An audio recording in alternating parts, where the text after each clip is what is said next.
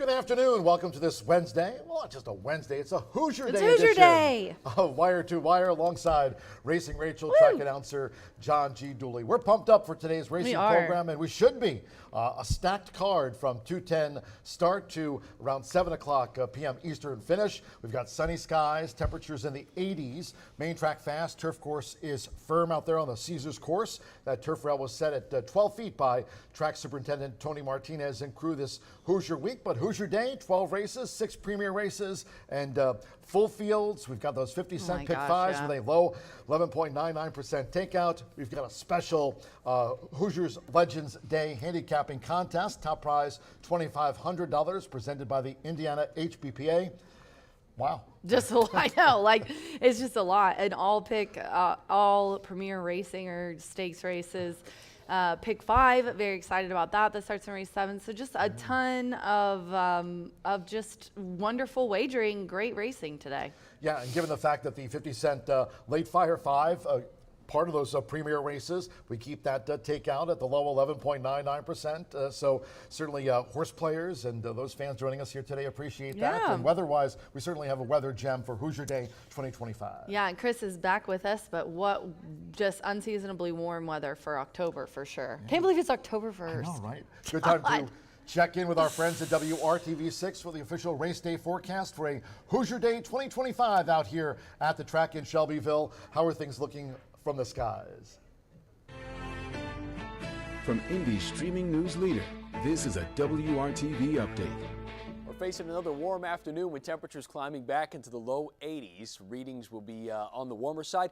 A couple of added clouds. We'll get partly cloudy skies that'll provide a little bit of shade, but as far as the race is concerned, anything the next couple hours will stay dry and on the warmer side. If you're back tomorrow, another warm day, temperature readings in the mid-80s. Some clouds will stick around, but we're still running above average for October, not feeling like it. This warmer weather will be here through most of the week. John, back to you. October, hello. Appreciate the forecast from our friends at WRTV6. And temperature-wise, in the low 80s. Yes. Winds-wise, Fernando de la Cruz in the upper 80s. Nice. 87 for the meet. Nice. What a professional. It's like you've done this for a while or something. Yes. Fernando had a triple yesterday. And normally I show whoever has the most wins. But Fernando obviously has had a lot of triples, a lot of doubles, a lot of exposure. I thought we'd show a jockey who's new to our colony, Mitchell Merle, who had a riding double yesterday on the card. He's got some really live mounts today, some chances for some upsets for Mitchell and Tim. Mitchell Merle in the past, who's ridden in Chicagoland and also spent a lot of winters down there riding and competing against some of the nation's best at Fairgrounds Racecourse and Slots there in New Orleans each and every winter. And that'll be the plan this season too for Mitch and his family. But one win away from 40 here this season. His first full-time meet riding here with us at Horseshoe Indianapolis. And certainly Mitch looking to finish up the meet strong. He's had a good September, as I mentioned, just one away from 40. We talked about a couple of wins on yesterday's card for Mitchell Merle. Let's take a look back at, speaking of Chicagoland, a longtime conditioner there, Brian Williamson, trains for his wife, Lida, Nancy Vanier. Harvey Vanier was a perennial powerhouse. Any old-time Chicago fan recognizes the name Harvey Vanier, one of the top all-time trainers there in the Chicago circuit. And here's his family, Brian Williamson, and teaming with Mitch. They've made a great partnership, and so too did Jack Rabbit, who hopped away to score.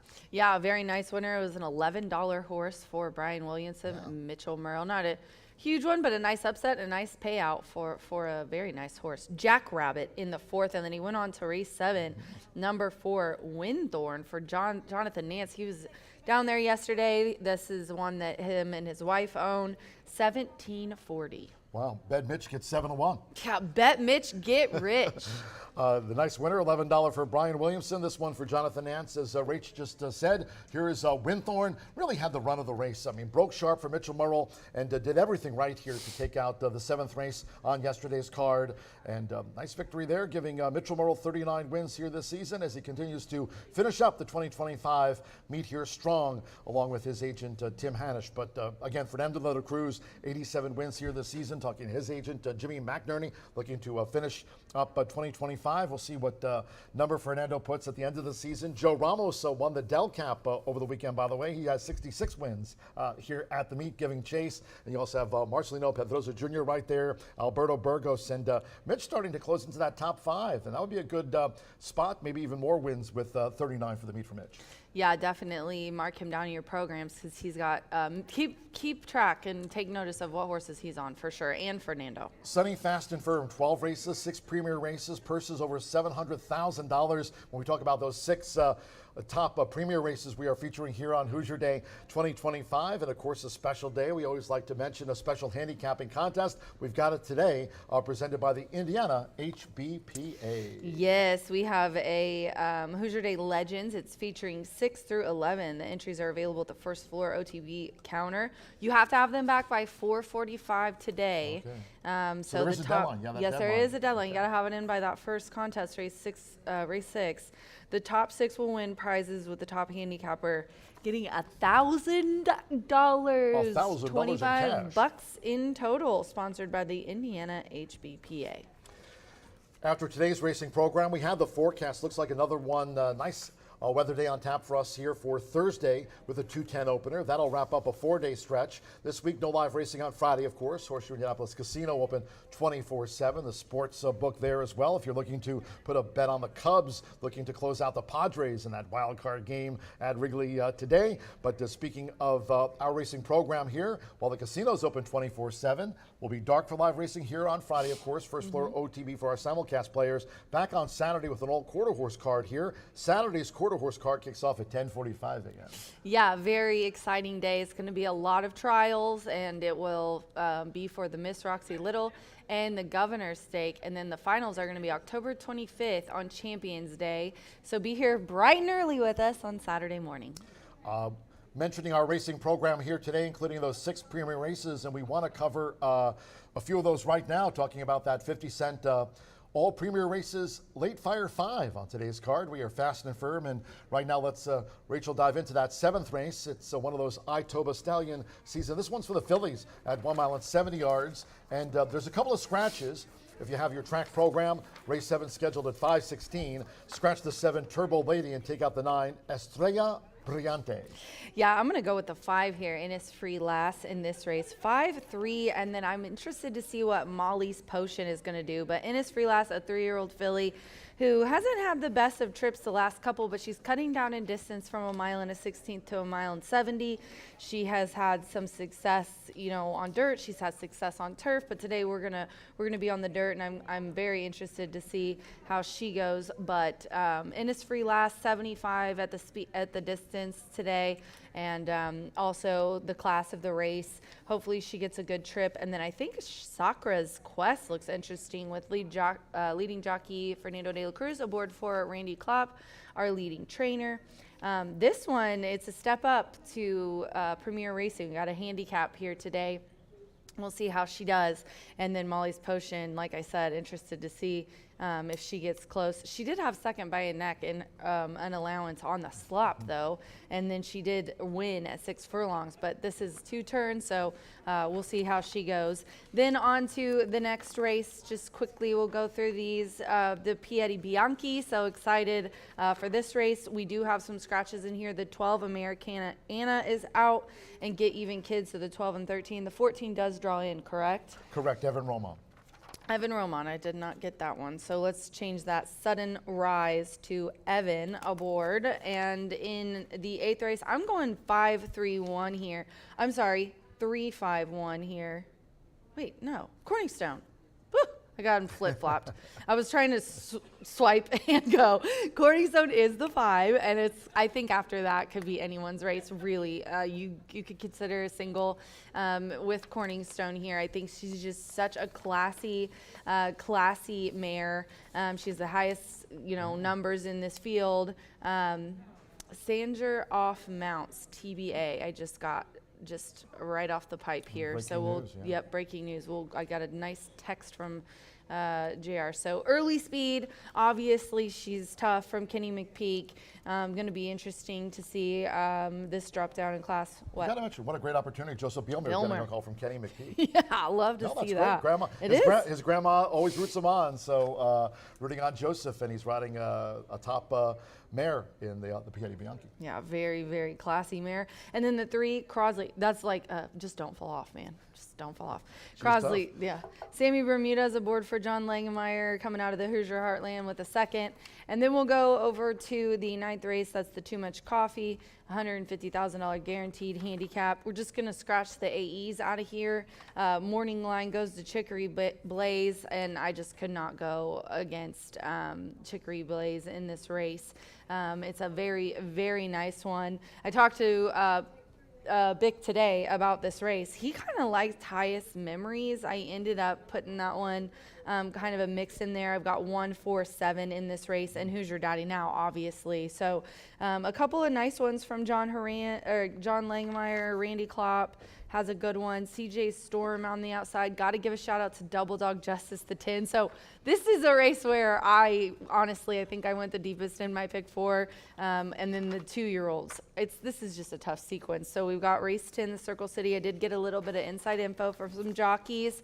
I asked Ramos of everyone that he has today, which horse does he want to talk about in the stakes? And he said, I want to talk about Young Angus. He said he's just a very, very talented gelding. He's very excited to see how he's going to run today. He's been working him in the morning, obviously rode him to that maiden breaking win for 6 lengths, and then got a little, wet behind the ears there in that allowance. And then I talked to Sophie Doyle about Basil. She tried to explain to me some British TV show. Basil was me and Chris Davis were like, Faulty Towers? Bro, yes! Good. Where were you? Me and Chris BBC. were like, I don't love BBC America. Chris Davis were like, here is her partner. And I was like, me and him were like, this is America, Sophie. We have no clue what you're talking about. Then I tried to figure it out. But anyways, her and Basil, they're going to have a right way of it today, she said. That was well done. Thank you. She had a on him on that debut, so he's obviously a maiden in this race still because he got beaten ahead. But she said that she could just tell that he was very nervous. He was running a little scared. She dropped him in the inside so he could kind of get away from some of the or outside, I think, because he was scared from the horses that were kind of on the outside of him. And she said he took a breath and calmed down. They've gelded him going into this race, so very excited to see where that goes. We're also going to have I'm getting a bunch of texts from Jerry right now. I'm just going to let John go over all of those because since Santo's off. So we will get off of here in a second for Brian to go over, and then we will let John give you the changes in entirety. But again, Santo off all mounts. 7, the 11th race, the back home again in Indiana, another 2-year-old stakes. And I'm going to go with Spirited Justice in here from Tom Medina. Louis Contreras is aboard. I also like the 3 El Tinge, obviously, and Sahara Hottie from the Bob Gorham barn. But these are all horses that have just broke their maiden or very uncontested. So, look at them, see how they act in the paddock, what they look like, and just kind of go from there. Take clues from the tote board and what you see in the paddock for sure today for those last couple of races. So good luck to everyone in all of our 6 races. We're going to be going over them. Jimmy Mack's in the house, but B can give you his thoughts on the early pick 5. 7:20 scheduled post time for race 11, the back home again. That'll wrap up that 50-cent late fire 5 sequence featured here on Hoosier Day as we maintain that low 11.99% takeout on the pick 5s here all season long. Thanks to our big sponsors this year. Big Day, Woodford Reserve, Hoosier Day 2025, Woodford Reserve Tequila Herradura Breed Development. Also, Murphy Trailer Sales. They are the Winner's Circle sponsor. Terrific customer service and loyalty since 1984. B&H Electric, they're the tote board and starting gate sponsor here of racing at Horseshoe Indianapolis this season. They've got locations in Shelbyville, Seymour, and Bloomington. They're on the web at bh-electric.com. Indiana's Giant Hubler, drive right down the road. Tell them that Racing Rachel sent you to check out the sticker price and other discount deals on your Ford trucks and supplies. They're in town and also in Franklin. They're on the web at drivehubler.com. Social media-wise, we've got you covered. This big Hoosier Day 2025 from left to right. John G. Dooley, also Racing Rachel, Martha Clausen. We do have that quarter horse. Don't forget, after that final thoroughbred back home again, premier race. We do have one more, race 12 at 7:48. That's a quarter horse maiden juvenile over the 300 yards. Martha Clausen will be along to cover that, and also on X and Brian Aragoni on X at Mr. Bianos. Track-wise, not only on X, but also on Instagram, and subscribe to our YouTube channel. 28 minutes away from the first of a dozen here on Hoosier Day 2025. Weather-wise, beautiful. Sunny skies, low 80s, fast, turf course firm, turf rail set at 12 feet. Racing Rachel and I will step aside from the set here in the clubhouse at Horseshoe Indianapolis, and we'll make way for Brian Aragoni to talk about the 50-cent early pick 5 right after a quick commercial break. For Racing Rachel, track announcer John G. Dooley saying, we're done. Have fun. Bye for now.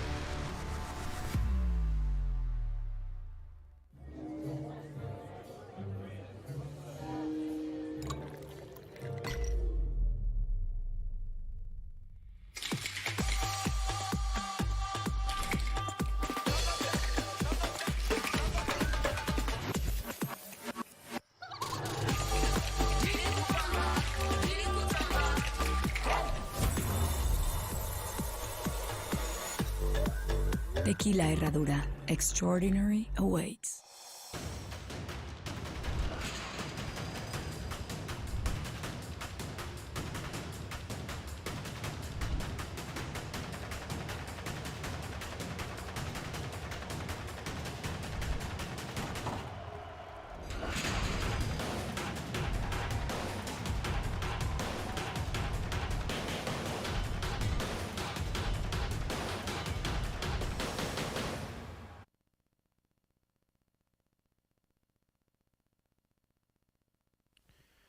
Welcome back to Horseshoe Indianapolis. Here, we're 26 minutes away from an awesome day of racing here at Horseshoe Indianapolis. If you like big fields, low takeout, and some quality racing, we've got exactly that for you. And what a day of racing. We're going to race all the way until almost 8 o'clock tonight. So settle in, strap up, get some snacks, get some beverages, and enjoy the day and enjoy the action. We've got pick 5s beginning in race number 1 and race number 7. There is no mid-pick 5 or mid-pick 4 to my knowledge. We'll kick off that horseshoe hat trick in race number 3. A couple of maidens kick off the card in here. In fact, the first 3 races before we get into stakes action are going to be handicap action early on.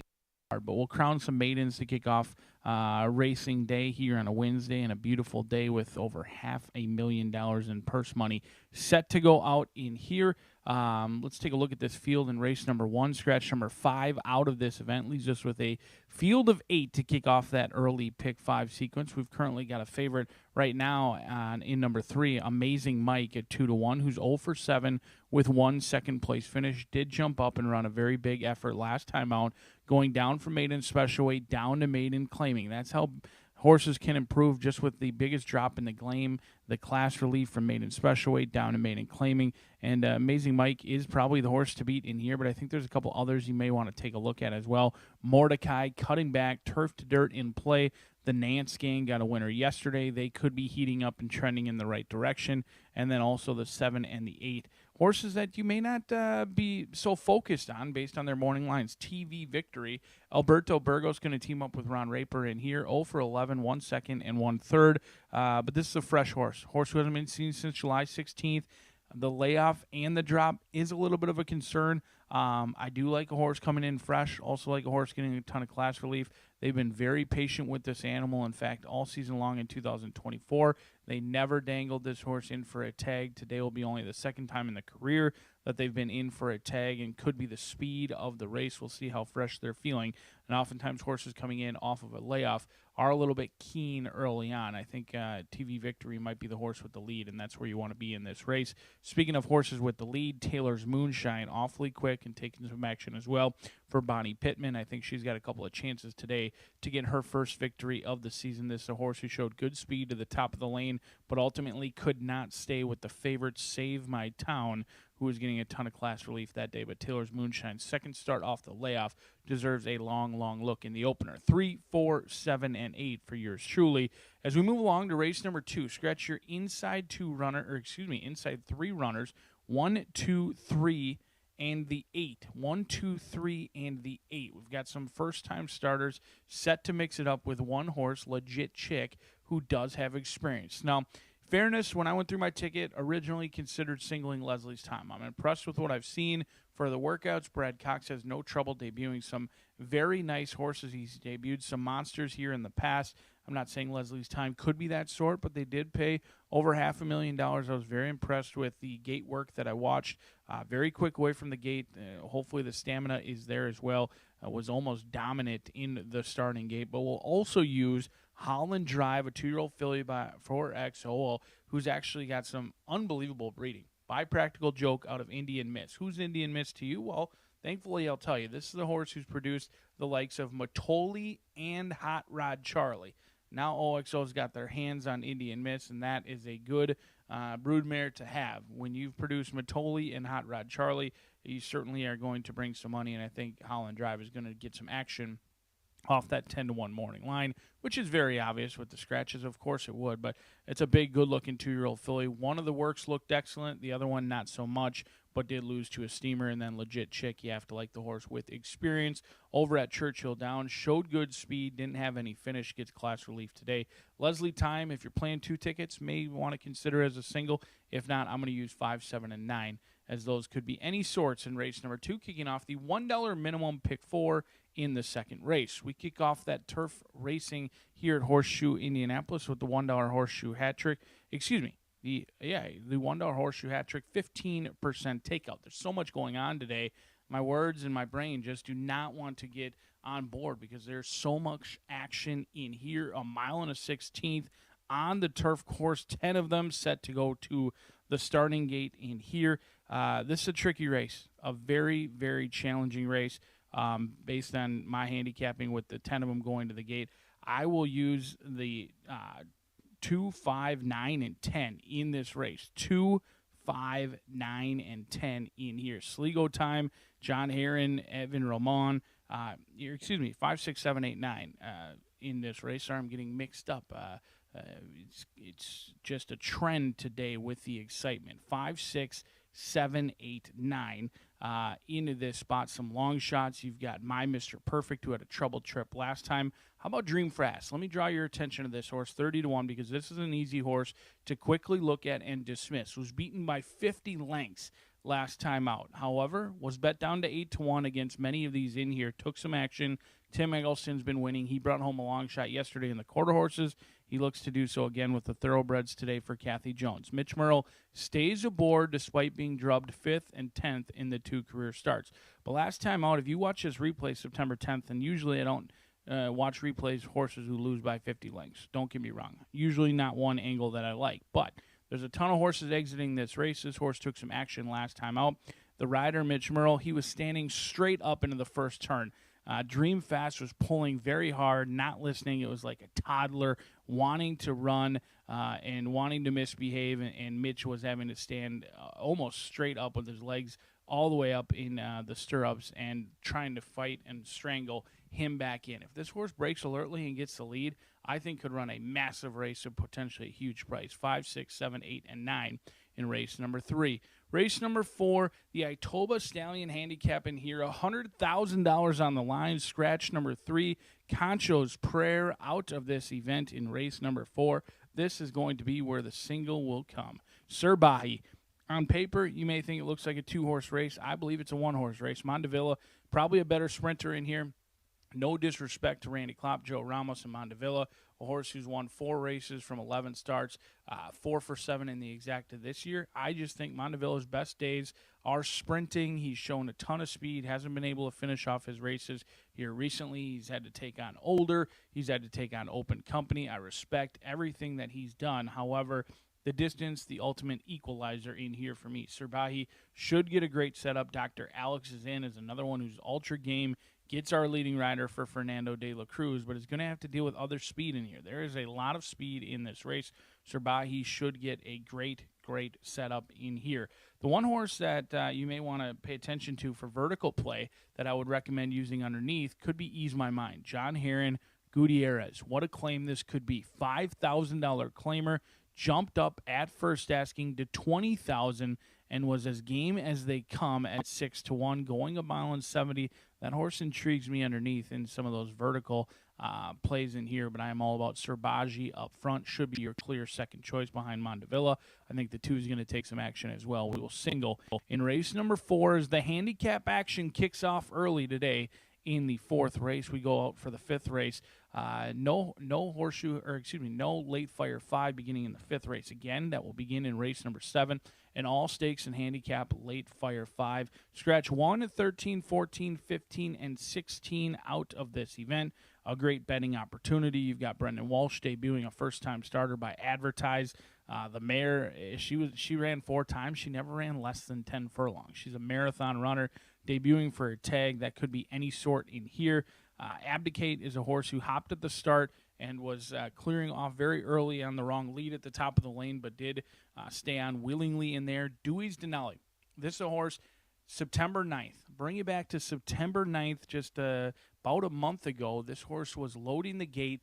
I was panicking, didn't like the horse at all, frankly didn't like the debut, but I remember vividly this horse loaded the gate, I believe, at 8-5. I couldn't believe my eyes because there's nothing in the running line that suggests this horse would be 8-5. Now, today, you're getting 15-1 morning line. Has gone back to the training track over at Churchill Downs twice since flipping in the gate. But when they flipped in the gate, all of them were loaded, and this horse was at 8-5. That made a note for me because this horse showed nothing on debut. Now, did lose to Gordon Pass, who I'm very high on for Brad Cox, but Dewey's Denali could be sneaky in here at 15-1.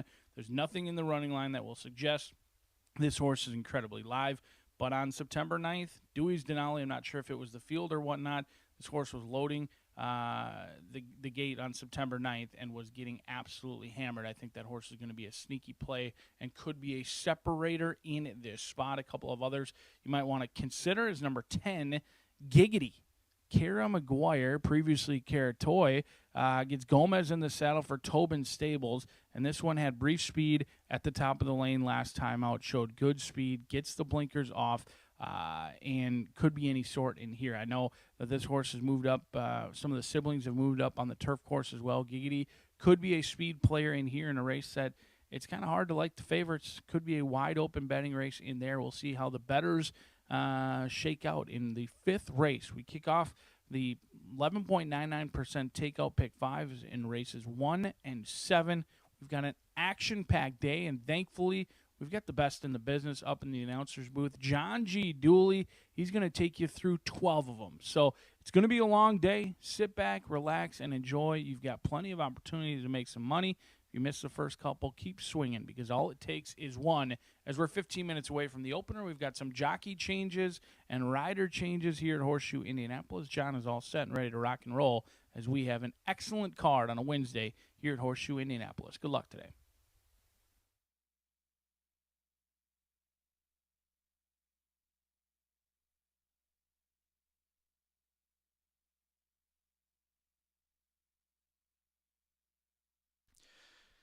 Good afternoon from Horseshoe Indianapolis on this Hoosier Day 2025. Hello now from the broadcast booth. Great to have you with us today. Track announcer John G. Dooley. Sunny skies, low 80s. Main track fast, the turf course, rated firm. Out there on that Caesars course, the portable route was set at 12 feet this Hoosier week, and we've got 12 carded, including 6 premier races here on Hoosier Day. A lot to cover. If you have your programs close by, let's take a look at the changes and corrections on today's racing program. We start Hoosier Day with a maiden sprint. Kicks off the 50-cent early pick 5. Here at the top of the card, scratch number 5, All Bark, No Bite. Number 5, All Bark, No Bite has been scratched. No jockey changes, no overweights. Number 1, Inspire Glory, is a first-time gelding. That designation in your program, FTG. Number 1, Inspire Glory, is a first-time gelding in the maiden sprint opener. Race 2 of our 12 here on Hoosier Day. Maiden Juvenile Fillies Dash. Scratch 1, Cheese High Proof. 2, Birkin Elegance. Scratch number 3, Linked Up. and take out the 8 Ghost Light. With those scratches, there'll be no superfecta wagering featured. No superfecta, scratch 1, 2, 3, and the number 8. In the third, no scratches, couple of jockey changes. Number 4, Lookout Kid, will be ridden by Sammy Bermudez. Sammy Bermudez on 4, Lookout Kid. Number 7, My Mr. Perfect. The jockey, now Luis Contreras, will partner the 14 race maiden. Luis Contreras on 7, My Mr. Perfect, in the maiden turf. That starts the $1 Horseshoe Hat-Trick All-Turf Pick 3. Following the maiden turf, race 4, the first of a half dozen premier races here on Hoosier Day 2025, the Itoba Stallion season.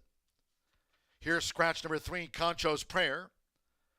Number 3, Concho's Prayer has been scratched. 10, Rapid Justice, a change of jockey to Gabriel Saez. Gabriel Saez has taken the call to ride number 10, Rapid Justice, in the Itoba Stallion season. Turning to the 5th, here in the maiden juvenile turf mile, scratch number 1, Senor Valentine. Take out the 13, Moonwalk. Scratch the 14, Alaquin Summer. 15, Stolen Power. Scratch the 16, Bucks Howl. Scratch the 1, 13, 14, 15, and the number 16. All have been scratched. Rider changes. Number 8, Montalbano, will be ridden by Joseph Bilmer. Joseph Bilmer on 8, Montalbano. Number 11, Colleague, make the jockey there, Mitchell Murrell. Starts the card on 39 wins. Mitchell Murrell will ride number 11, Colleague.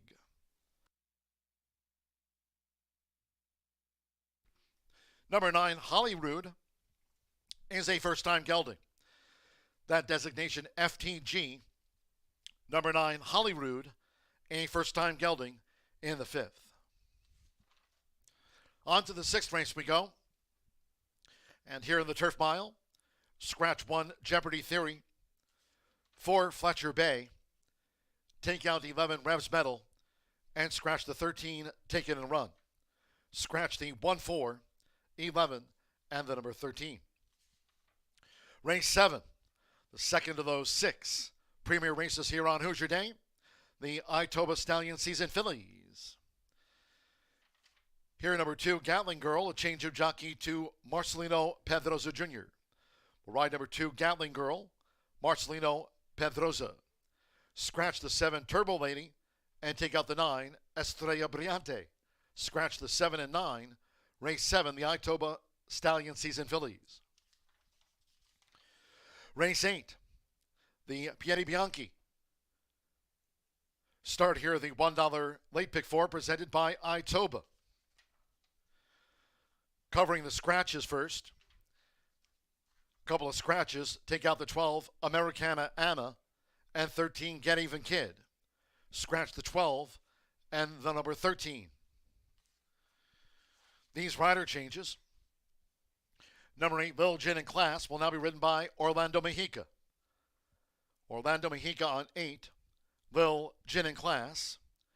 Number 10, Flat Out Diamonds. The jockey, Fernando de la Cruz.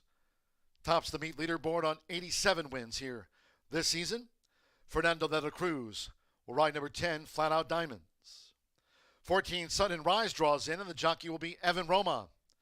Evan Roman on 14, Sun and Rise in the Piedi Bianchi.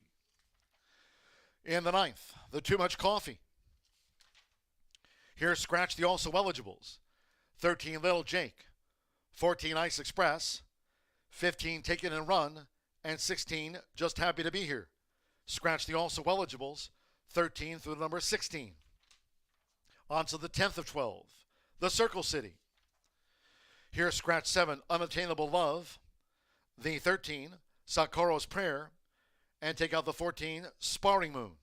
Scratch 7, 13, and the number 14. Number 2, Trouble on the Green. Ownership spelling correction. Part of the ownership is Jordan Wood. Jordan Wood. That ownership correction for the 2, Trouble on the Green, Jordan Wood. In race 11, the back home again. Scratch number 5, Prayer Unbridled. Scratch the 5. Number 10, Diva Las Vegas, the jockey Sophie Doyle. Sophie Doyle will ride number 10, Diva Las Vegas, in the back home again. And one more, 12th race in the program to cap off Hoosier Day. A state-bred quarter horse maiden juvenile dash over the 300 yards. Scratch 4, Cruisin' the Seas. 11, Apolitical Elmo. Scratch the 12, Don't Ya See.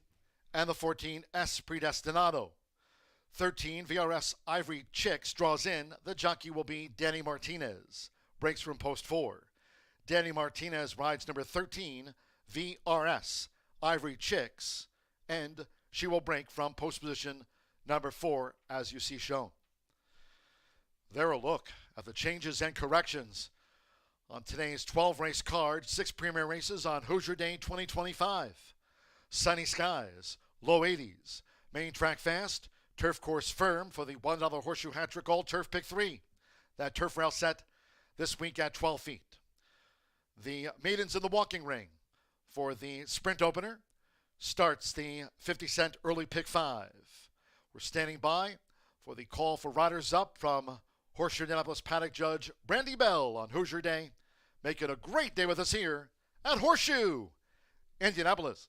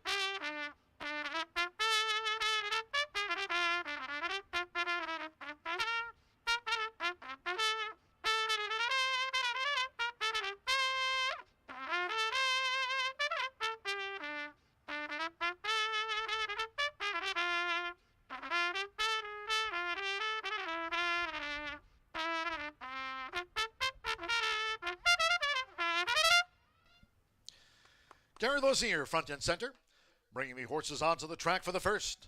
It's the first of 12 on Hoosier Day. From the maiden sprint, scratch number 5, All Bark, No Bite. Number 5, All Bark, No Bite has been scratched here at the top of the card. Number 1, Inspired Glory, is a first-time gelding. The one Inspired Glory, a first-time gelding. Race 1 of 12 on Hoosier Day features exacted trifecta superfecta. Double pick 3 start to the 50-cent early pick 5.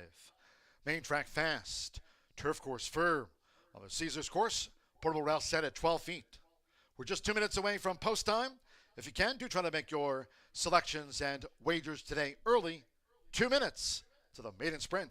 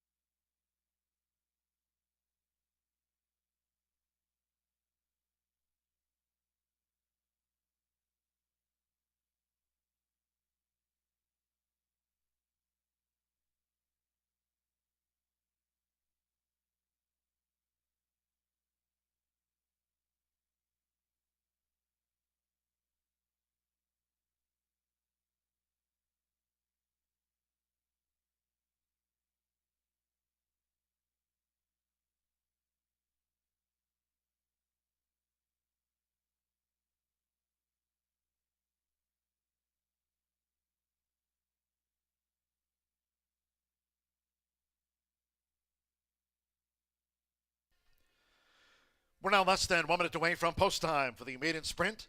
Starts the 50-cent early pick 5. Fast and firm. Less than 1 minute.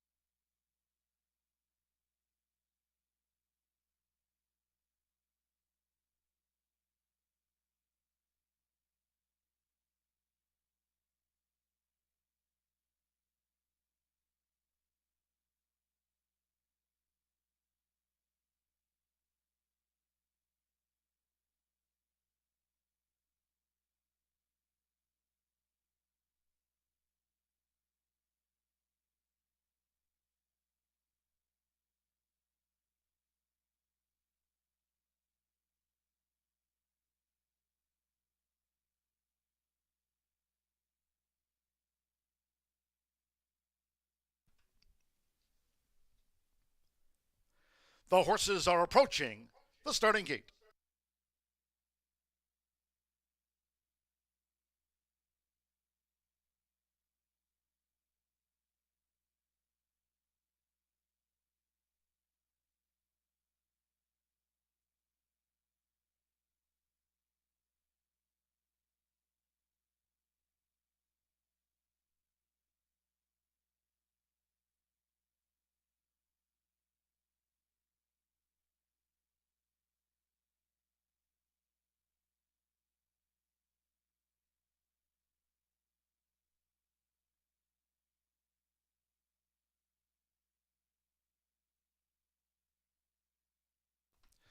The horses have reached the starting gate.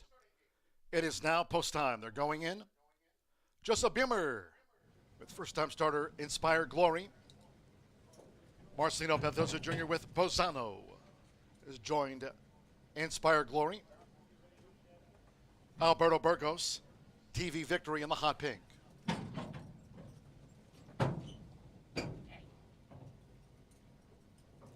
Carlos Barbosa with Taylor's Moonshine.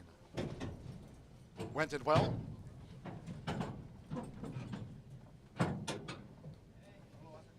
Joe Ramos, he's all out. Devin Roman with Amazing Mike. Just a couple of them back. Jose Gutierrez with Mordecai.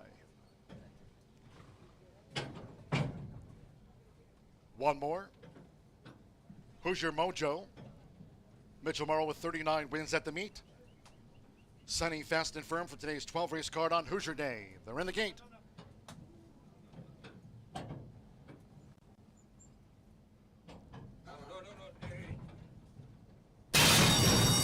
Away and running out Horseshoe Indianapolis. Taylor's Moonshine blasting out of there. TV Victory showing good speed to vie for the early lead with Taylor's Moonshine. And here's the 5-year-old newcomer, Inspired Glory, who's making a good dash toward the inside. It's TV Victory. Has the speed to lead them for Alberto Burgos, followed by Inspired Glory and Taylor's Moonshine. They're second and third. Mordecai fourth in the Black Silks. His All Out is running in fifth, with on the outside Bozano in sixth. Amazing Mike in wide. Hoosier Mojo trails here in the Wednesday opener. The quarter was a flat 23 seconds with 3 furlongs to go. Aiming for TV Victory. TV Victory spearheads them toward the quarter pole. Tracked by Taylor's Moonshine with Mordecai in third. Then 3 lengths away to Inspired Glory. Bozano's a wide fifth. He's all out with Amazing Mike in the purple helmet, and Hoosier Mojo is last as these maidens straighten away. And Taylor's Moonshine sweeping after TV Victory. Half mile in 46.98 seconds. There's 1 furlong left, and TV Victory continues to hold on to this lead and is spurted away by 3. Taylor's Moonshine, Inspired Glory is dropped back at the inside. A late bid by Bozano with Mordecai. A TV Victory win by 4. Taylor's Moonshine was second. Inspired Glory held third from Bozano and Mordecai.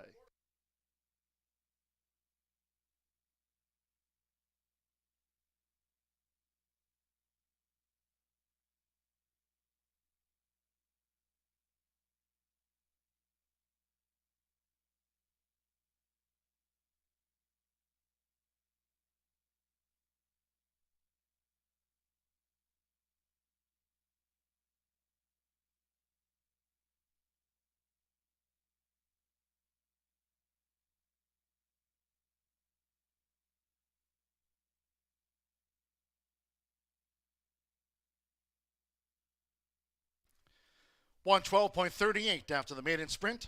112.38. 7, 8, 1, and then a photo for fourth. First, number 7, TV Victory at 3-1. 8, Taylor's Moonshine, 6-1 second. There's number 1, Inspired Glory. 5-year-old newcomer at 13-1 was third. Fourth, a photo between Bozano with Mordecai. He's all out. Amazing Mike followed them. 112.98. Alberto Burgos for Ron Raper. Son of Unbridled Energy. TV Victory starts Hoosier Day off.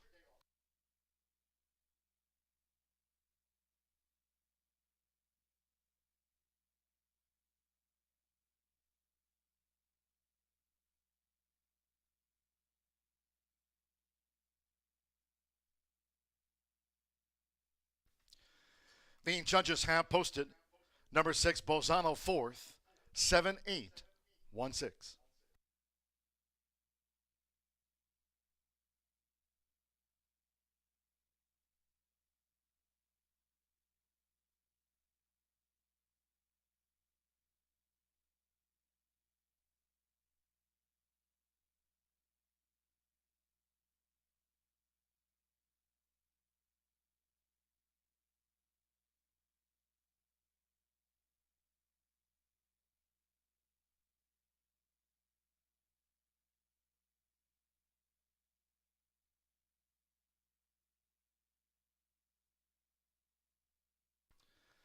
Returning to the Murphy Trailer Sales Winner Circle, number 7, TV Victory with Alberto Burgos. TV Victory. A 5-year-old dark mare brown gelding by Unbridled Energy out of the Wheaton mare TV Secretary. Ron Raper trains for Indiana breeder and owner Jack Gear. Horseshoe Indianapolis congratulates the winning connections of TV Victory out to the maiden ranks.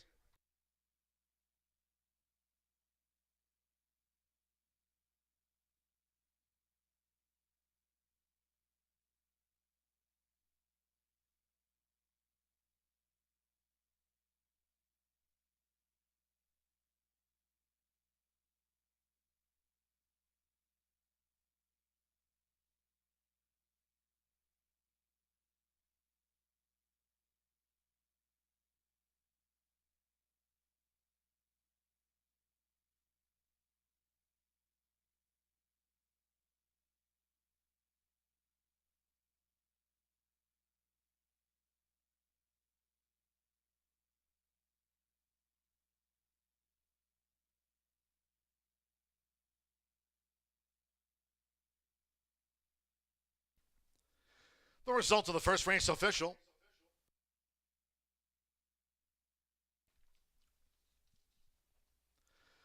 First results in. The first of 12 on Hoosier Day 2025. 7-8 exacta paid $53.60. 50-cent trifecta, 7-8-1, returned $180.50. Bozano was fourth in a photo over Mordecai. 10-cent superfecta, 7-8-1-6. Paid $154.49. 8 ran, fast track 112.38. 19 minutes away, race 2 over a dozen. Scratch 1, She's High Proof. 2, Birkin Elegance. Scratch 3, Linked Up, and 8, Ghostlight. There's no superfecta wagering. Scratch 1, 2, 3, and 8. Exacta trifecta. Double pick 3 and start to the $1 early pick 4. Post time will be at 2:39.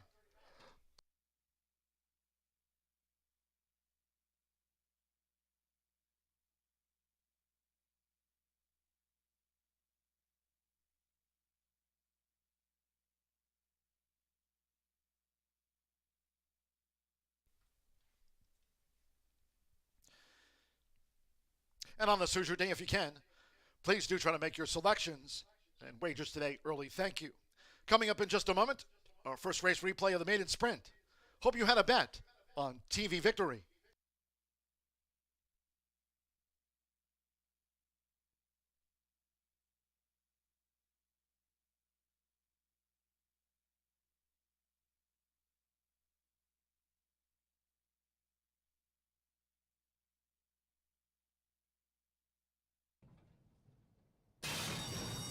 Away and running out Horseshoe Indianapolis. Teller's Moonshine blasting out of there. TV Victory showing good speed to vie for the early lead with Teller's Moonshine. And here's the 5-year-old newcomer, Inspire Glory, who's making a good dash toward the inside. It's TV Victory. Has the speed to lead them for Alberto Burgos, followed by Inspire Glory and Teller's Moonshine. They're second and third. Mordecai fourth in the Black Silks. His All Out is running in fifth. With on the outside, Bozano in sixth. Amazing Mike in wide. Hoosier Mojo trails here and the Wednesday opener. The quarter was a flat 23 seconds with 3 furlongs to go. Aiming for TV Victory. TV Victory spearheads them toward the quarter pole. Tracked by Teller's Moonshine with Mordecai in third. Then 3 lengths away to Inspire Glory. Bozano's a wide fifth. He's All Out with Amazing Mike in the purple helmet, and Hoosier Mojo is last as these maidens straighten away. And Teller's Moonshine sweeping after TV Victory, half mile in 46.98 seconds. There's 1 furlong left, and TV Victory continues to hold on to this lead and is spurted away by 3. Teller's Moonshine, Inspire Glory is dropped back at the inside. A late bid by Bozano with Mordecai. A TV Victory win by 4. Teller's Moonshine was second. Inspire Glory held third from Bozano and Mordecai.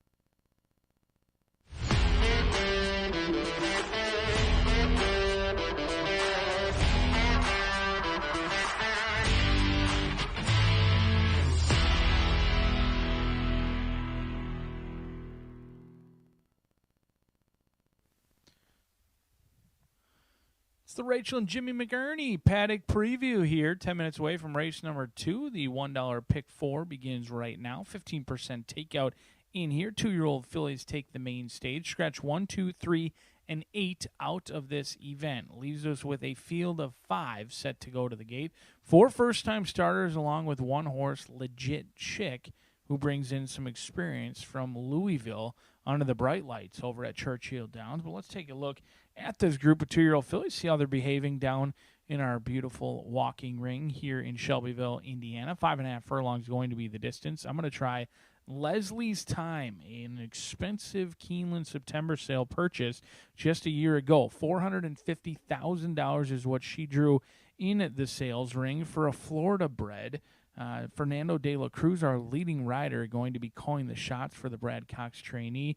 Brad's winning at 30% here at Horseshoe Indianapolis. He does a great job with horses of all ages, but he's done a great job here with first-time starters. He wins at 21% with first-time starters around the country. Here at Horseshoe Indianapolis, he's won at a very nice rate as well at 21%. So right at that national mark of 21% with first-time starters over the last 5 years.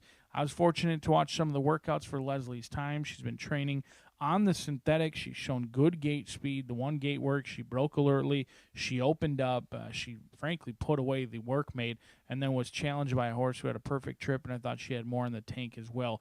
Leslie's Harmony, the mare, she was lightly raced, only made 2 starts down at Gulfstream for Todd Pletcher, but she produced Scotland Yard, who was a $1 million earner overseas as well. That was a Florida bred who ended up being owned by a prince and was overseas, I believe in maybe South Korea, making over $1 million. And so the breeding's there. We'll see if the results will follow. I can certainly see why one bloodstock agent thought this was close to a $500,000 purchase. The workouts are consistent, draws the eye of our leading rider. 6-5 right now on Leslie's Time, looking to win on debut, but going to have to deal with the experience of the horse right next door in the starting gate. Legit Chick, a 2-year-old filly by Authentic, who is out of Authentic, who's a $15,000 stud fee, but did bring in $75,000 at the same Keeneland sale. So not nearly as expensive as Leslie Time, but Authentic $15,000 stud fee, not this time, $175,000 stud fee recently. This one goes out for BC Stables. Sammy Bermuda is going to be calling the shots. Went off at 50-1, but it was a live 6-furlong debut at Churchill Downs on September 11th. Now, a little bit of shorter rest than I may like to see for a 2-year-old filly. She comes back pretty quickly, about 3 weeks time off, but I like that she has experience. She showed good speed against significantly tougher than she'll face today, and that experience alone can do her very well. What a gorgeous chestnut she is, looking around her, looking at the crowd here at Horseshoe Indianapolis, and she's very aware of what she's going to do, and she seems pretty darn happy about it at this point. I like what I see from Legit Chick, is that experience can oftentimes trump the talent of some of these first-time starters. But a horse that's taken a ton of love is Holland Drive. Larry Best and OXO Equine have turned Horseshoe Indianapolis into somewhat of an ATM. And last time we had a big day, they went right to the winner's circle, debuted a very nice animal as well. Bill Walden, equally having success here at Horseshoe Indy. 30% win rate. This 2-year-old bay filly by Practical Joke is out of Indian Miss. Now, who's Indian Miss, you ask? OXO's got themselves a very nice broodmare. Indian Miss is an Indian Charlie mare, and she's produced some good ones. You may have heard of some of these horses, like Matoli or Hot Rod Charlie. Multiple million-dollar earners have been produced by Indian Miss. Holland Drive has some expectations that are built in, and it looks like those expectations are now not only going from the breeding shed, but also to our win pool, because Holland Drive is getting bet heavily right into the face of this $450,000 Keeneland sales purchase, Leslie's Time, and the bettors are not backing down. Those projections indicate that this early money is here to stay and projected as low as 8-5. Concepcion doesn't come to many races here at Horseshoe Indianapolis, but him and his agent have picked his spots nicely. In fact, 5 out of 6 in the top 3 when they've come, and they've won 2 out of 6. We'll see if that trend will continue. Holland Drive looked dominant in one of the works I watched and then got drubbed in the other work that I watched. However, the horse that they lost to in those works did come back to kick butt as well. So Holland Drive could be any sort in here, but this early money is here to stay on Holland Drive as we kick off the $1 minimum 15% takeout pick 4 with 2-year-old fillies taking the main stage. 5 of them set to go to the gate just 5 minutes away from race number 2 right here at Horseshoe Indianapolis. Good luck.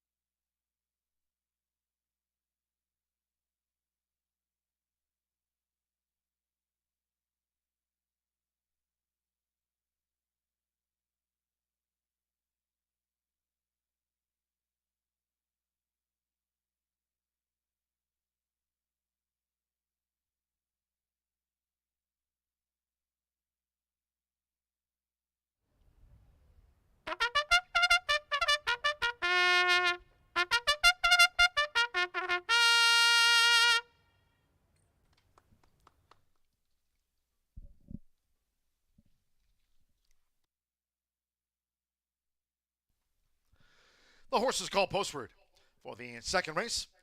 Maiden Juvenile Fillies sprint at 5.5 furlongs, a field of 5. Scratch 1, She's High Proof. 2, Birkin Elegance. 3, Linked Up, and the 8, Ghostlight. No superfecta wagering. Scratch 1, 2, 3, and number 8. Race 2 features Exacta Trifecta. Double pick 3 and starts with a $1 early pick 4. Fast and firm with 2 minutes to post up.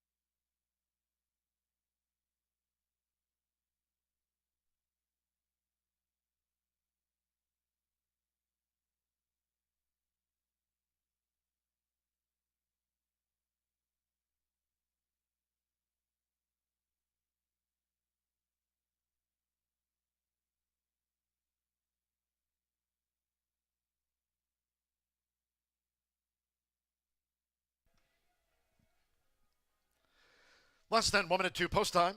Start to the $1 early pick four. Less than 1 minute.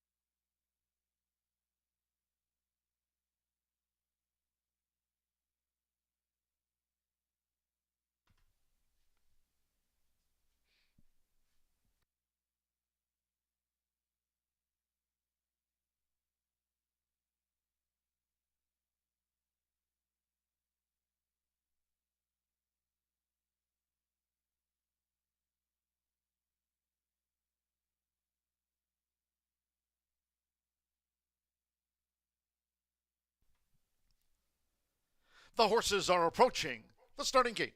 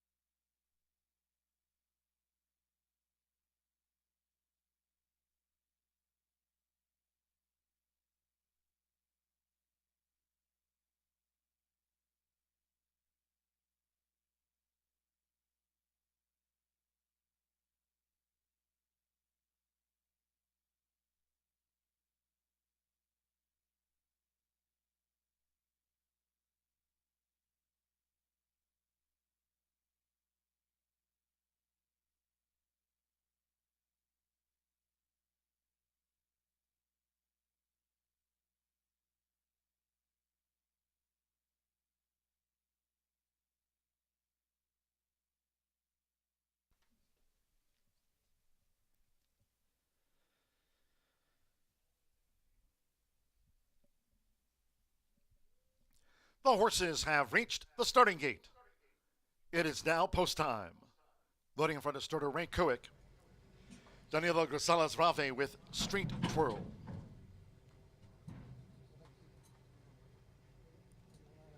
Axel Concepcion with Holland Drive has joined Street Twirl.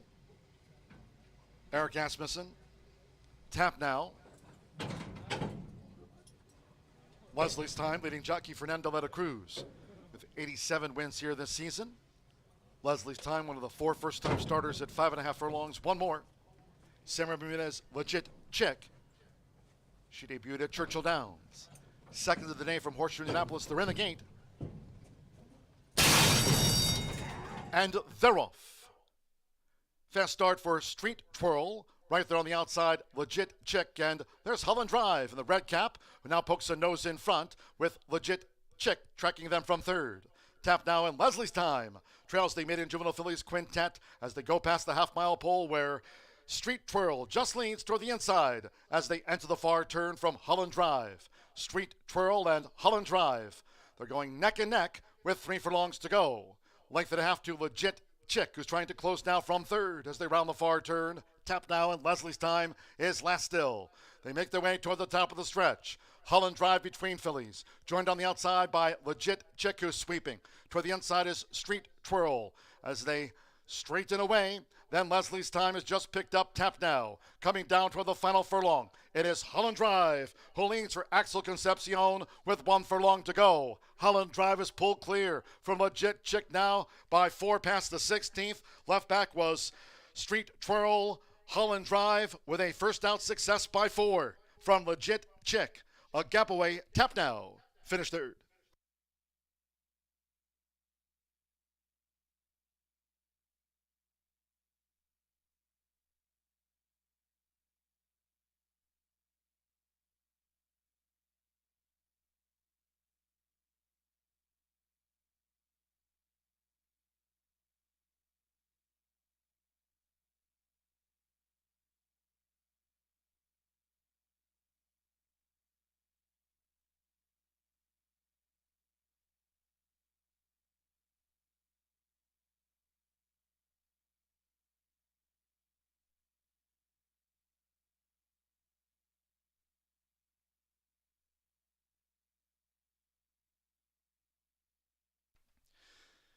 105.85 seconds after the maiden juvenile filly sprint.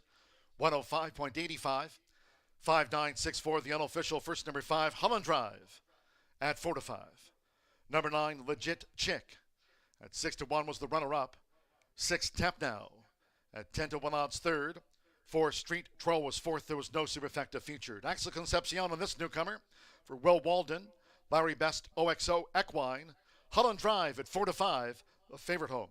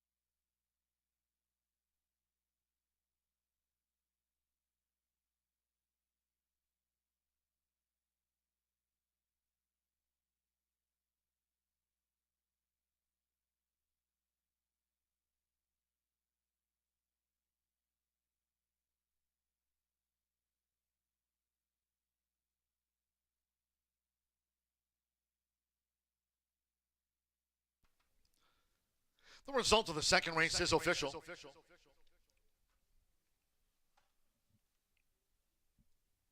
Returning to the Murphy Trailer Sales Winner's Circle, number 5, Holland Drive with Axel Concepcion. Holland Drive is a 2-year-old bay filly by Practical Joke out of India, missed by Indian Charlie. Will Walden trains for Kentucky breeder and owner Larry Best's OXO Equine LLC. Horseshoe Indianapolis congratulates the winning connections of this newcomer, Holland Drive.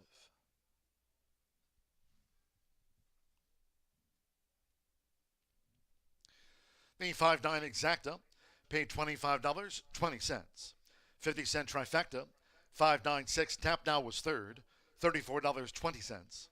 7 and 5 the opening double combining TV Victory with Holland Drive, $23.20. There was no superfecta featured. And the maiden juvenile fillies dash, the 1, 2, 3, and 8 were non-runners. Favorite, first. 5 ran, 105.85. The first of those, Cardiff, for the Caesars course. 23 minutes away. Third race made in turf. All 10 run. No scratches. Couple of jockey changes. Number 4, Lookout Kid. Sammy Bermudez will ride the 7 race maiden. Sammy Bermudez on 4, Lookout Kid. Number 7, My Mr. Perfect, the jockey, Luis Contreras, will partner the 14 race maiden. Luis Contreras on 7, My Mr. Perfect, and the maiden turf. Exact the trifecta superfecta, double pick 3. Here the start of the $1 horseshoe hat trick all turf pick 3 on Hoosier Day. Post time 3:12.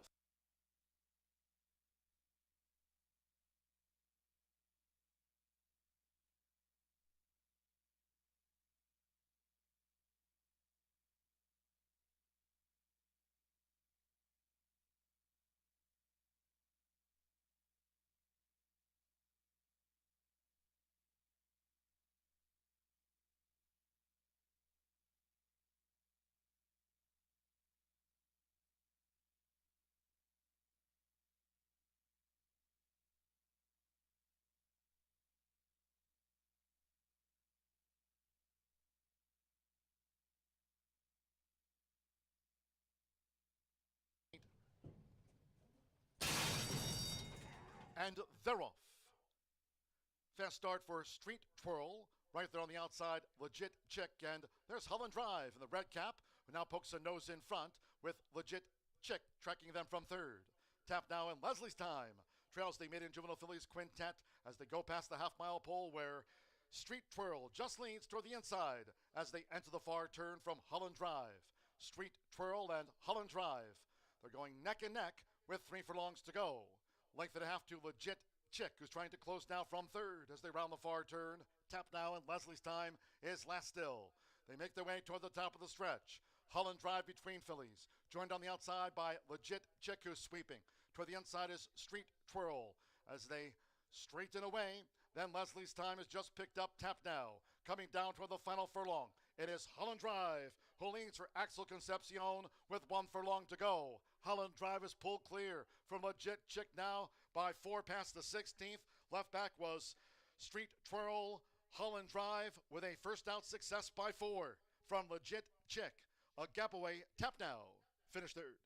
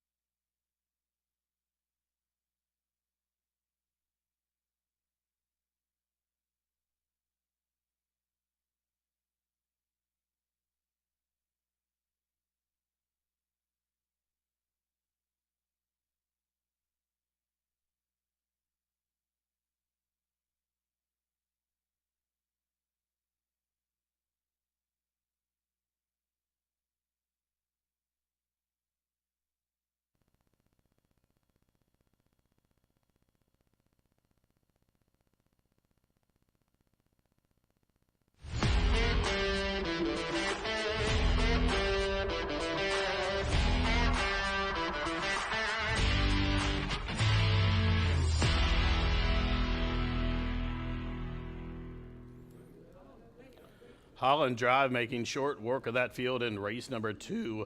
Another good offspring there from that high-producing mare, Indian Miss. Congratulations to Larry Best, Don Chatlos, Will Walden for their victory there in race number 2. We move on to race number 3, post time in just about 10 minutes. This does kick off. It's the first leg of the $1 Horseshoe Hat Trick Turf Pick 3. The turf course is firm with that turf rail setting at 12 feet. Field of 10 here to square off to go a mile and 16th. These are Indiana-bred maidens. These are Indiana-bred maidens who go a mile 16th on the firm turf. Purse $36,000. Couple of jockey changes in here. Number 4, Lookout Kid, Sammy Bermudez. And number 7, My Mr. Perfect will get Luis Contreras. And is currently the currently the favorite right now at 3-1. And that's where I'll start things off here with my top pick. Now, this one's had several chances to break his maiden. In fact, he's ran 14 times, but shows up in the money. 50% second and third there, 3 seconds and 4 thirds. This one, what I think should get a favorable pace set up. I do think there's a little bit of speed signed on. I don't think he'll be that far off of the lead and should be able to get first run. The horse has been trying to get on the turf for many times. In fact, it's probably been rained off of 5 or 6 times in his career. But the ones that stayed on, he's got 2 seconds and a third. Most recently, that second place finish in behind Hard Scholar, where a couple of these horses in this race we'll talk about came out of that same race. But I think My Mr. Perfect is in a good spot here to get the maiden broken. Was just a couple links off the lead last time, and I think breaking to the outside, there's the speed a little bit to the inside. He should be able to save a little bit of ground in the first turn, and I think when Luis calls upon him, My Mr. Perfect, it will have that kick for him. I do think it is a very well matched race. If you're playing that $1 turf pick 3, you're going to have to spread out a little bit. Another horse I would use is the horse breaking to the direct inside of this one. That's number 6, Good Stuff. Good Stuff comes from the barn of Bob Gorham, and Joe Ramos will have the return call fresh off that Del Cap victory last weekend, riding very well. Now, this one broke from post 10 last time and pretty much stayed there onto the run the first turn, all the way around there, and that's really kind of not the trip you want to get when the turf rail's setting out 48 feet. Now, we're just at 12 today, but Good Stuff moves in a little bit in the post position, and probably should have been third last time through the stretch. The horse, the 2 horse that day, Governor Ron, kind of came in about 70 yards to go and put a little pressure on the 6, and it kind of wasn't persevered with after that. But Good Stuff, I think, should be forwardly placed. Second start on the turf, second start going a route of ground. Bob Gorham hits at a decent percentage when having that one route race under the belt. And for those reasons, Good Stuff, I think, is one to use. And right now, the public's in agreement. Good Stuff currently 2.5 to 1. Looks good in the paddock there, just kind of taking things in. Seems to be a tiny bit on the muscle, but not really overexerting himself in there, and a little bit relaxed. I do like that one. Now, one to the outside of those 2 horses I'll talk about is number 8, El Javero. This one comes with Varna Sippy Contreras. Now, gets a break and weight here with our leading apprentice at the meet, vying for that Juan Saez award. That's Jose Gutierrez, 7-pound apprentice for a few more wins. And this one is another one who's been trying to get the turf, been rained off the last 4 starts. Turf pedigree a little bit there indicates the horse should like the change of to the sod here. Ran in behind Cow Creek Kid and Hard Scholar. Hard Scholar beat a couple of these in here, and El Javero gets that break in weight. I think that's key here. The horse has been running for this jock. This one, I think, will be a little more forward with the Bug Boy on, and El Javero down from those 8 to 1 morning lines right now to 4.5 to 1. Those are my top 3, but if you're playing a bet like the $1 Horseshoe Hat Trick Turf Pick 3, I think you probably could spread out a little bit, a couple other horses to use, as you see my ticket on the screen there. I'm going to go 4 through 9 in here. Lookout Kid will add that, and then Dream Fast. We've talked about this horse a couple of times at the meet. I believe Brian was on it last time. He's even talked about it today.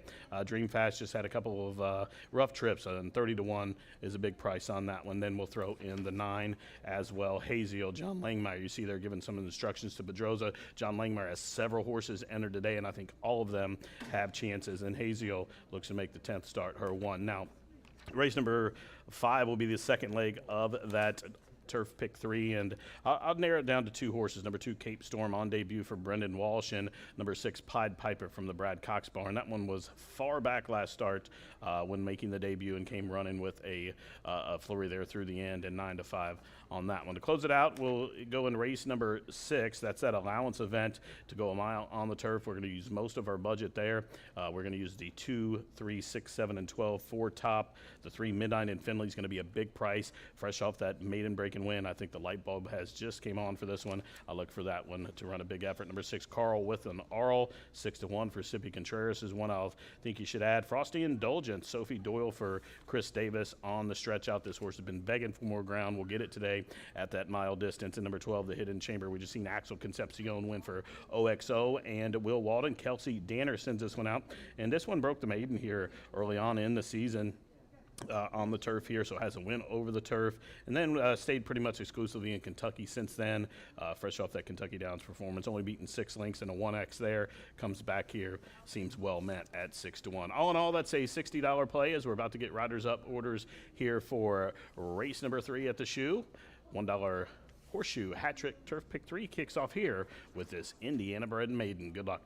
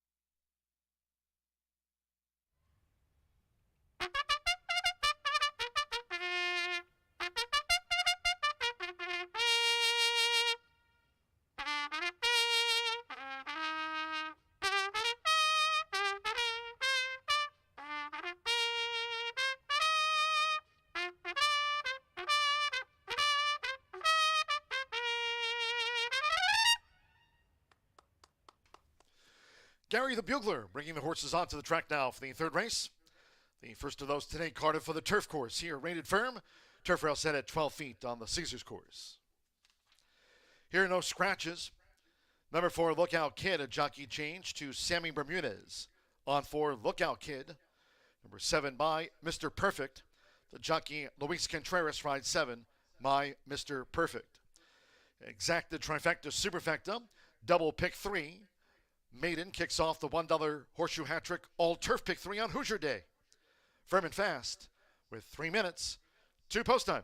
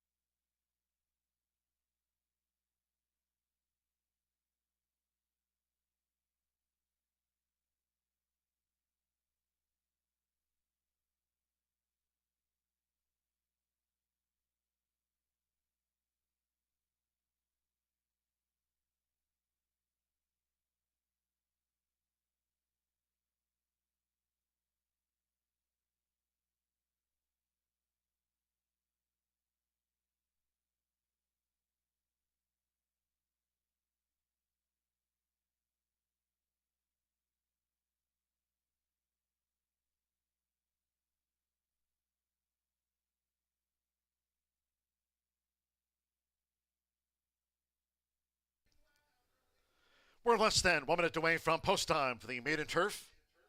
Less than 1 minute.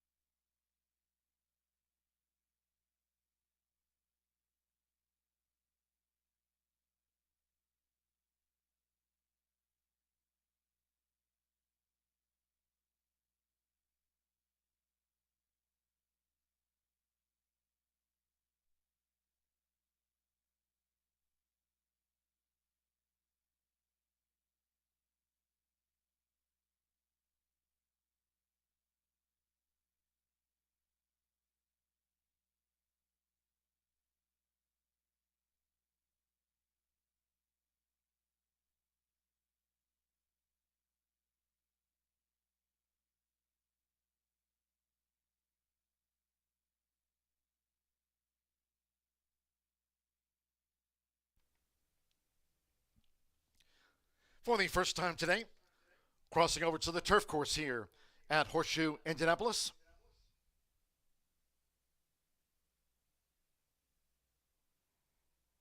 On final approach for the mile and a 16 start.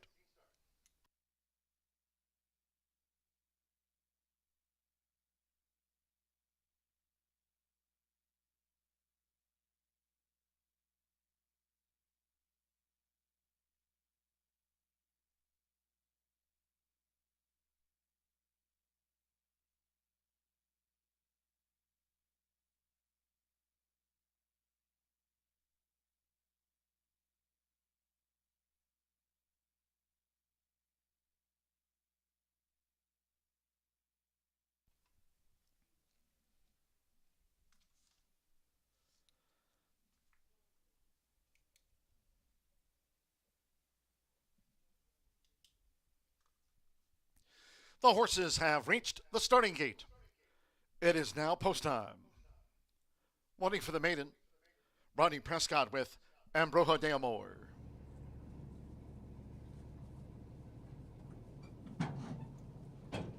Joe Ramos with Good Stuff has moved into the starting gate.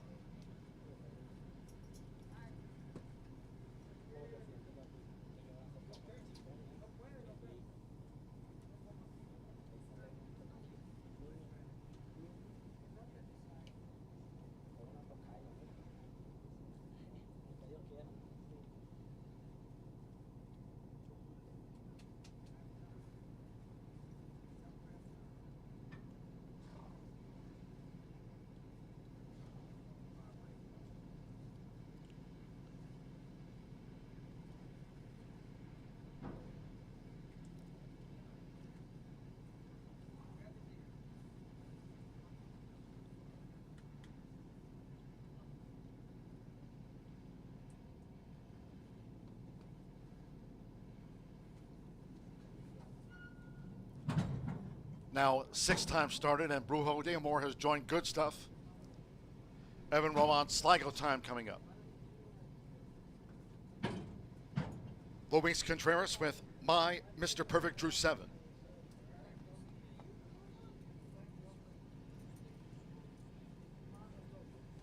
Andre Zaloa, Money Monday. My Mr. Perfect, 6-5 favorite. Sammy Bermudez with Lookout Kid.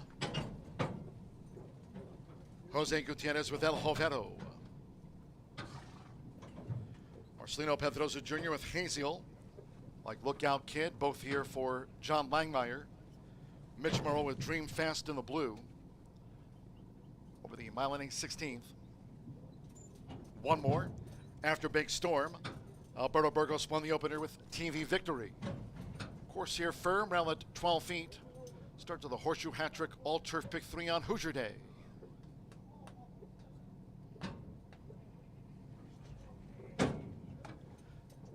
The Renegade.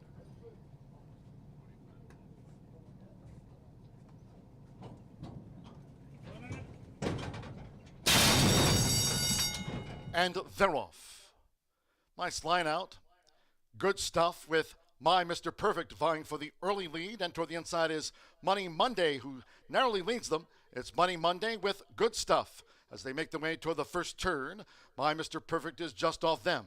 Dream Fast in the blue cap is now running in fourth. Sligo Time fifth upon settling, with on the outside Lookout Kid in a white cap. And Brujo de Amor is next, as we have these joint leaders out to the stretch with 6 furlongs to run. After Big Storm with El Jovero, and we trail back to Haziel. As these maidens go to the back of the course, it's Money Monday. With Andres Aloa, Money Monday dictates terms at 24-1, as Dream Fast is pulling hard on the outside for Mitchell Murrell, and Dream Fast has just swept ahead of Money Monday. Going up the back with just over a half mile to run. There comes Good Stuff in the purple cap with Lookout Kid between horses. My Mr. Perfect is fifth out deep on the course and 4 lengths off the leader, Dream Fast, as they now go to the far side of the course. As Haziel's improving position, nearest the inside of Brujo de Amor, 2 clear from Sligo Time after Big Storm and El Jovero trails. Half mile in 48.10 seconds, 3 furlongs from home. Dream Fast engaged up the inside by Money Monday. Lookout Kid is right there. And My Mr. Perfect gearing up on the front side for Luis Contreras as they close ranks. Coming past the quarter pole, and Haziel is picking up on the front side. And here's Haziel, who's sweeping into action. They're homeward bound.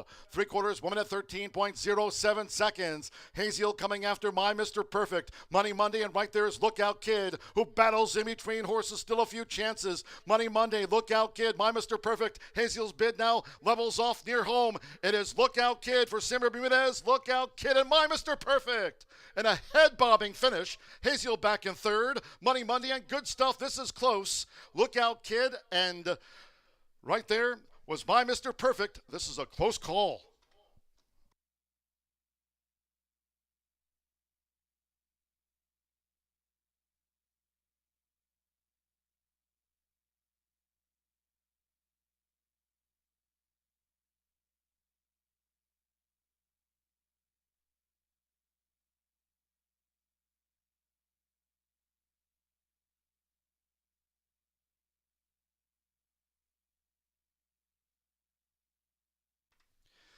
.144.26. This is a win photograph. It's on the bob. Photo finish. A nose between them. Here's the slow-mo. Unofficial.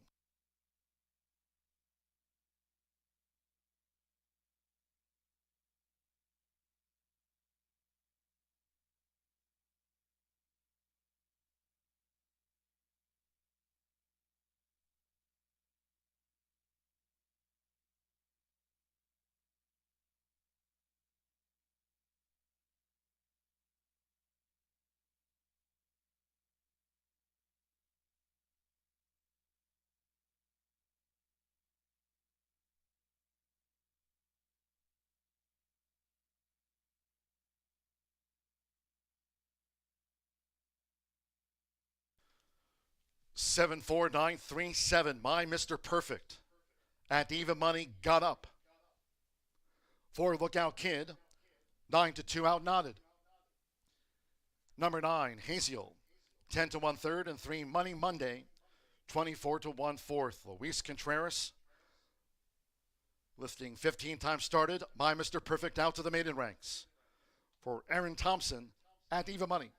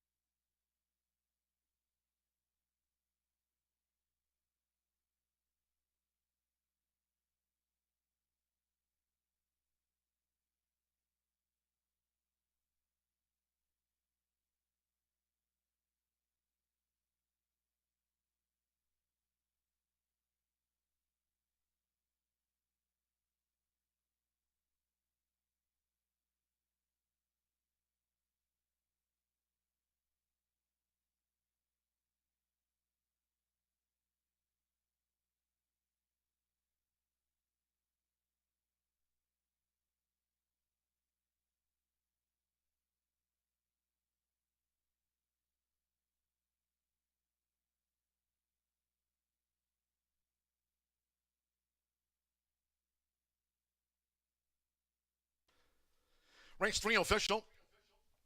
And the Murphy Trailer Sales winner circle the 7, My Mr. Perfect, with Luis Contreras.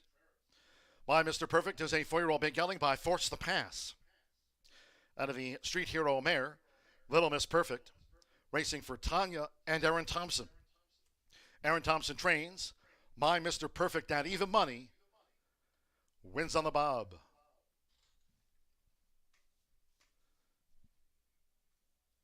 Results and prices after the maiden turf. The 7-4 exacta, a nose between them, $14 even. 50-cent trifecta, 749, $17.45. The 5-7 double paid $13.20. First pick 3 on Hoosier Day, $21.90. Combining TV Victory with Holland Drive with My Mr. Perfect, pick 3, $21.90. Money Monday, 4th in the maiden.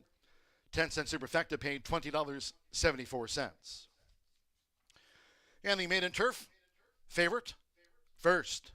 On the bob, all 10 ran, 144.26 after the running of race 3. The 4th of 12 here on Hoosier Day, and the first of our premier races. The Itoba Stallion Series. Later, the Fillies in race number 6. First of our premier races here with the boys in the Itoba Stallion season. Scratch 3, Concho's Prayer. 3, Concho's Prayer has been scratched. The 10 Rapid Justice, the jockey Gabriel Saez rides 10 Rapid Justice. Exacta, trifecta, superfecta, double pick 3, post time will be at 3:44.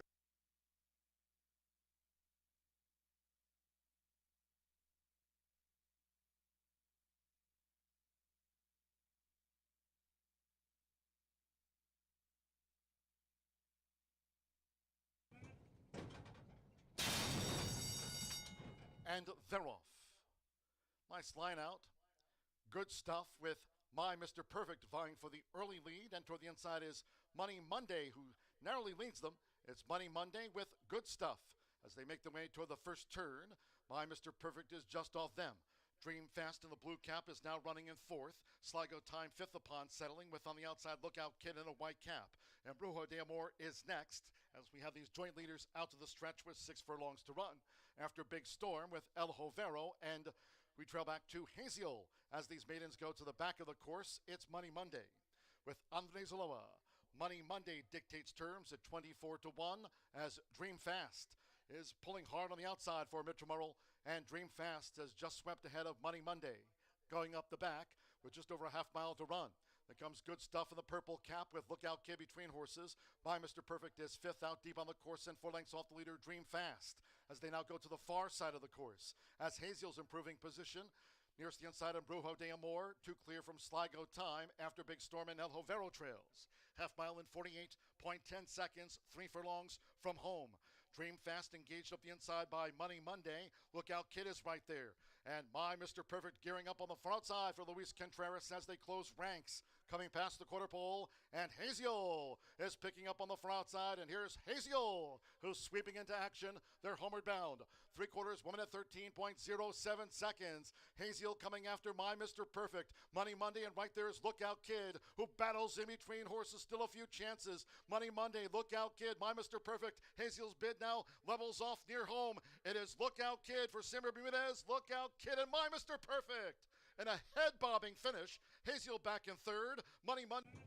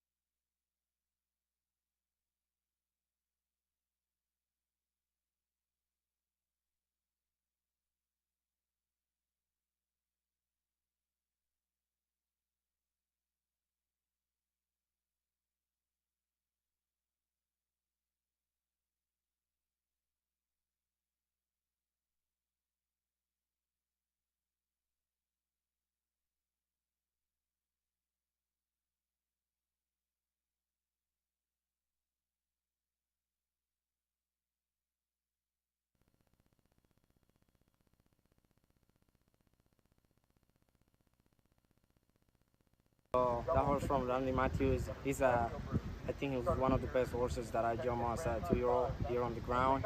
I really have a lot of faith on him. First time out, he broke out of there, sharp.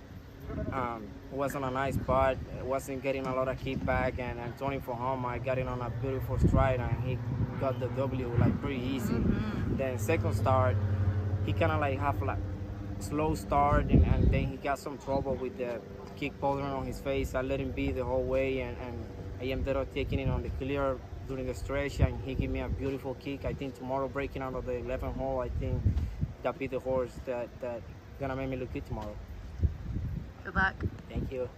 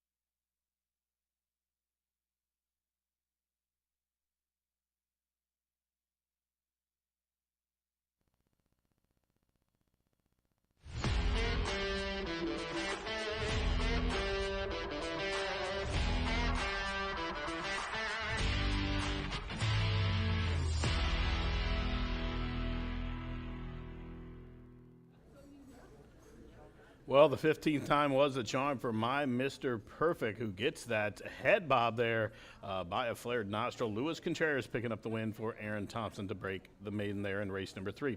On to race number 4 as we kick off the first of our 6 premier races here on Hoosier Day, with purses in excess of $700,000 on this 12-race card, with just 10 minutes to post for race number 4, and another big day coming up, Indiana Champions Day, just 3 weeks from this Saturday, where we'll have plenty of activities and giveaways and some really top-notch horse racing and handicap races that day as well. But the Itoba Stallion season kicks off here, the first of our premier races. This is a handicap for the 3-year-olds. Now, this is for Colts and Geldings that are Indiana bred or progeny of donated stallions that sold at the Itoba live auction or in a internet auction. Now it's going to go a mile 70 on the dirt. A couple of changes. Number 3, Concho's Player is a late scratch. Number 3 is a scratch, and the 10 Rapid Justice change of jockey to Gabe Saez. Right now, all the money's on number 5, Surabaji, at 7-5. I know it's a lot of people singles, and it's one that I'm going to single as well. And most of my tickets, Surabaji here for Southwest Racing Stable, Bruce Murphy and Lori Murphy, trained by Gennaro Garcia.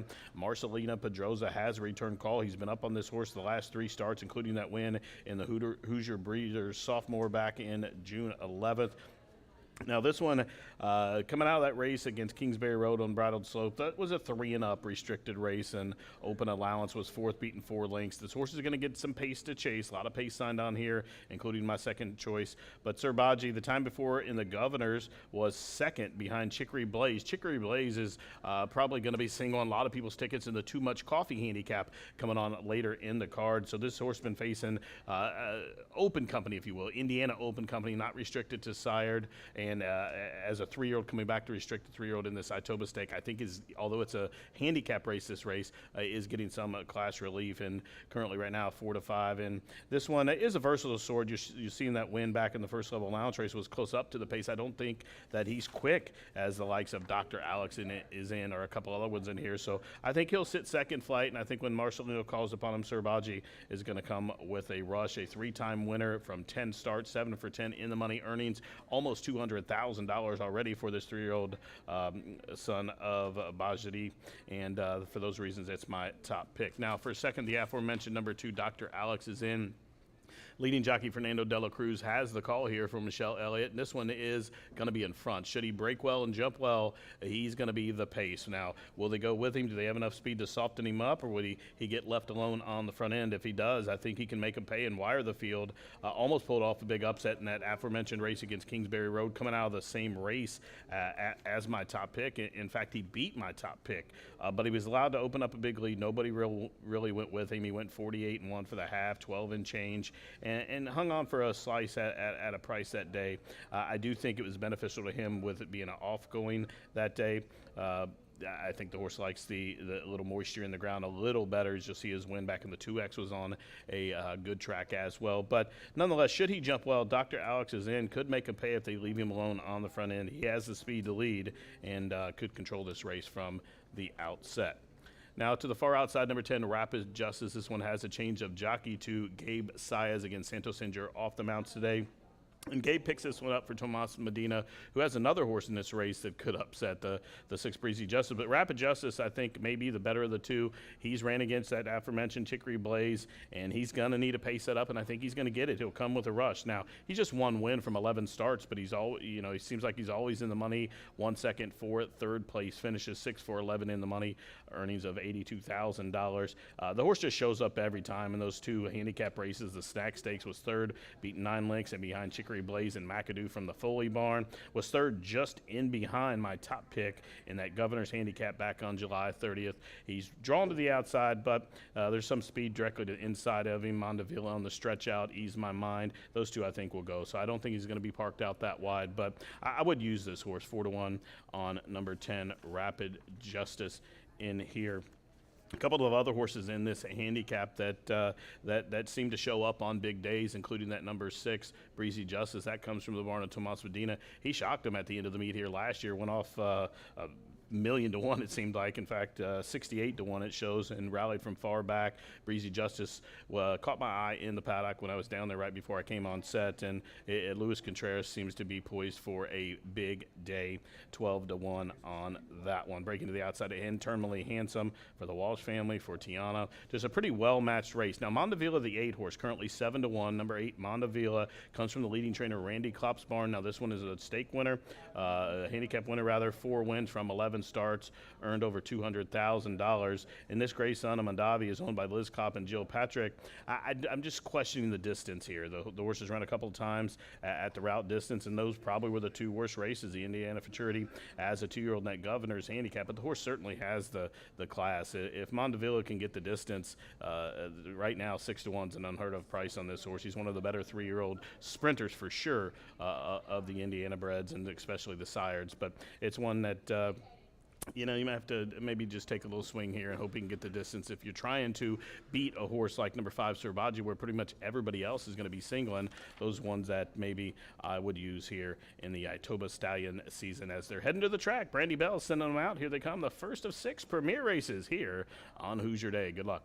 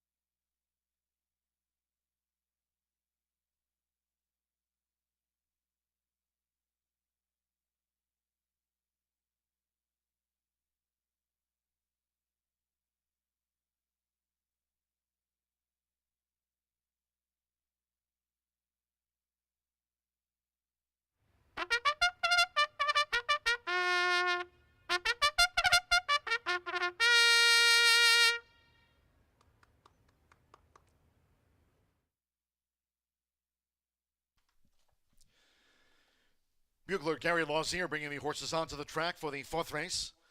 The first of our 6 premier races here on Hoosier Day 2025. The Itoba Stallion season at 1 mile and 70 yards. A field of 9. Scratch 3 Concho's Prayer. 3 Concho's Prayer has been scratched. 10 Rapid Justice, a jockey change to Gabriel Saez, riding 10 Rapid Justice. Here's the field as they parade for the Itoba Stallion season. Number 1, Catch a Night Train. Mitchell Morrow riding for Spiess Stable LLC, Roger Spiess and Randy Klopp. Number 2, Dr. Alex is in. Fernando de la Cruz tops the meet leaderboard with 87 victories here this season. Riding here for Michelle Elliott and Steve Solarski's Ziggy Zaggy Stables. Scratch the 3. Number 4, Gin and Whiskey. Samuel Bermudez riding for Devaris Douglas, who trains for Nicholas Q. Smith. Number 5, Sir Baji. Marcelino Pedroso Jr. Retained by Southwest Racing Stables, who trainer Gennaro Garcia, Bruce Murphy, and Lori Murphy. Number 6, Breezy Justice. Luis Contreras riding for a double on the card. Up here in the Itoba Stallion season for Tomas Medina, Justice Farm, Greg Justice. Number 7, Terminally Handsome. Orlando Mexico riding for Tiana Richardville. Trains Chris and Alan Walsh's homebred. Number 8, Mondavilla. Joe Ramos back on board for Randy Klopp, owned by Liz Klopp and Jillian Patrick. Number 9, Ease My Mind with Jose Gutierrez for trainer John Herons, Heron Thoroughbreds LLC.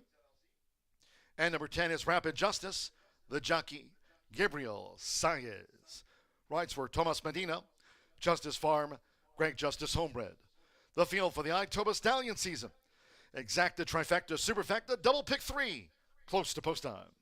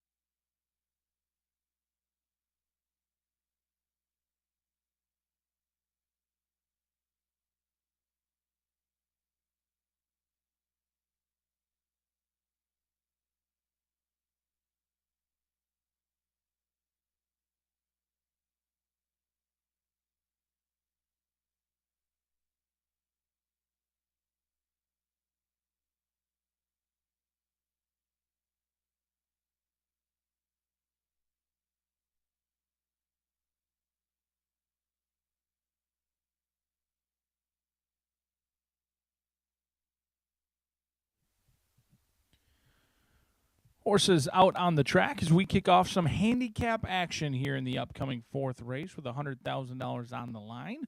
Horses sired here in Indiana using the sired restriction in here for this $100,000 Itoba Stallion Handicap. A very talented group has been assembled. On your screen is Breezy Justice for Tommy Medina. He's got 2 entered in here, both the 6 and the 10. This is the longer of the 2 in the wagering. Has primarily been on the turf, ran here on Indiana Derby Day and the Snack Handicap last time out in an allowance race on Silks and Roses night.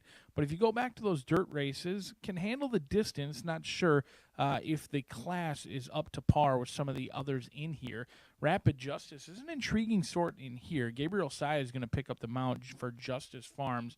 Their homebred has 1 win with 4 third-place finishes, but this horse is not that far behind Chicory Blaze, who's likely to go off heavily favored later on in the day. Only beaten by 3 lengths in the $250,000 Governor's Handicap back on July 30th. A sneaky good sort in this spot.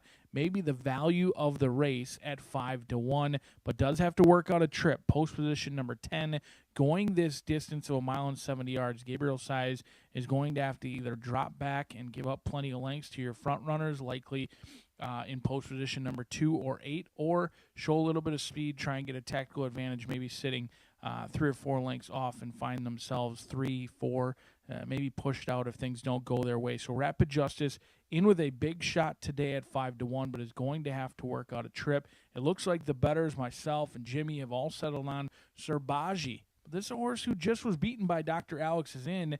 However, it's not reflected in the win pools right now. 4-5 on the board. The projection as low as 4-5. Dr. Alex is in currently 6-1 on the board. Beat your current favorite last time out when they teamed up here on August 16th. Serbaji should get some pace to chase today. I have to Shagbark, who's done very good a route of ground. Serbaji is tested around 2 turns, unlike many of these others in here. But right now, the surprise based on the morning line is Mondavilla. 4-1. Currently double that morning line price, being completely disrespected for our leading trainer, Randy Klopp. Joe Ramos, the Klopp gang, owns and trains this 4-time winning gray who's looking to get back to his winning ways. It's been since May 14th, his last victory. That was 5.5 furlongs in the slop in the Sagamore sired $100,000 handicap there. Certainly his best day, absolutely wins this race. He's got some class, but he needs to prove that he can handle the distance in here. Mondavilla ice cold, but those projections say the late money is going to come in on the 8. We'll see how it shakes out. 9 of them kick off some handicap action here at Horseshoe Indianapolis. John Dooley is all set and ready to call it as the big stakes race coming up next. The horses are approaching the starting gate.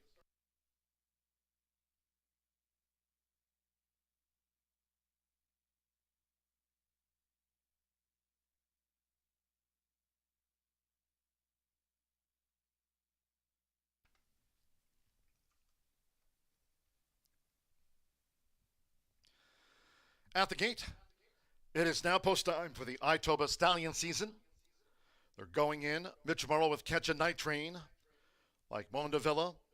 The first of our handicaps for leading trainer Randy Klopp with 45 wins here this season. Breezy Justice would be a double for Luis Contreras loading up. Fernando de la Cruz with Dr. Alex is in. Glenn Mejica, terminally handsome loaded.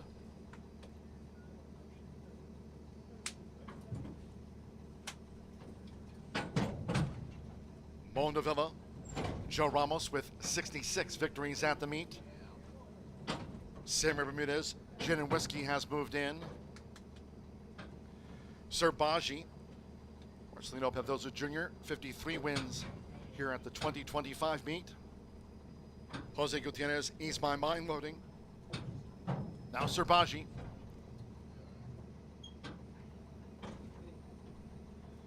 Serbaji 4-5 favorite at 1 mile and 70 yards.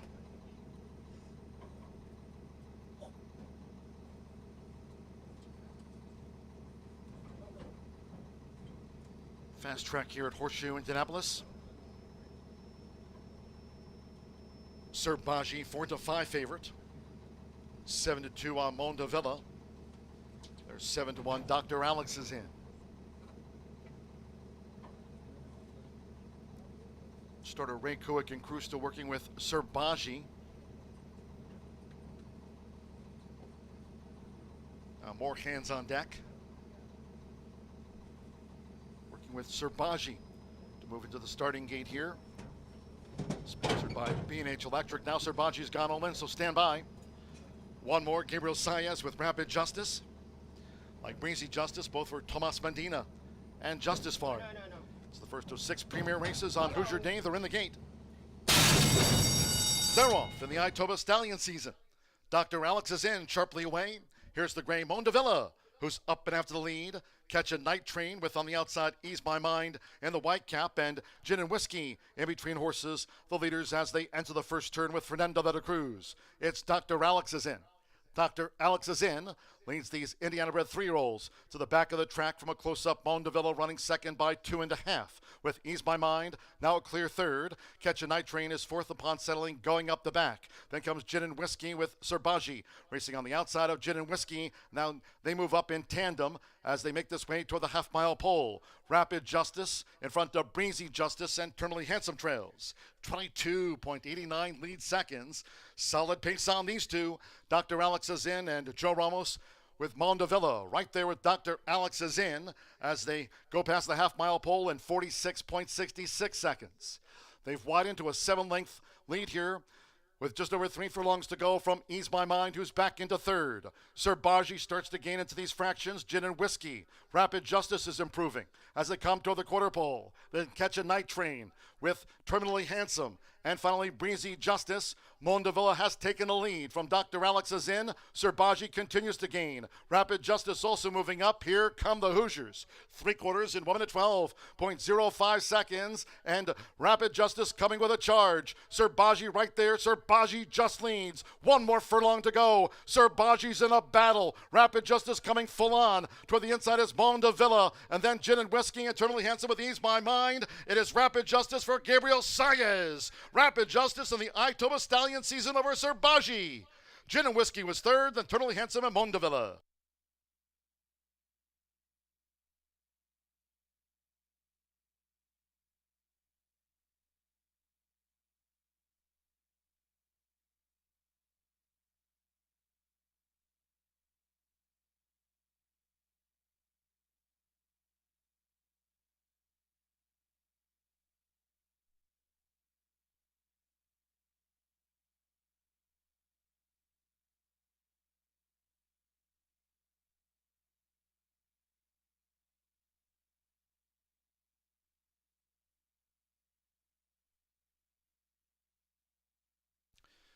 $143.72 after the Itoba Stallion season. Judges calling for a photo after the first of our handicaps on Hoosier Day. 143.72. Rapid Justice, Gabriel Saez for Tomas Medina, Justice Farm over Serbaji. Gin and Whiskey, Terminally Handsome, Mondavilla. Ease My Mind was next across the finish in the first of our handicaps, 10-5-4-7. 10 Rapid Justice, 5-1 first. Number 5, Serbaji at 7-5, going down to defeat. 4, Gin and Whiskey at 13-1 third, and 7, Terminally Handsome at 9-1 fourth. Hold all tickets until official, 143.72.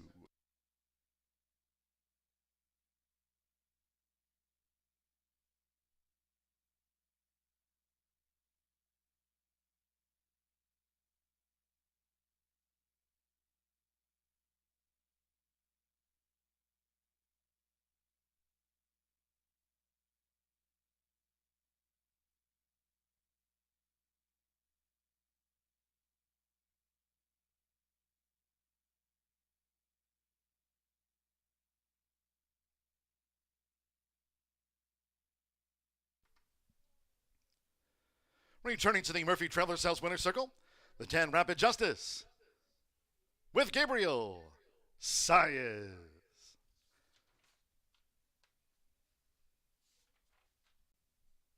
Rapid Justice is a 3-year-old bay gelding by Lantana Mob. At a True Starlet by Is It True? Tomas Medina trains for Justice Farm, Greg Justice. The winner was bred here in Indiana by Justice Farm. Greg Justice. It's official. Horseshoe Indianapolis salutes the winning connections of Rapid Justice.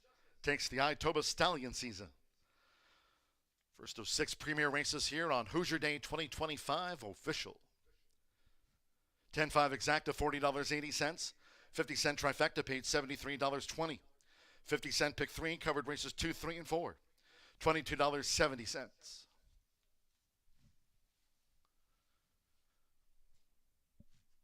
The double 34.20 and the 10-cent superfecta, $47.33. Terminally Handsome ran 4th. Winner's presentation down below. Along with the team here at Horseshoe Indianapolis, Vice President and General Manager Racing Eric Hallstrom, with Director of Racing Secretary Chris Paulson and Assistant Racing Secretary Chris Kamak making the winner's presentation to the winning connections of Rapid Justice takes out the Itoba Stallion season. Race 5 as we go forward is part of our 12-race card here. Another on the turf course, Maiden Turf Mile, scratch 1 Senior Valentine, 13 Moonwalk, scratch the 14 Aliquin Summer, 15 Stolen Power, and 16 Bucks Howell. Scratch 113, 14, 15, and the number 16. Number 8, Montalbano, the jockey Joseph Bilmer. Joseph Bilmer will ride 8 Montalbano. Number 11, Colleague, Mitchell Murrell.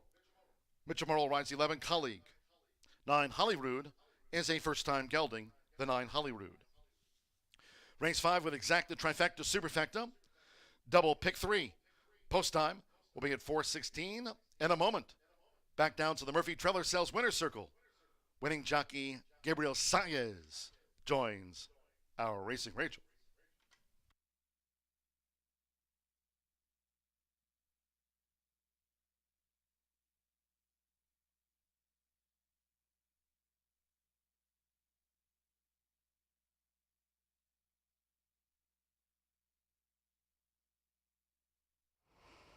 The Itoba for the boys here today went to Rapid Justice, and real quick, Gabe's got to get ready to ride the rest of the card. But walk us through the trip. It looked really easy. You guys look classy out there. No, it was a really comfortable ride, to be honest with you. When I opened the product and I see the numbers and stuff, and I really like it on paper, and I just gave him the coffee the first turn, and I run the second turn, I followed the favor, and we were able to get the job done. And that's what it counts. Well, I'll let you go wash all the dirt off your face. Look like you worked pretty hard there. I know. Thank you. I appreciate it.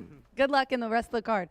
All right, Tom, tell us a little bit about this guy. Looks really good. And no, tell me about Rapid Justice. Yeah, tell us a little bit about him. I mean, he's been really these handicaps, and he finally put it all together. Yeah. Yeah. I mean, he's been knocking the door, and today was his day, you know. Did the trip go well? Because he's been pretty far off the pace before. Well, I guess everything worked out perfect for, today, and I'm very happy. Well, congratulations and good luck on the rest of the card. Thank you very much. All right, you guys, that's one handicap down. We do have a few regular races, and we're ready to kick off the all-stake handicap premier racing Pig 5 in the 7th race. So stick around. Good luck.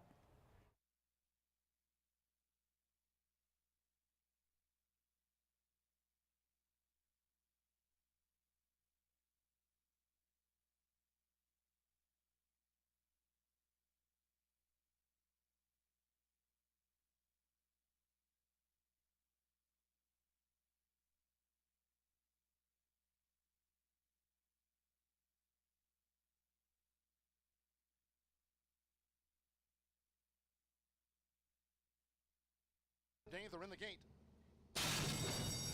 They're off in the Itoba Stallion season. Dr. Alex is in, sharply away. Here's the gray Mondavilla, who's up and after the lead.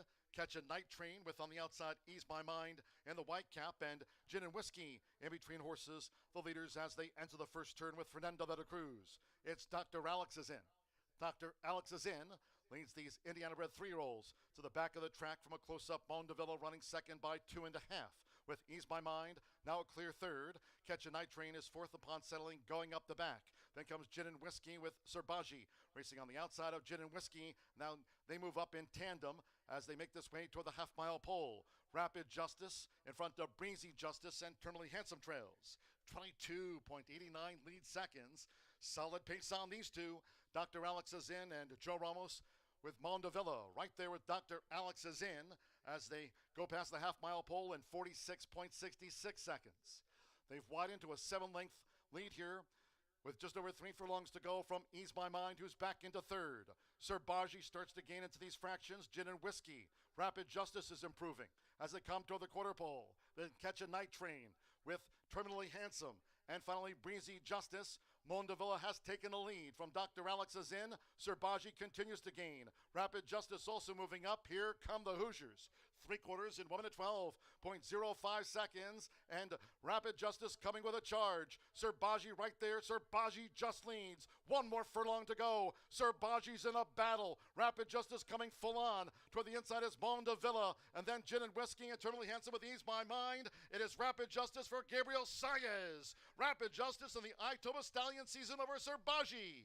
Gin and Whiskey was third, then Eternally Handsome and Mondavilla.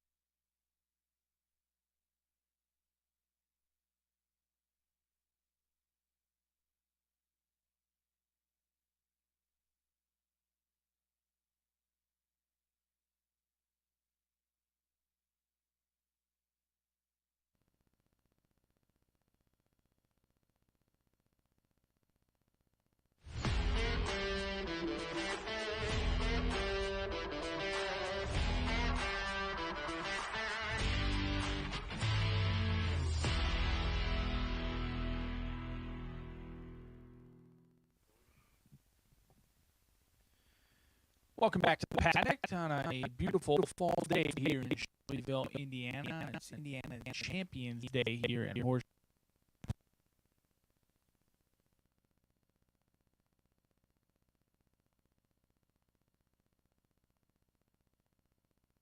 Course for the upcoming 5th race, where we crown another 2-year-old champion in here on your screen. The good-looking gray Dewey's Denali, a 2-year-old gray colt by Violence out of Snowtop. Adam Busquitsa and Kelsey Dan are going to team up in here.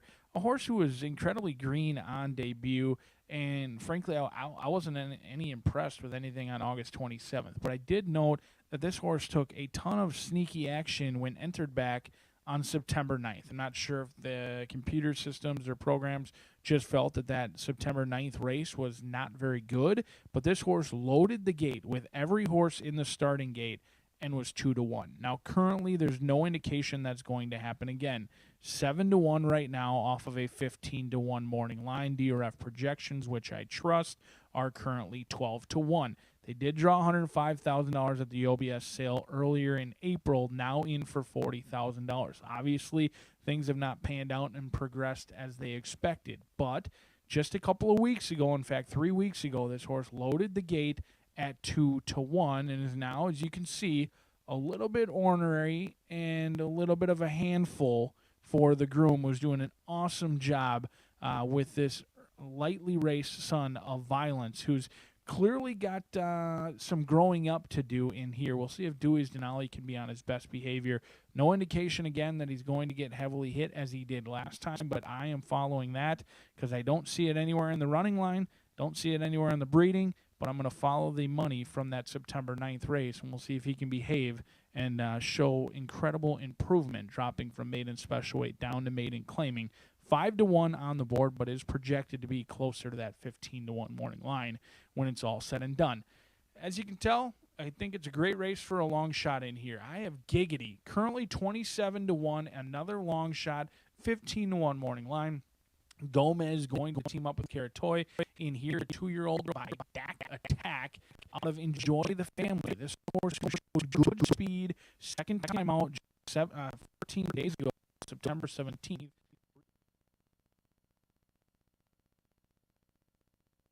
My notes, now, I'm not, the Maggie Wolfendale by any means or Gabby Gaudette. I don't have a keen eye, so take this how you want it. But I thought it looked like turf action. There was a high kick, a high leg kick in here, and I just thought this is a horse that may improve on the turf. The breeding doesn't necessarily suggest it. Enjoy the Family. The mare, she was talented. She ran in the Grade 3 Dogwood at Churchill back in 2014. She had success on the synthetic at Arlington Park, which is a good sign, but she only tried the turf one time, and thus far, she's produced a couple of winners on the turf, 1 for 7 on the turf with the likes of Kobe B., along with Summer Just Bet Her, who won for Kent Knutson over at Delta Downs, but wasn't all that classy as well. So Giggity could be any sort. I do like this one.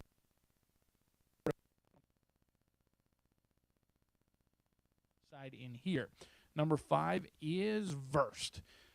Jade Cunningham teaming up with Gabriel Saez. Saez already a winner on the day. He won our first handicap of the day. He looks for another win in here with Jade Cunningham. This one tried the turf last time out.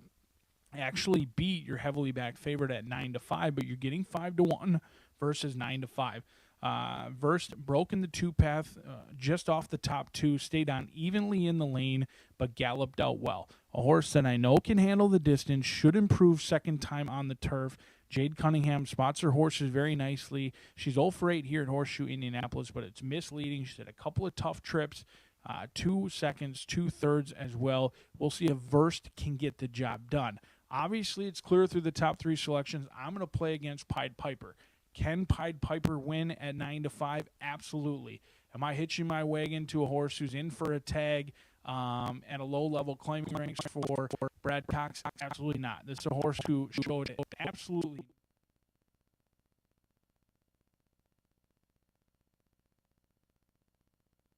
rate last time out on Pied Piper because he had to start riding this horse at the half-mile pole. They did start closing into it midway through the turn, and they ran on evenly.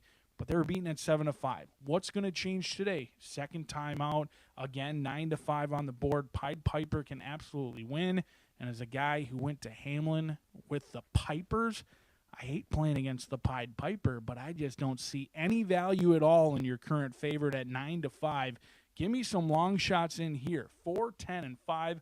A great race to dive into those verticals. We've got exactas, trifectas, superfectas, and also a starting off 50-cent pick 3 as well, as they'll be on the turf on Indiana Champions Day right out here at the Shoe.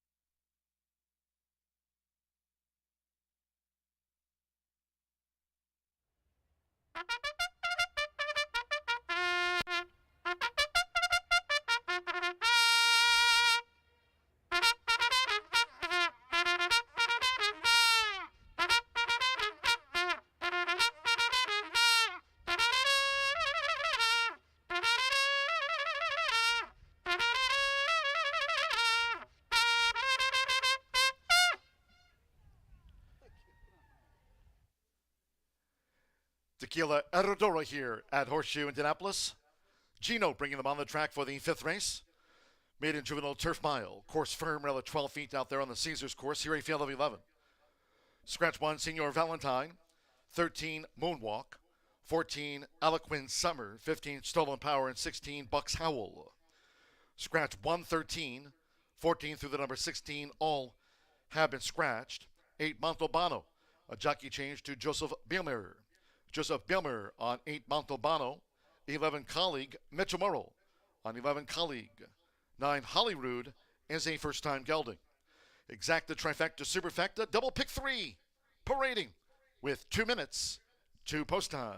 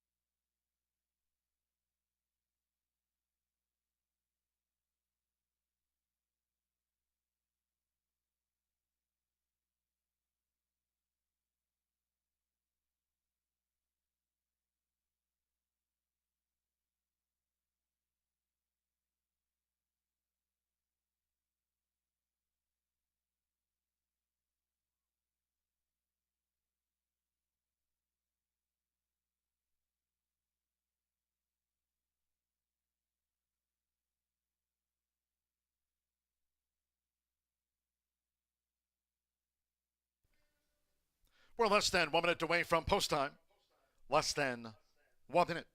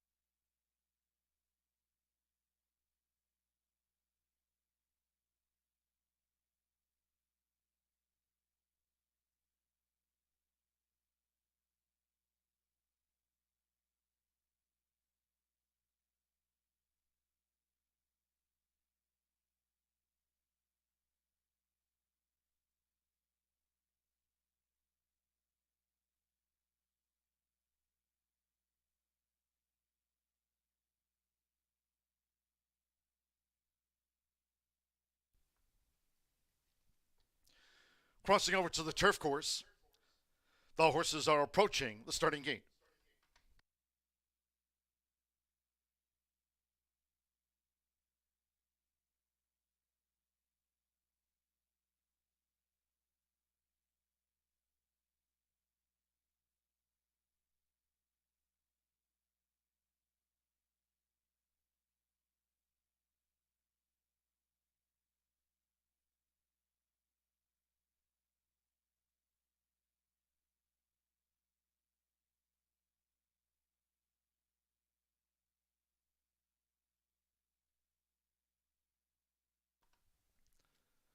The horses have reached the starting gate.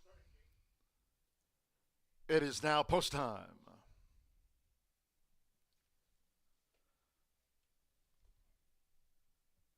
Loading for this maiden juvenile turf mile. Evan Roman with Cape Storm debuts. Brendan Walsh, Brookdale Racing newcomer, Cape Storm.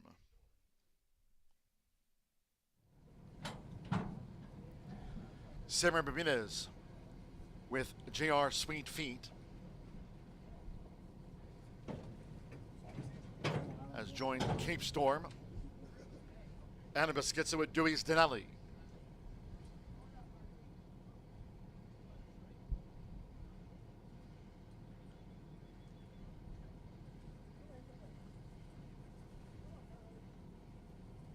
They've loaded Dewey's Denali. Joseph Bimmer with Montalbano. Danny Sheehy partners Abdicate going in. Abdicate given an 18-1 chance here over the mile.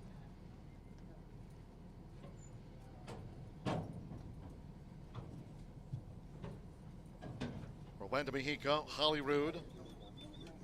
Augustin Gomez with Giggity in the Black Silks. First would be a double for Gabriel Saez. Now Fernando de la Cruz with Pied Piper.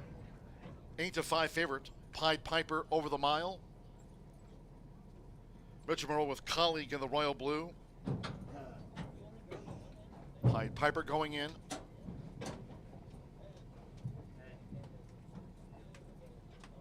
Third here on debut, Pied Piper. One more.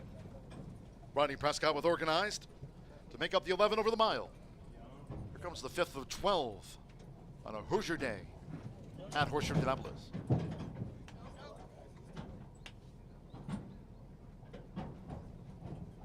All in. And they're off. Pied Piper broke smartly. Dewey's Denali got the squeeze. Versed with toward the inside. The first-time starter, Cape Storm, is right there up with these leaders, along with Montalbano coming with an early run after Pied Piper as they make their way into the first turn and Giggity in the Black Silks. So Montalbano joins Pied Piper, who just leads them out to the stretch for Fernando de la Cruz, with Montalbano second on the outside. Verst running in third as they go to the back of the course. Giggity is in fourth. To the inside, Cape Storm nestled in with the rail there at 12 feet. They're well grouped as they go up the back, organized up on the far outside. JR Sweet Feet's in the thick of it too as they make this run toward the half-mile pole with Holly Rude. And then comes Colleague toward the inside is Abdicate running second to last, and after being squeezed soon after the mile start, Dewey's Denali trails the maiden juvenile turf mile, 23.98 lead seconds as they make their way toward the far turn. Half mile up in 49.38, it's Pied Piper. Pied Piper continues to lead them from a close-up Montalbano, who's right there with the leader for Joseph Biemer. 3 furlongs to go. Toward the inside is Cape Storm, and Verst is gaining ground now. Cape Storm toward the inside has been saving ground as Pied Piper's on the edge of the quarter pole with Giggity on the far outside. JR Sweetfeet Abdicate gets a rail run, organized on the extreme outside. Then comes Dewey's Denali next. They're homeward bound. 3/4, 1 minute 14.36 seconds with Fernando de la Cruz. Pied Piper looking to finish them off and looking good. Widens to a 6-length lead past the 16th from the newcomer Cape Storm second and staying on from JR Sweetfeet. Then Verst and Abdicate. Pied Piper at second asking. Pied Piper won by 6 from Cape Storm, who holds JR Sweetfeet. First was back in fourth, then Abdicate, Giggity, Dewey's Denali. Next home was Holly Rude from Organized, and up the course to Colleague, and Montalbano tailed off.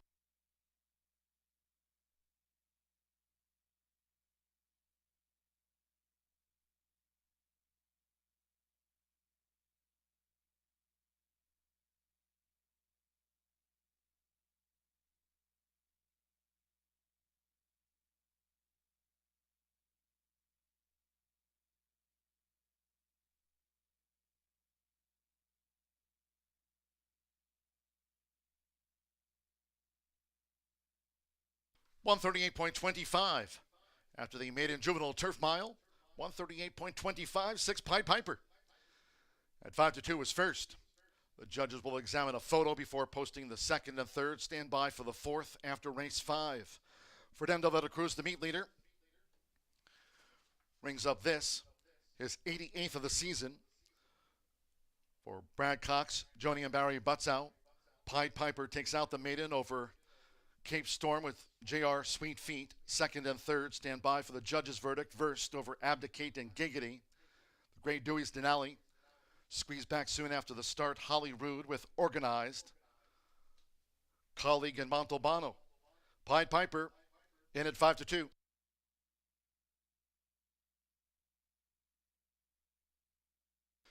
The judges have posted number 2, Cape Storm second after a photo over 7 JR Sweetfeet third. 5 Verst fourth, 6-2, 7-5.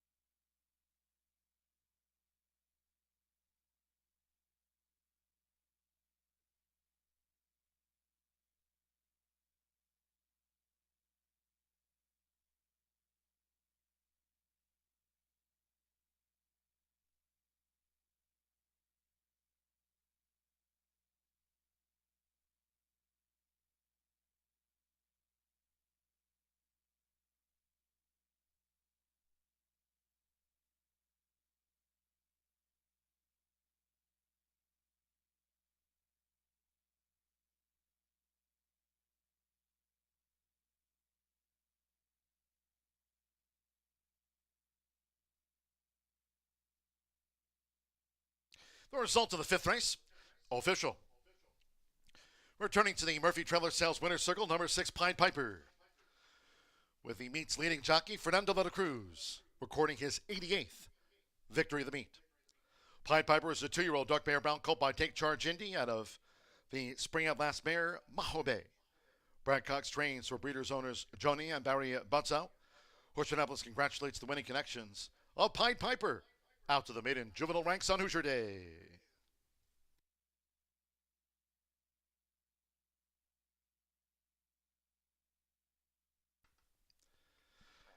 With versed fourth, the 10-cent superfecta paid $27.13. 6-2 exacta, $25.20.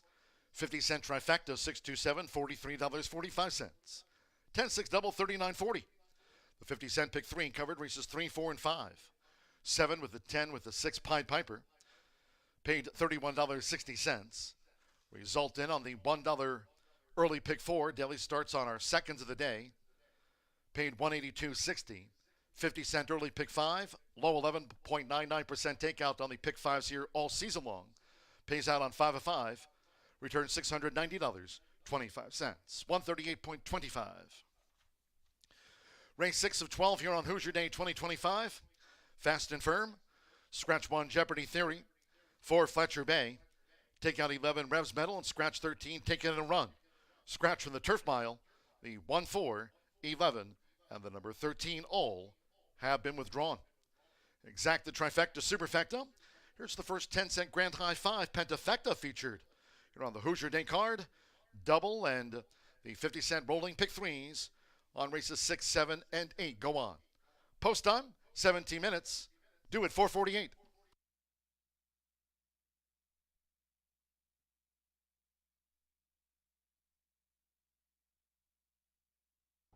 All in. And they're off. Pied Piper broke smartly. Dewey's Denali got the squeeze.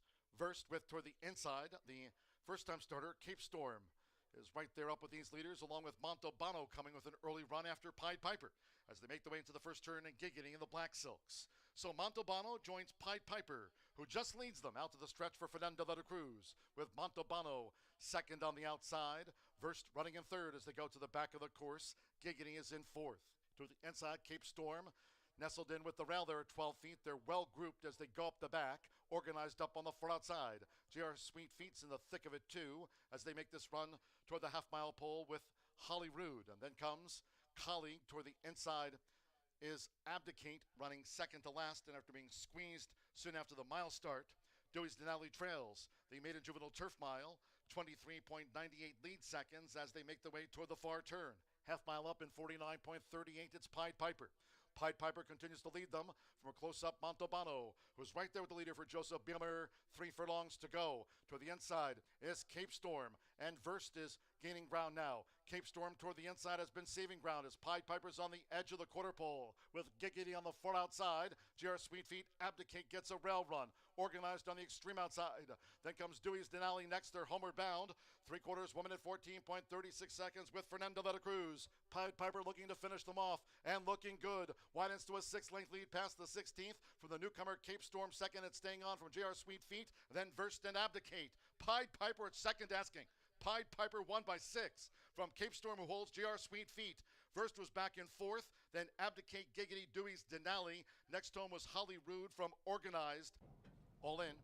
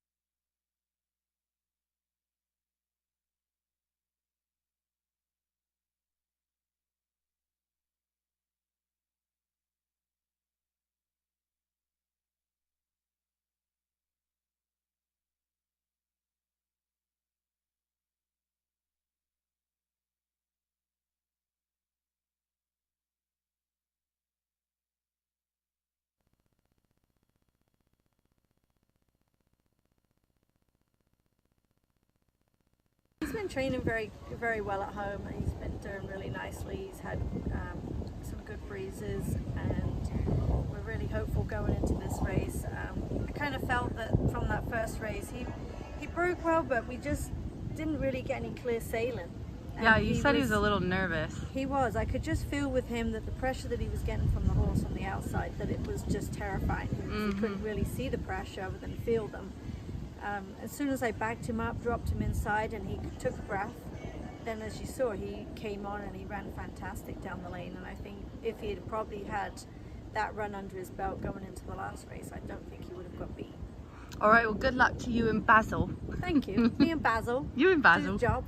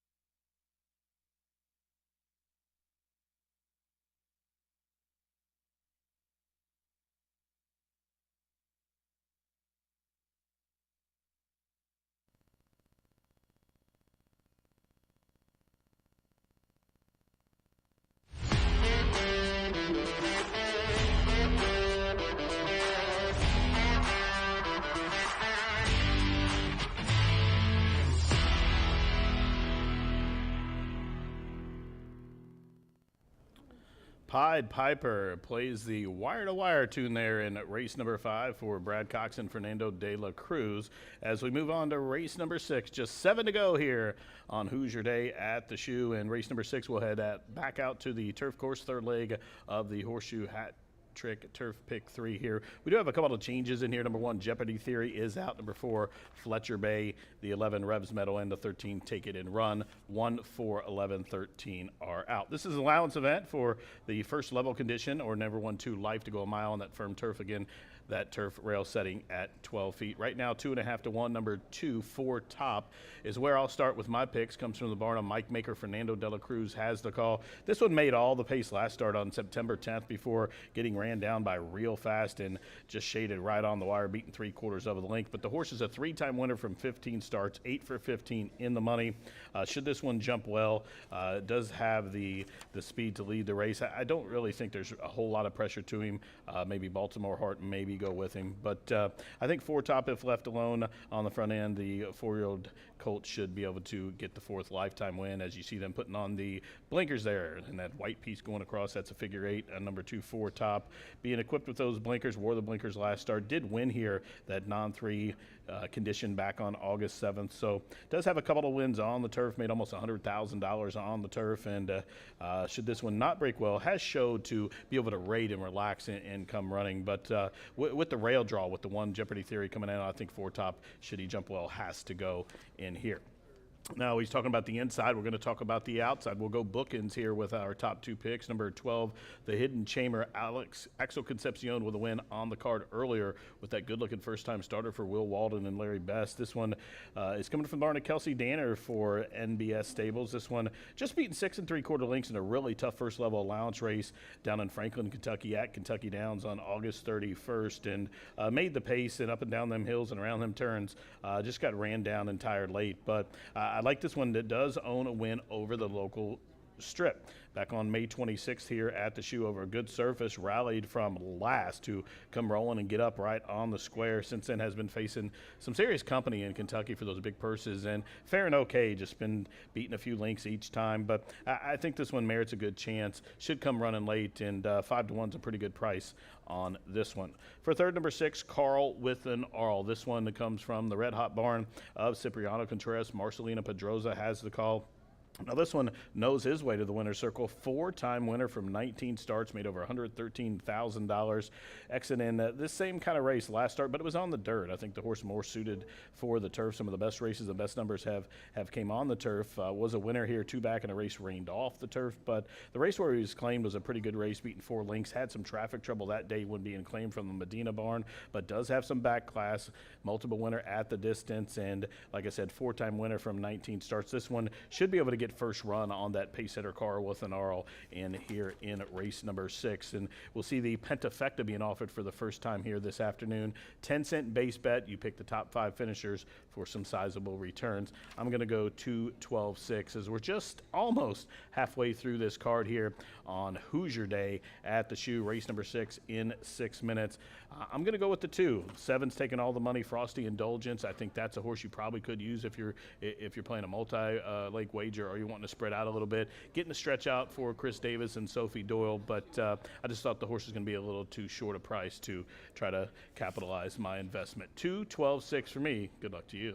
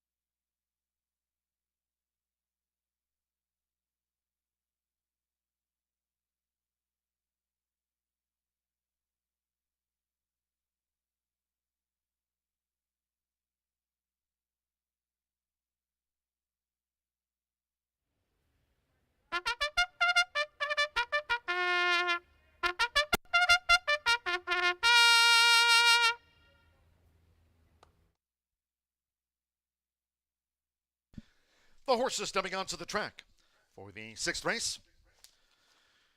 Here in the Turf Mile, a field of 9. Scratch 1, Jeopardy Theory. 4, Fletcher Bay. Take out 11, Revs Metal, and scratch the 13. Taken and Run was main track only entered. Course firm for the 12 feet out there on the Caesars course. On a Hoosier day here at the track. Scratch 1, 4, 11, and the number 13 from the race card. Exacta, Trifecta, Superfecta. The 10-cent Grand High 5, Pentafecta, featured for the first time on the card here. Double pick 3. Closer to post time. Turfer.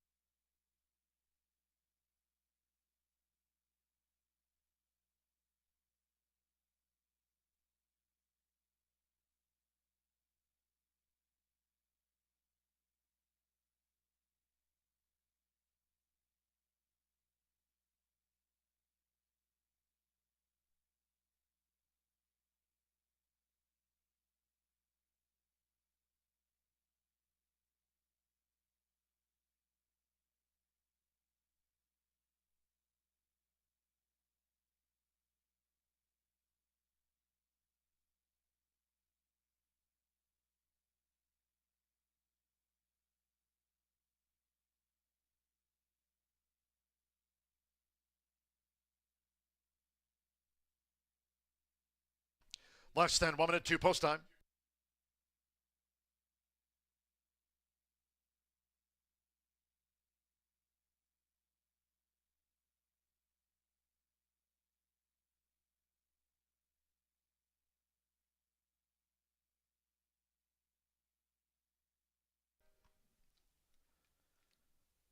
Crossing over to the turf course.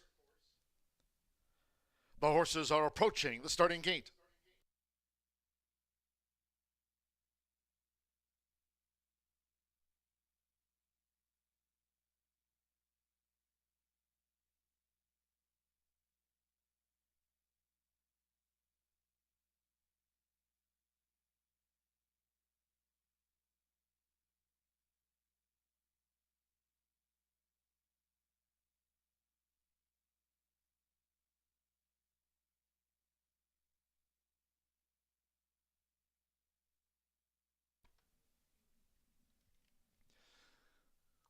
The horses have reached the starting gate.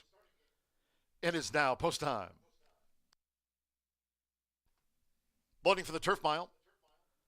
For top, Fernando de la Cruz riding for a double. Sophie Doyle with Frosty Indulgence has joined four top. Joe Ramos with Midnight in Finley.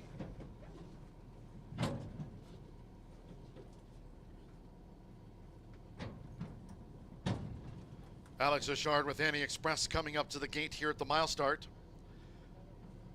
Here's the drone view, course firm. The route was set at 12 feet this Hoosier week.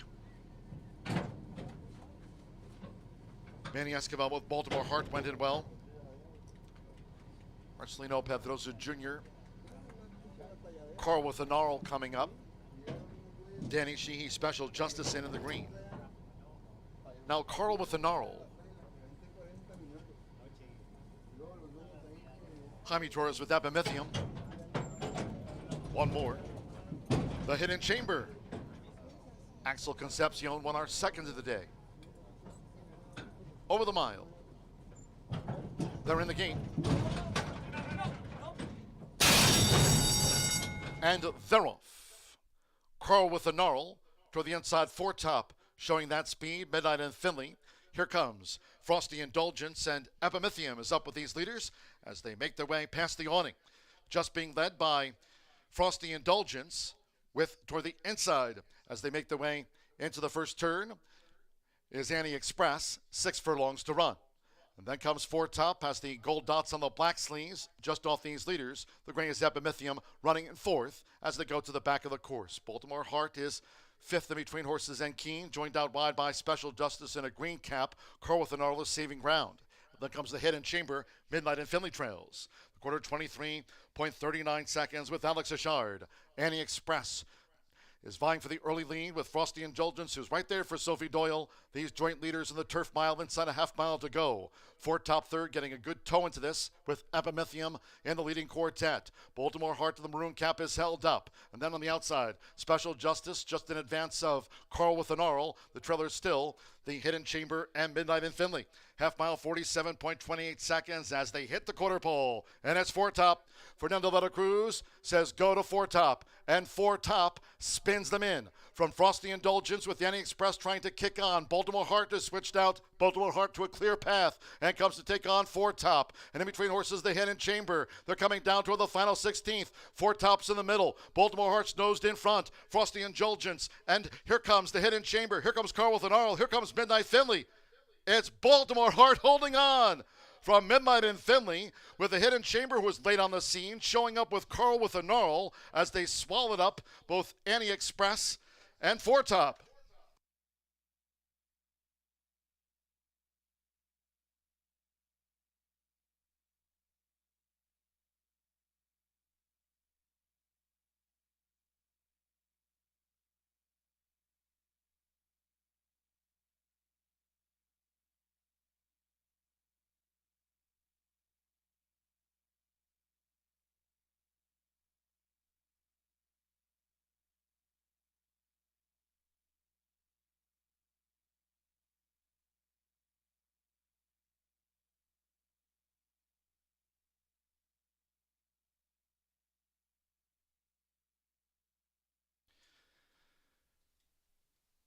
.135.97 in a turf mile scramble. Photo finish. It was 6-1 on Baltimore Heart over Midnight in Finley. The Hidden Chamber, Carl with the Gnarl. Frosty Indulgence there with top. Bunch finish. 135.97. Baltimore Heart. Heart to Heart Colt. Manny Esquivel for Brian Williamson. Stand by for the judges' confirmation. After the turf mile.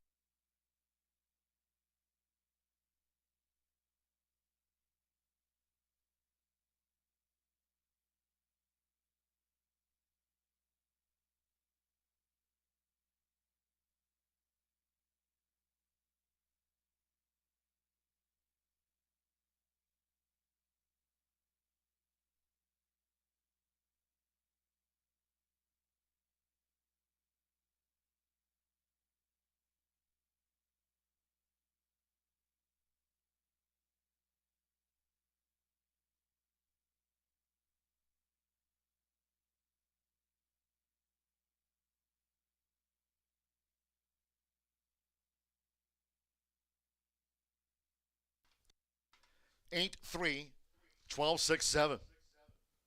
Number 8, Baltimore Hart. 6-1, confirmed first. 3, Midnight in Finley. At 7-2, nearest at the finish. 12, the Hidden Chamber. 5-1 late gain. 6, Carl with the Gnarly. 11-1 was third. And 7, Frosty Indulgence. 5-1 for the Pentafecta. Returning to the Murphy Trailer Sales Winner's Circle, 8, Baltimore Hart with Manny Esquivel. Baltimore Hart. 4-year-old Dark Bear Brown Colt by Heart to Heart. At a flight pattern by Straight Line. Brian Williamson trains for breeder Nancy Veneer, Lida Williamson, and owned in partnership by Peter E. Goneva. Horseshoe Indianapolis congratulates the winning connections as Baltimore Hart wins a charge in the Turf Mile.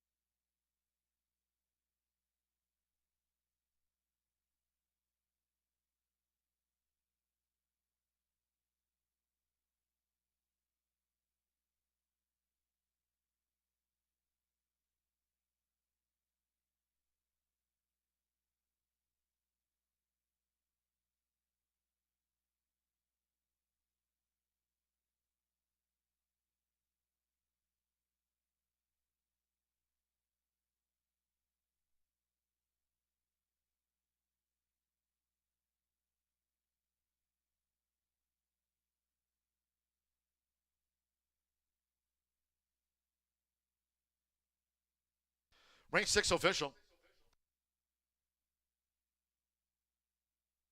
8-3 Exacta paid $78.60 after the driving finish to the Turf Mile. 135.97. 50-cent pick 3 paid $76.85, capped off by Baltimore Hart.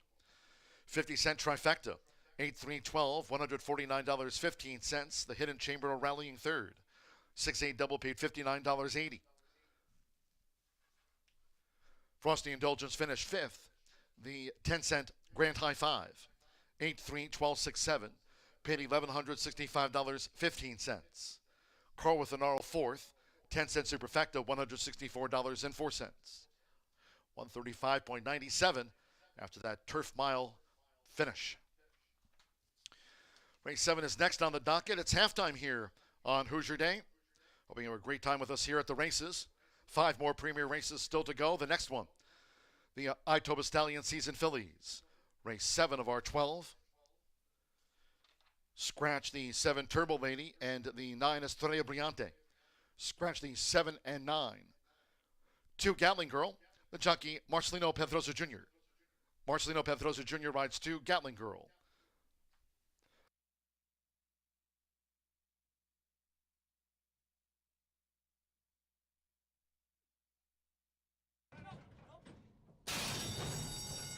And they're off. Carl with the Gnarl toward the inside foretop, showing that speed. Midnight and Finley. Here comes Frosty Indulgence, and Epimethium is up with these leaders as they make their way past the awning. Just being led by Frosty Indulgence toward the inside as they make their way into the first turn is Annie Express, 6 furlongs to run. And then comes foretop past the gold dots on the black sleeves, just off these leaders. The gray is Epimethium running in fourth as they go to the back of the course. Baltimore Hart is fifth in between Horses and Keen, joined out wide by Special Justice in a green cap. Carl with the Gnarl is saving ground. Then comes the Hidden Chamber, Midnight and Finley trails. The quarter 23.39 seconds with Alex Achard. Annie Express is vying for the early lead with Frosty Indulgence, who's right there for Sophie Doyle. These joint leaders in the Turf Mile, inside a half mile to go. Four Top third, getting a good toe into this with Epimethium in the leading quartet. Baltimore Heart to the maroon cap is held up. And then on the outside, Special Justice just in advance of Carl with an Arl. The trailer still the Hidden Chamber and Midnight in Finley. Half mile, 47.28 seconds as they hit the quarter pole. And it's Four Top. Fernando Veta Cruz says go to Four Top. And Four Top spins them in. From Frosty Indulgence with Yanni Express trying to kick on. Baltimore Heart is switched out. Baltimore Heart to a clear path and comes to take on Four Top. And in between horses, the Hidden Chamber. They're coming down toward the final 16th. Four Top's in the middle. Baltimore Heart's nosed in front. Frosty Indulgence. And here comes the Hidden Chamber. Here comes Carl with an Arl. Here comes Midnight Finley. It's Baltimore Heart holding on from Midnight in Finley with the Hidden Chamber who was late on the scene.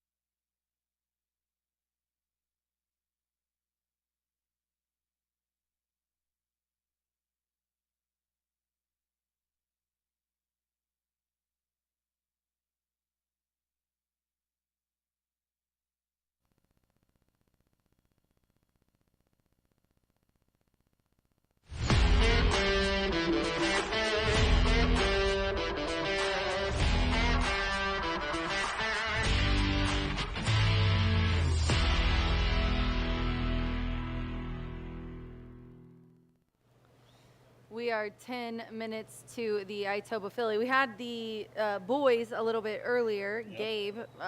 Gabe It was a good race. He always beats me. If I don't have Gabe picked, he will win every time. Yeah, that horse came running. That good, horse good did for come running. Tomas. Yeah, because he had been wanting to put it together. So, yeah, congratulations to Medina there. Well, Gabe's not in here to beat you. No, he's not, and it always is a good sign when me and Jimmy have the same numbers. So he's got 356, and I've got 536. I always like to go in your order. So let's start with the 3, Spooky Ridge here. And this one I really like. Ramos, obviously, he's really confident. He's been put his nose to the grindstone this year. Yeah. John Langemeyer, and he just in the First Lady. I really liked that closing third place finish was the one that jumped off at me. Yeah, me too. And that's the trip I hope that she gets today. I think there's a ton of speed signed on, and obviously Innisfree Last is going to take much of the money, getting some class relief, but.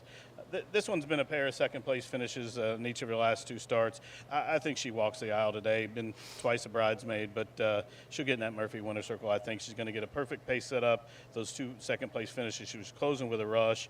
And if she can repeat the performance of that race you talked about against Temple Painter and the First Lady, I think her numbers stand out in here, Rich. Yeah, we were both just looking at her. She is a very muscular, fit filly for sure. Just really looks like she fits in with this group, and everybody looks real classy and calm right now. 5 Innisfree Last right now, the current favorite. Looks like on the board at 5-2 right now. So I went through, this one also has some late pace, but I went through really some of the better ones just recently have been on the grass.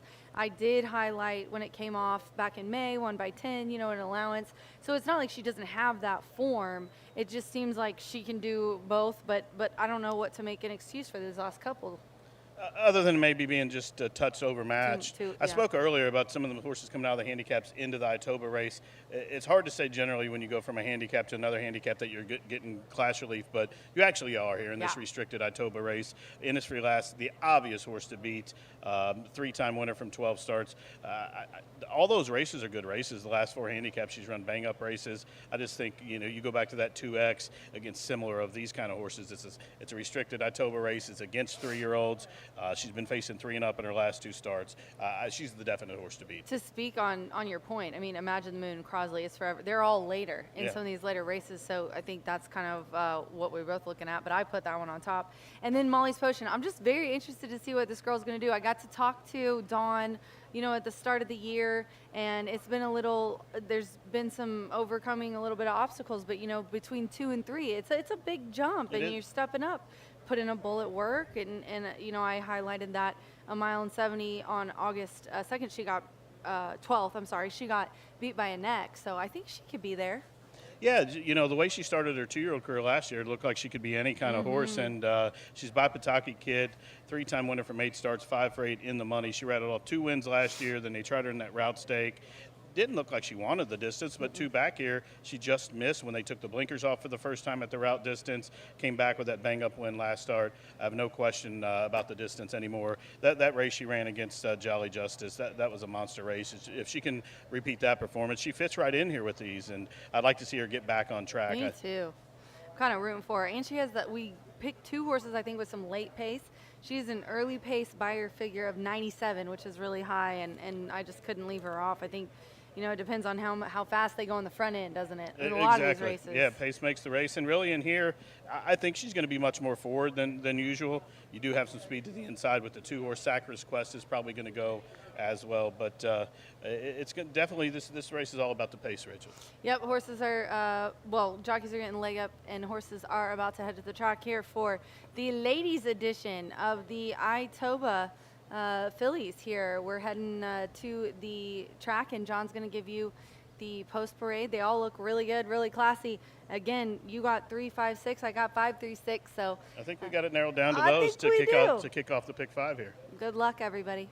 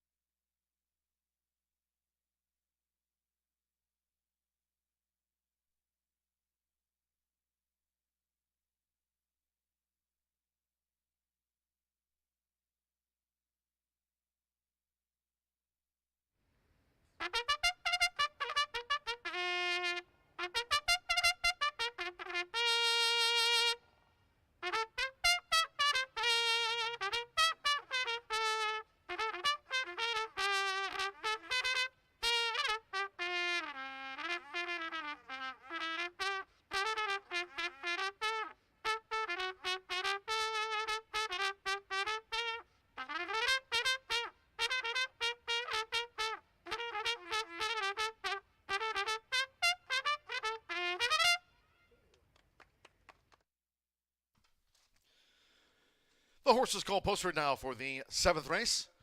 It's the 7th of 12 on Hoosier Day. The next handicap, Itoba Stallion Season Fillies over the 1 mile and 70 yards, a field of 9. Scratch 7, Turbo Lady, and 9, Estrella Brillante. 7 and 9 both have been scratched. 2, Gatling Girl, Marcelino Pedrosa Jr. rides 2, Gatling Girl.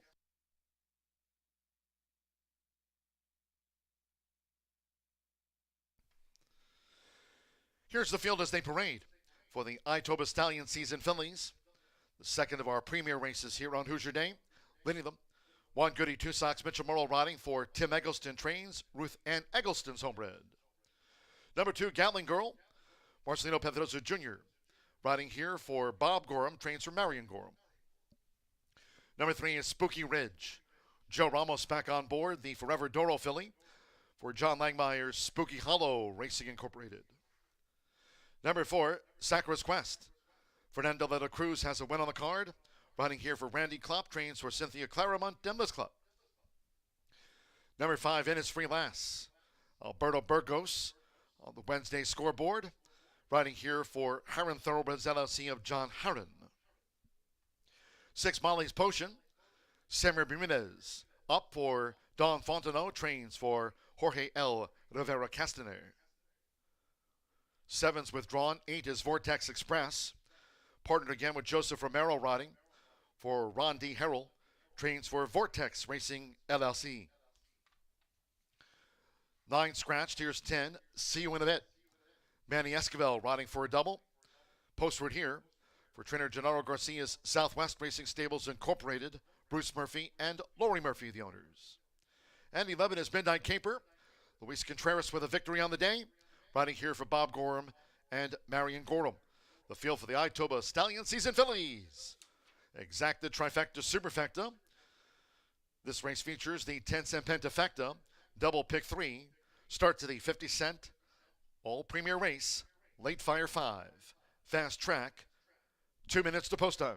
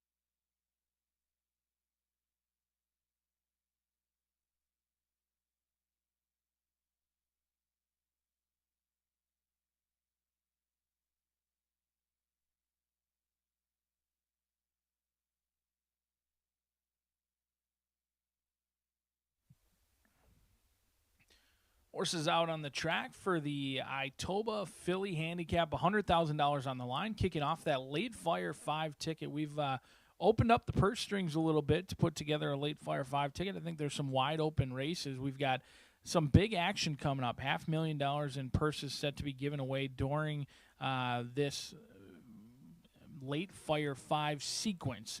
In fact, quite a bit of money in races 8 and 9, $150,000 for the Too Much Coffee handicap. But on the track, you're looking at your current 3-to-1 shot, Molly's Potion. Don Fontenot, Sammy Bermudez in here, the 3-time winner from 8 starts. Has experienced her own 2 turns in the slop. Did get away with some quick fractions and was nailed by Jolly Justice as the 6-to-5 favorite right now.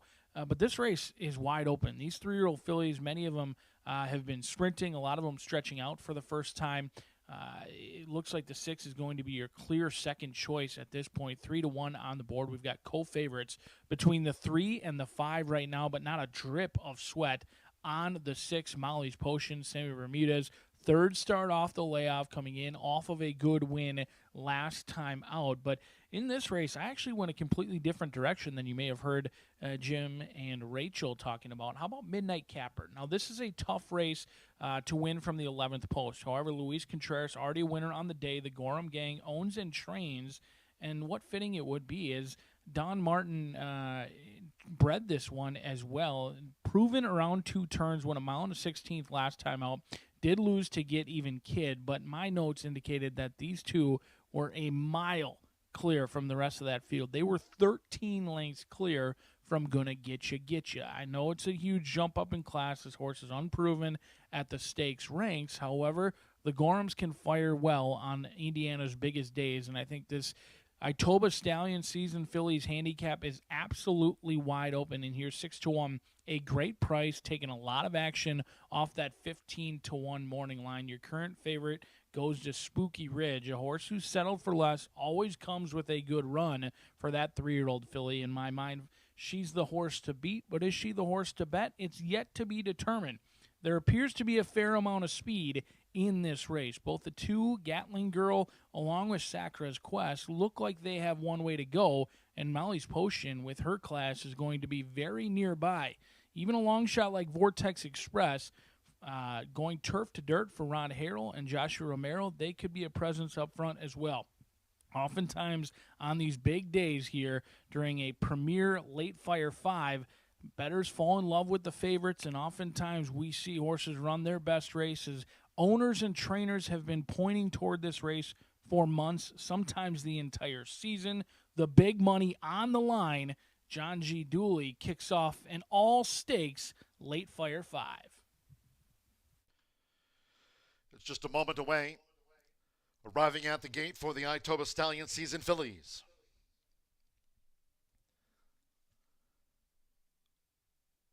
Fast track for these 5 premier races here on Hoosier Day. At the gate, it is now post time.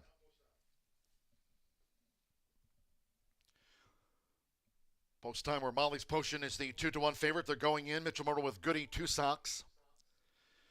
Alberto Burgos with Ennis Free Lass joins Goody 2 Socks.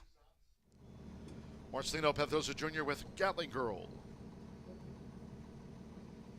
Samuel Ramirez, Molly's Potion, has moved into the starting gate. Gatling Girl, like Midnight Caper, both for Bob Gorham. Joseph Romero with Vortex Express.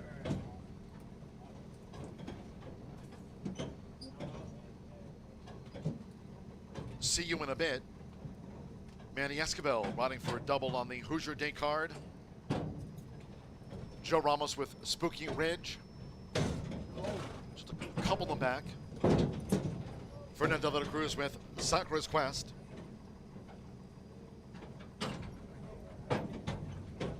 One more, Luis Contreras with Midnight Keeper.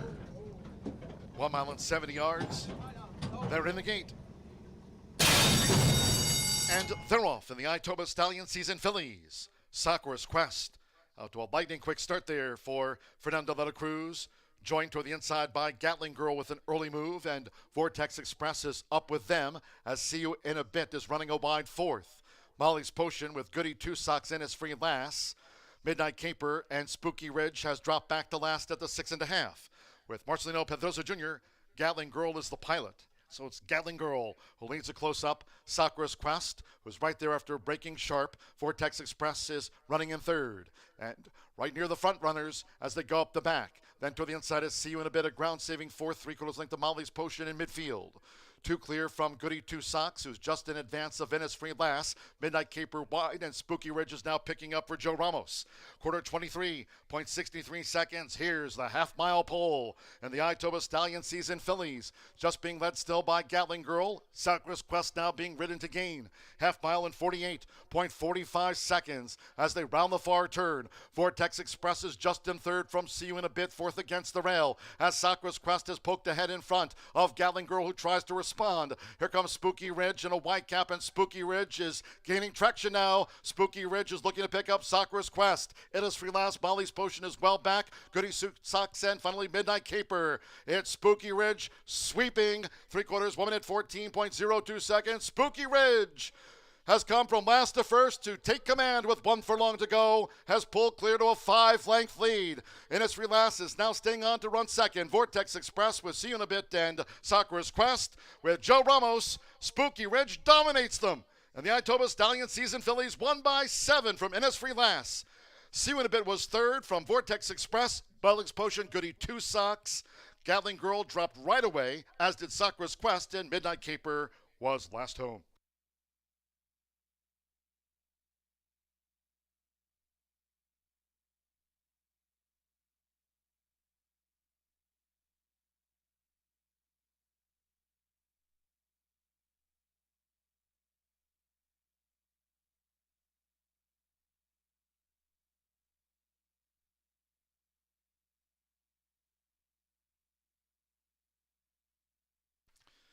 $144.91, 3-5, and then a photo. After the Itoba Stallion Season Fillies. Number 3, Spooky Ridge, 9-5 first. Comes from last to first. Joe Ramos for John Langmeyer. Spooky Hollow Racing. 5, Innisfree Lass. At 7-5, the post-time favorite was second in the second of our 6 handicaps here on Hoosier Day. 3-5. Judges calling for a show photo. See You in a Bit. Vortex Express 4th. Molly's Potion 5th. Goody Two Socks 6th. Gatling Girl, Sakura's Quest. Midnight Caper. 144.91. Hold all bets until official.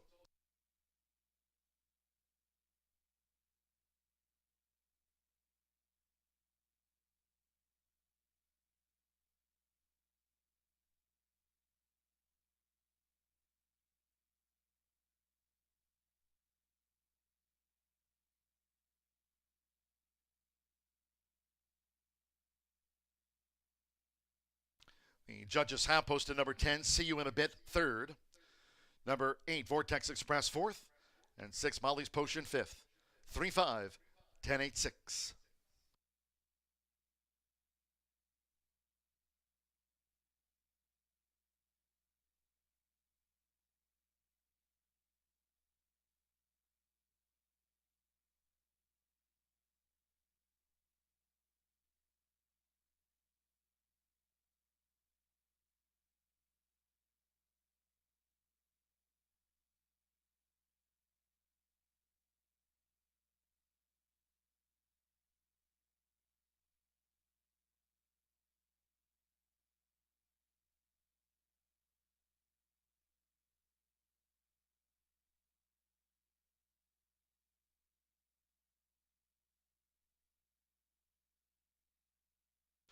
Returning to the Murphy Trailer Sales Winner's Circle, the 3, Spooky Ridge with Joe Ramos.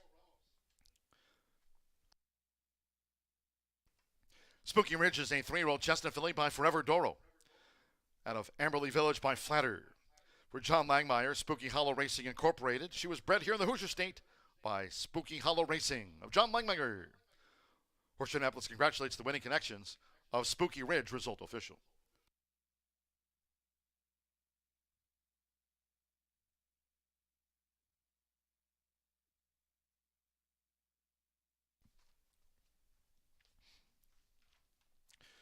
$3-5 exacta paid $11.20. 50-cent trifecta, $35.05. With Molly's Potion fifth, the 10-cent pentafecta paid $137.27. Pick 3, $47.90. 10-cent superfecta, $48.12. Winner's presentation after the Itoba Stallion Season Fillies, along with Vice President and General Manager Racing, Eric Hallstrom. Director Racing Secretary Chris Polson and his assistant here, Chris Kamak. Winner's presentation to the winning connections of Spooky Ridge. For John Langmeyer's Spooky Hollow Racing and Joe Ramos, Spooky Ridge in 144.91.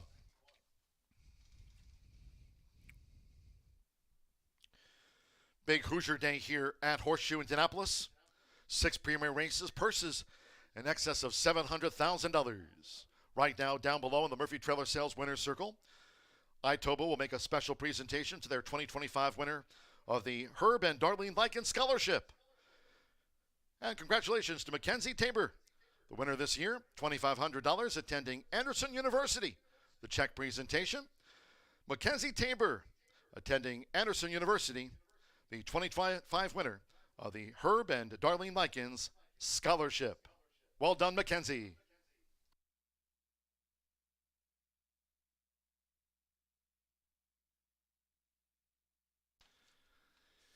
"20 minutes away from race 8, the Pieri Bianchi. Scratch the 12 Americana Anna, 13 Get Even Kid. Scratch the 12 and 13 from the Pieri Bianchi. 8 Lil Gin in Class, Orlando Mejica rides the 8. Lil Gin in Class. 10 Flat Out Diamonds, Fernando de la Cruz on 10 Flat Out Diamonds. 14 Sudden Rise, Evan Roman rides the 14 Sudden Rise. Exacta Trifecta Superfecta, the 10-cent Pentafecta. Double pick 3 and starts with a $1 late pick 4 daily presented by Itoba. Race 8 of a dozen here on Hoosier Day. Post time will be at 5:50 in a moment. Back down to the Murphy Trailer Sales Winner's Circle. Joe Ramos talks to Racing Rachel.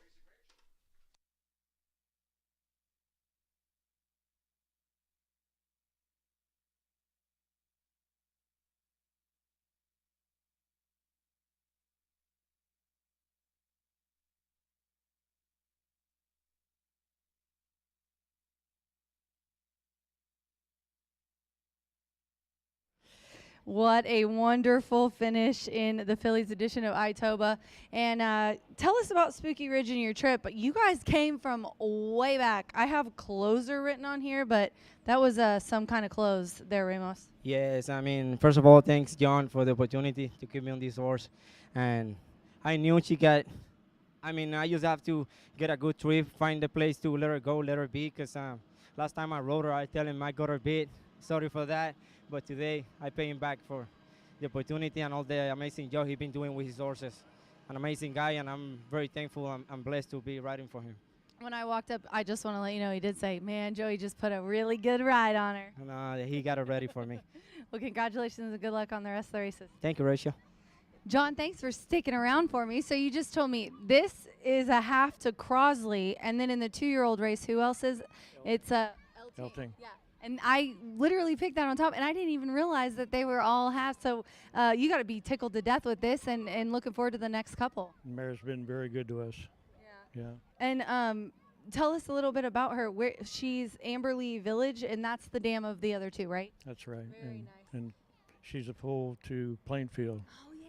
Okay. That's amazing. All right. Well, congratulations on the win, John. We really appreciate you having a really great meet this year. Let's keep it going. Let's keep it going in these next couple. All right, guys. Spooky Ridge with Itoba. We've got a slew of handicaps and stakes coming up, so stick around.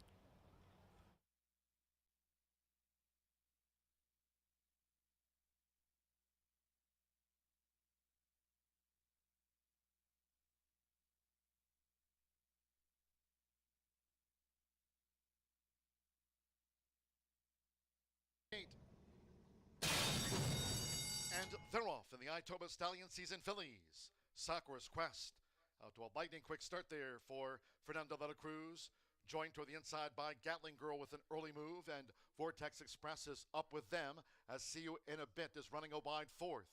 Molly's Potion with Goody Two Socks in is free last. Midnight Caper and Spooky Ridge has dropped back to last at the 6.5. With Marcelino Pedrosa Jr., Gatling Girl is the pilot. So it's Gatling Girl who leads a close-up. Sakura's Quest was right there after breaking sharp. Vortex Express is running in third. And right near the front runners as they go up the back. Then to the inside is See You in a Bit, a ground-saving fourth, 3/4 length to Molly's Potion in midfield. Two clear from Goody Two Socks, who's just in advance of Venice Free last. Midnight Caper wide, and Spooky Ridge is now picking up for Joe Ramos. Quarter 23.63 seconds. Here's the half-mile pole and the Itoba Stallion Season Fillies. Just being led still by Gatling Girl. Sakura's Quest now being ridden to gain. Half mile in 2.45 seconds as they round the far turn. Vortex Express is just in third from See You in a Bit, fourth against the rail as Sakura's Crest is poked ahead in front of Gatling Girl, who tries to respond. Here comes Spooky Ridge and a white cap, and Spooky Ridge is gaining traction now. Spooky Ridge is looking to pick up Sakura's Quest. It is Free Last. Molly's Potion is well back. Goody Socks and finally Midnight Caper. It's Spooky Ridge sweeping 3/4 1 minute 14.02 seconds. Spooky Ridge has come from last to first to take command with 1 furlong to go, has pulled clear to a 5-length lead. Innisfree Lass is now staying on to run second. Vortex Express with See You in a Bit and Sakura's Quest with Joe Ramos. Spooky Ridge dominates them. And the Itoba Stallion Season Fillies won by 7 from Innisfree Lass. See You in a Bit was third from Vortex Express, by 8.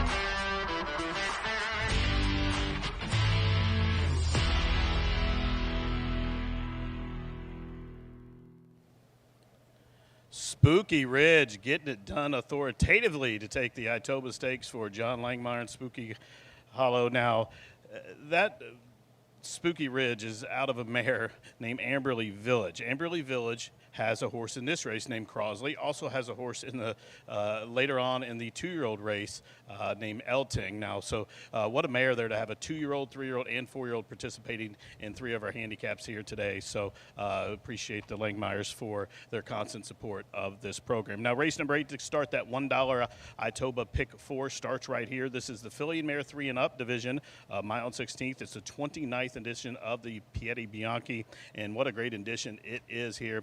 We do have scratches in here of the 12-13 jockey change on the 8 to Orlando Mojica, rider on the 10's Dela Cruz, and the 14 Sudden Rise draws in and gets Evan Roman. A couple of horses shipping in here has been facing Open Stakes Company out of state, and they're returning here to the land of the Hoosiers, and they both come from the McPeak Barn, and that's where I'll start right now. The current People's Pick, number 5, Corningstone.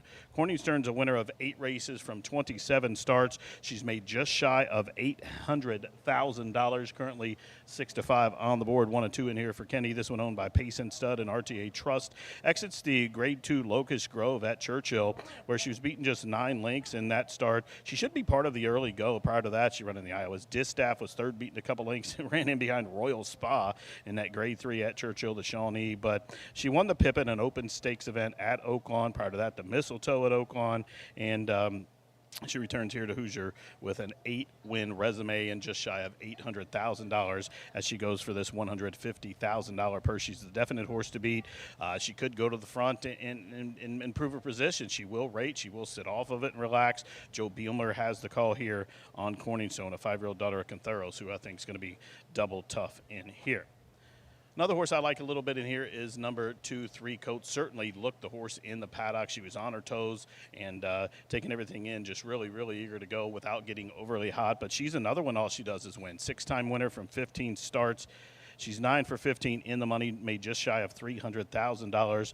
And this is a bred 4-year-old daughter of Painter, who was just beaten a length and behind Louder Than Words last start in the stakes event, the handicap event that day, but rattled off a couple of wins in those prep races early in the season. Now, should the pace get hot, 3 Coats, I think of any in the race, will be the most beneficial of a hot pace. She has a really strong closing kick and seems to run in the ticket almost every single time, as you'll see that 9 for 15 in the money, and looks very good in the paddock as well.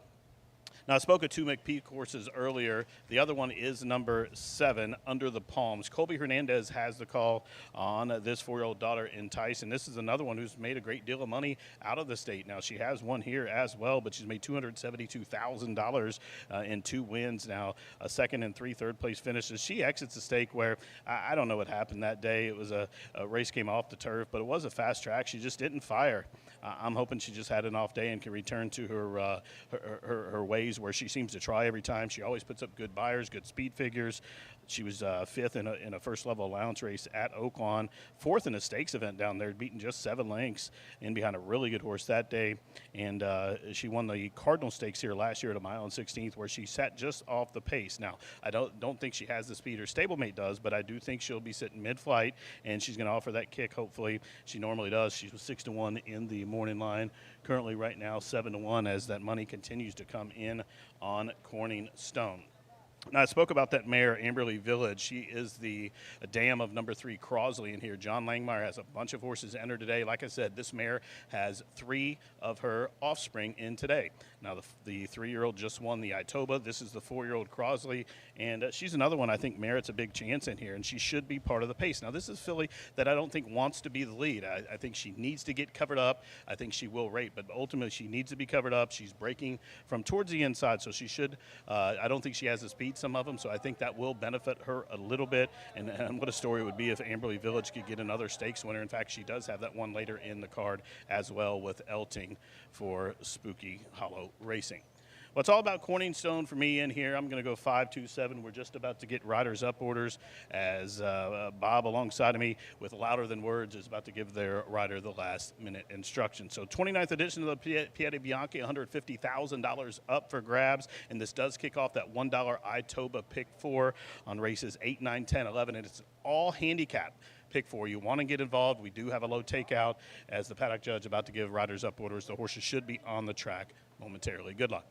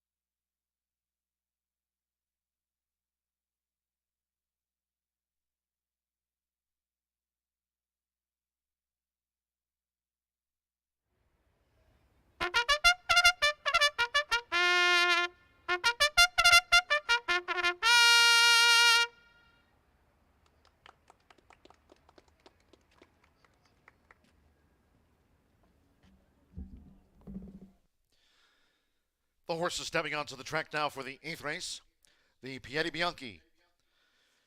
Here at a 1.16 fast track, a field of 12. Scratch 12, Americana Anna, and 13, Get Even Kid.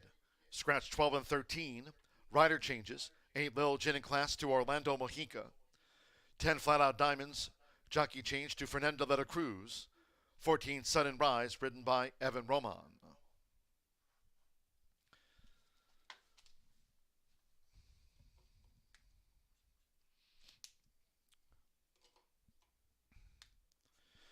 Presenting the field as they parade for the Piedi Bianchi.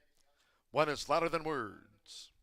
Marcelino Pethosa Jr. rides for Michael J. Wern, Bob Dont, and Tony Granitz. Number 2, Three Coats with Jaime Torres. Mike Lauer trains, Penny Lauer's homebred. Number 3, Crosley with Samuel Bermudez. Would be a double for John Langmeyer, Spooky Hollow Racing Incorporated, owner and breeder. Number 4, Rafaela with Jose Gutierrez. Postword for trainer Michelle Elliott's Elliott Racing LLC. And Ruben Sierra's Just for Fun Stable Incorporated. Number 5 is Corningstone. 8-time winner. Cantheros Mare, ridden by Joseph Bilmer for Kenny McPeak. Trains for Pace and Stud Incorporated and RTA Trust. Here's 6, Tiz Bayou. Mitchell Morrow riding this 4-time winner. Trained by Tim Eggleston, Kathy Jones's homebred. 7, Under the Palms. Riding here, Colby Hernandez. One of the 2 in the Piedi Bianchi for Kenny McPeak. Trains this as Tice Philly for Daniel McGreevy's Tilted Shamrock Stables LLC. The 8 is Lil Gin in class with Orlando Mojica. Another here for Tim Eggleston. Trains for Matt Kwiatkowski's 514 Racing LLC, the ownership. Number 9 is Shenna Del Mar. The 2-time meet winner, Joe Ramos riding for a handicap double here for Ray Paquette. 10, Flat Out Diamonds. Fernando de la Cruz, the meet's leading jockey, riding here for owner-trainer Dennis Cluley. Number 11, It's Forever. Walter Rodriguez riding for Michael J. Wern, Bob Dont, and Tony Granitz. The connections are louder than words.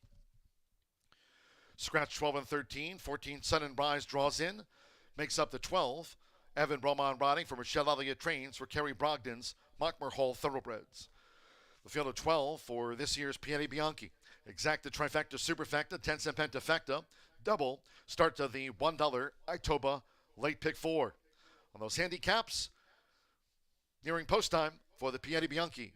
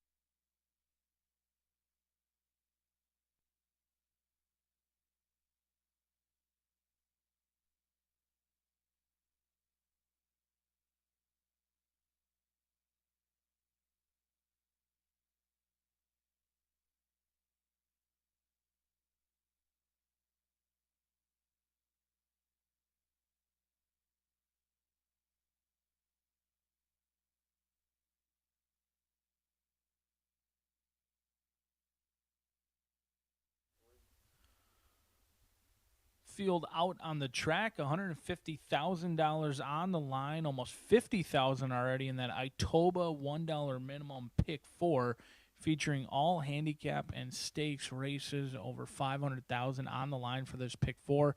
On your screen with the ears up, this 4-year-old filly by Painter, 3 coats, the top selection of yours truly, Jaime Torres, previously winning the Preakness, now here at Horseshoe Indianapolis, gets aboard this win-happy filly. She's 6 for 15. 4 of the 6 victories have come here at Horseshoe Indianapolis. She was the beaten favorite behind Louder Than Words last time out. She's looking to reverse that result. She didn't get the greatest pace set up last time. They went almost 113 in that off-turf event. The time prior to that, they went 113, but it didn't matter. It was a huge effort. She went from last to first, closing into slow fraction. I was incredibly impressed. Santos Sanger off all of his mounts today. Jaime Torres trying to win the big money in here for the Lauer gang. Win happy as they come. But a horse who may be the best value on the board is Tony Granitz's Marcelino Pedroza Jr. Louder Than Words. You see that one with the kind of the yellow bridle at this point. Another 6-time winner, 2 wins. Just beat my top selection last time out. Has more tactical speed and the shortest way around the racetrack. Certainly some of these Indiana breds have to deal with the class of Corningstone. This Indiana bred doesn't come to Horseshoe Indianapolis very often, but she's made the most of it when she has. She's 7 for 7 in the money. Last time she was here was October 2nd, this same day last year, and she lost to the stablemate, who's again chilly on the board, Under the Palms. Make what you want of it, but Hernandez came, and he'll be aboard the other Kenny McPeak trainee, Under the Palms, who put in a complete jog around the track last time out. Worked out against Corningstone and was well beaten, but did upset last time out this race last year at 21-1. Under the Palms being disrespected again as Kenny McPeak sends out 2. 9-1 and currently favored 6-5 is Corningstone, the Indiana bred who doesn't see Indiana foes very often, as the gate load goes to John Dooley. Loading for the Piatti Bianchi, where last year's champion Under the Palms has joined Louder Than Words. 3 coats has moved into the starting gate. Crosley, Simmer Bermudez for John Langmeyer after Spooky Ridge's victory. Orlando Mexico with Lil Gin in class.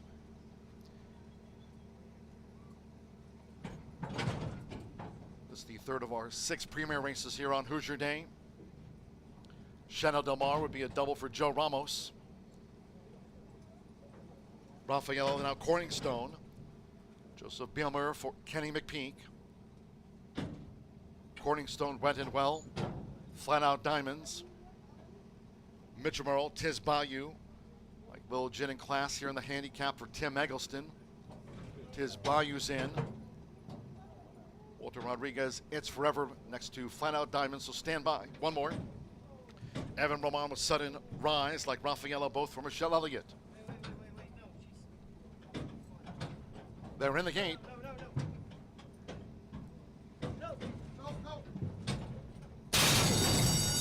And they're off in the Piatti Bianchi. Sharp start for Little Gin in class. Right there is Tiz Bayou toward the inside. Crosley with an early move, and toward the inside, Louder Than Words, is Tiz Bayou. With Mitchell Merle, Tiz Bayou takes charge of the pace as they enter the first turn from Crosley, with on the outside. As they round the first turn, Little Gin in class is up into 3rd. Louder Than Words running in 4th at the 6.5. Joseph Bielmer and Corningstone settled in 5th. Joined out wide by Sudden Rise in 6th. To the inside, 3 coats is 7th. And then comes Rafaela running in 8th. Flat Out Diamonds is 9th. Defending champion Under the Palms back there in 10th from Chanel Del Mar, while It's Forever trails the dozen. 23.52 lead seconds for Tiz Bayou. Tiz Bayou doing the legwork here in the Piatti Bianchi. Tiz Bayou leans to a half mile from home by 4. Tracked by Crosley. Second by 3/4 length. Little Gin in class is running in 3rd. Then Louder Than Words. Corningstone is 9 lengths off this leader as they enter the far turn. 3 coats toward the inside. Sudden Rise, Rafaela, Flat Out Diamond, Chanel Del Mar. Under the Palms is under pressure with 3 furlongs to go. And finally, It's Forever. Half mile, 47.62. Tiz Bayou at 87-1 for Mitchell Murrells on the edge of the quarter pole. It's Tiz Bayou as they come toward the top of the stretch. Making this bid now is Corningstone, and Corningstone is sweeping up with Lil Gin and Class and Louder Than Words up the rail as they straighten away after 3/4. In 1 minute 12.89 seconds, it's Corningstone. Corningstone for Joseph Bimmer has taken the lead with 1 furlong to go. Louder Than Words is kicking with Corningstone as they come past the 16th. Little Gin and Class, Tis Bayou dropped away, and then Crosley, and on the outside, it's Rever. Corningstone, the classy winner, and now the richest Indiana-bred mare ever. Corningstone, the P.D. Bianchi from Louder Than Words. Next across the finish was Lil Gin and Class in 1:46.40 seconds. History made. Corningstone, Joseph Bielmer for Kenny McPeak, and Corningstone now overtakes Piedi Bianchi in the record books.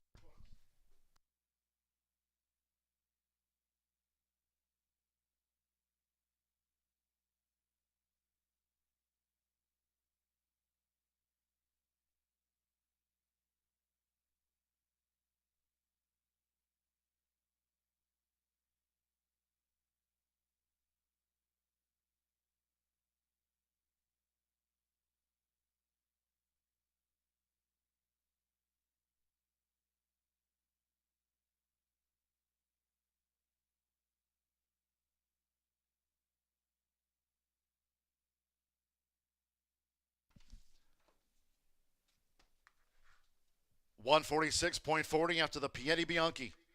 5-1-8-11. Stand by for the 5th for the Pentafecta. 5 Corningstone. At 7-5 was first. Number 1, Louder Than Words. A game second. Corningstone wins the Piedi Bianchi. 8 Little Gin and Class at 19-1 back in third. 11 It's Forever rallies into the frame. Stand by for the 5th. Now over $886,000 in career earnings, putting Corningstone to the top of the Indiana bred mare earnings ranks. The classy winner of the Piedi Bianchi eclipses Piedi Bianchi now as Indiana's richest mare ever.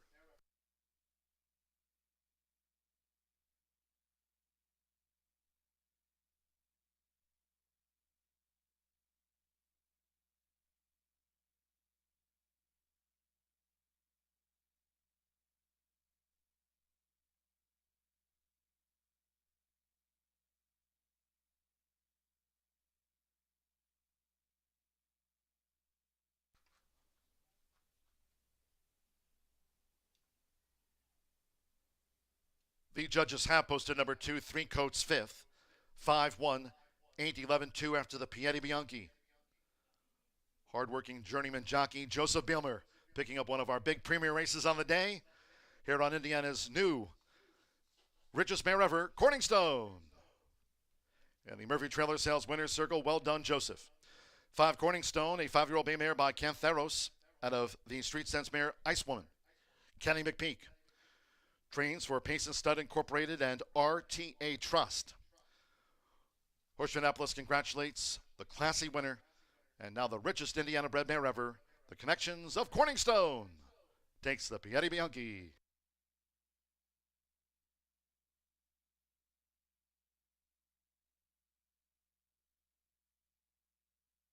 Result official.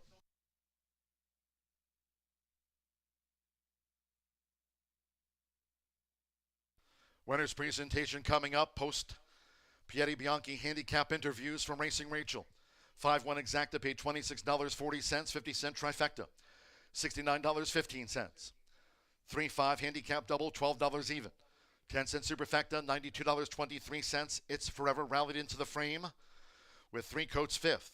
The 10-cent pentafecta, $249.55. Pick 3, $35.85.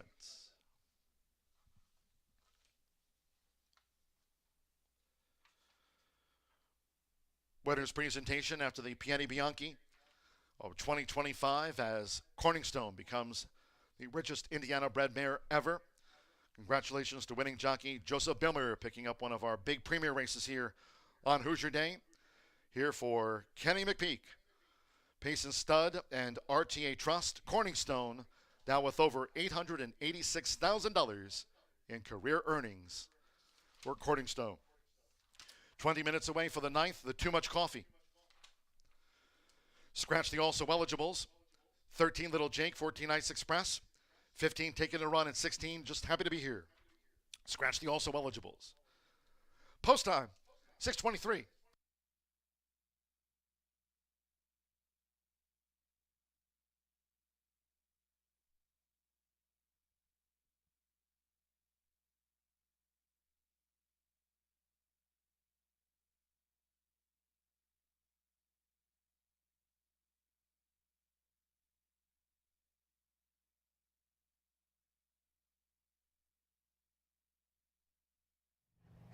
Pieri Bianchi goes to Corningstone. What a ride. I know you are so excited.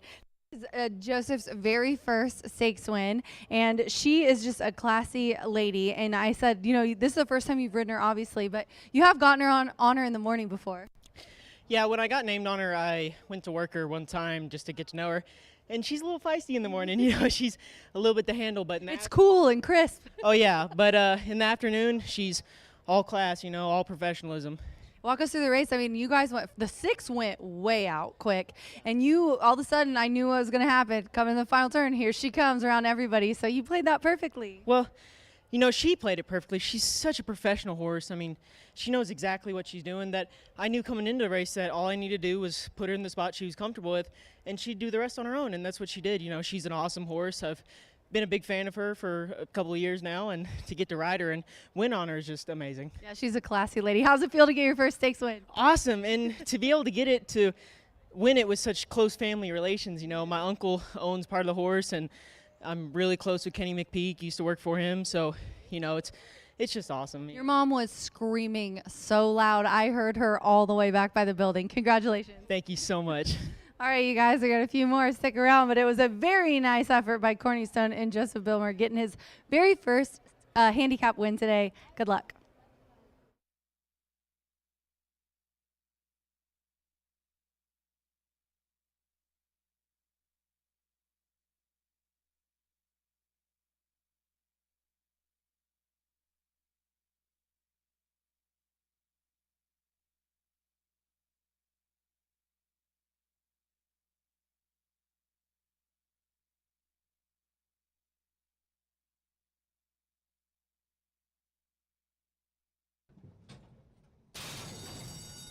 And they're off in the Pieri Bianchi.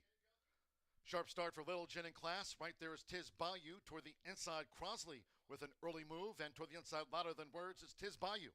With Mitchell Merle, Tiz Bayou takes charge of the pace as they enter the first turn from Crosley, with on the outside.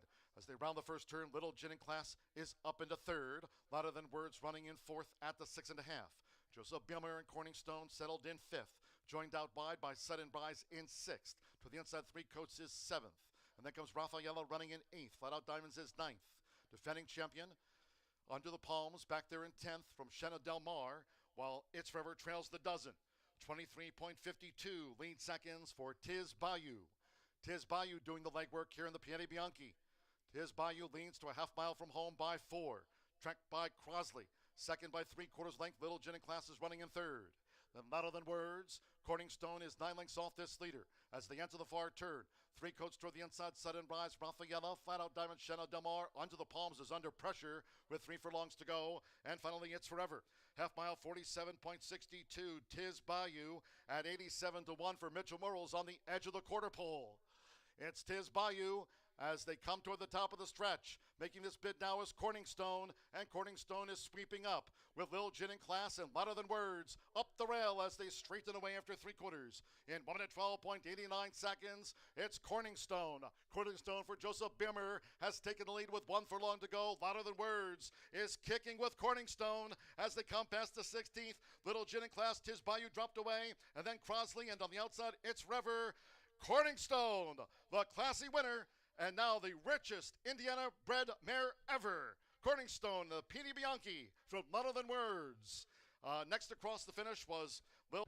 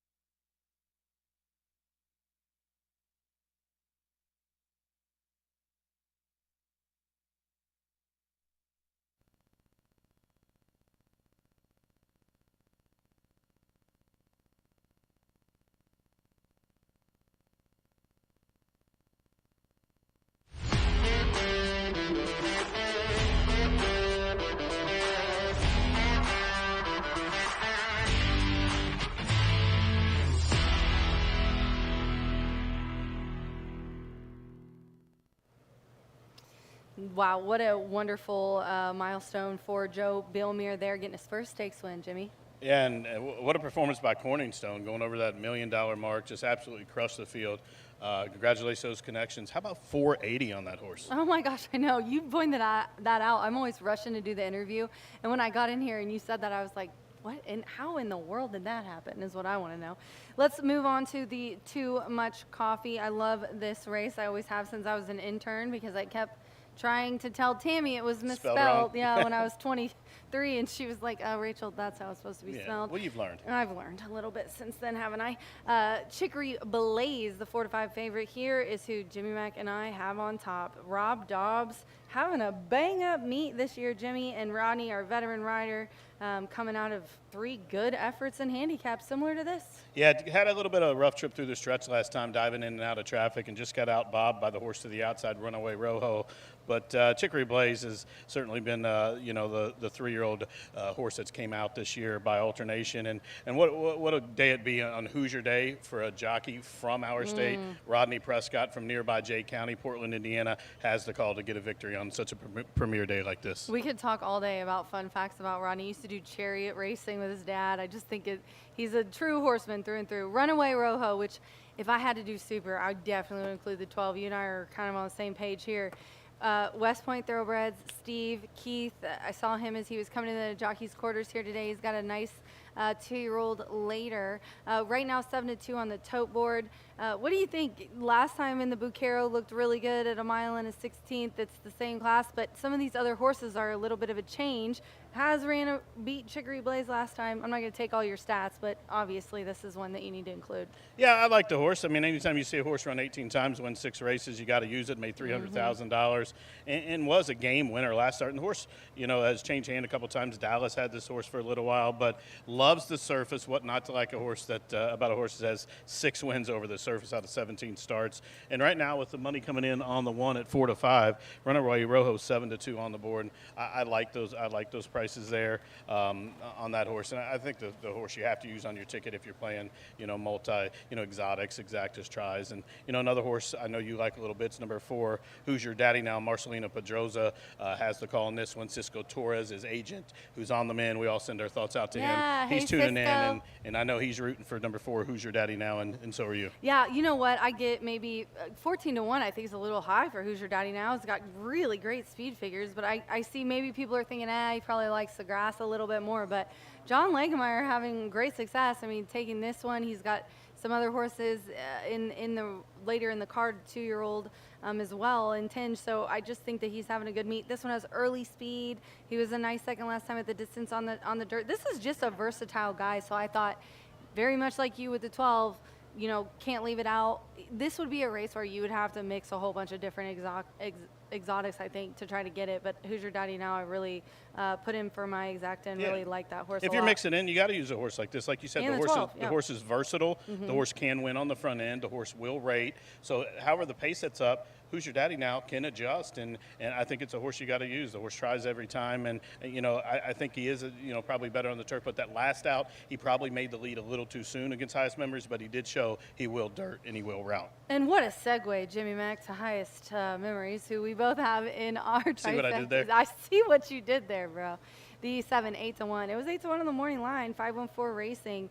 Love those guys. Tim Eggleston as well. Andre Ua's got the mount today, and he's ridden him the last few times. This is just a really nice horse, really nice speed. He was in this race last time, but didn't do too well last year.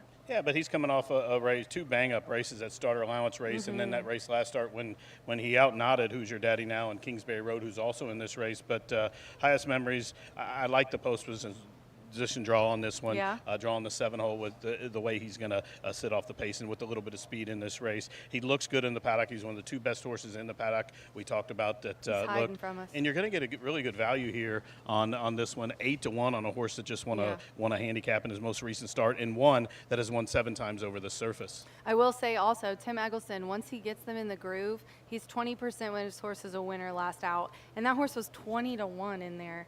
So definitely want to keep him in your picks today as well. I think he's going to get out of there, but we have 1 4-7 from me and 1 12-7 7 from Jimmy Mack. Chicory Blaze, though, never worse than second in 6 races. Got to give him respect here. Yeah, absolutely. That snack steak, when he woke up and beat McAdoo the game way he did, he really got my respect that day, and he fouled it up on that mile 70 distance when going long on the dirt for the second time.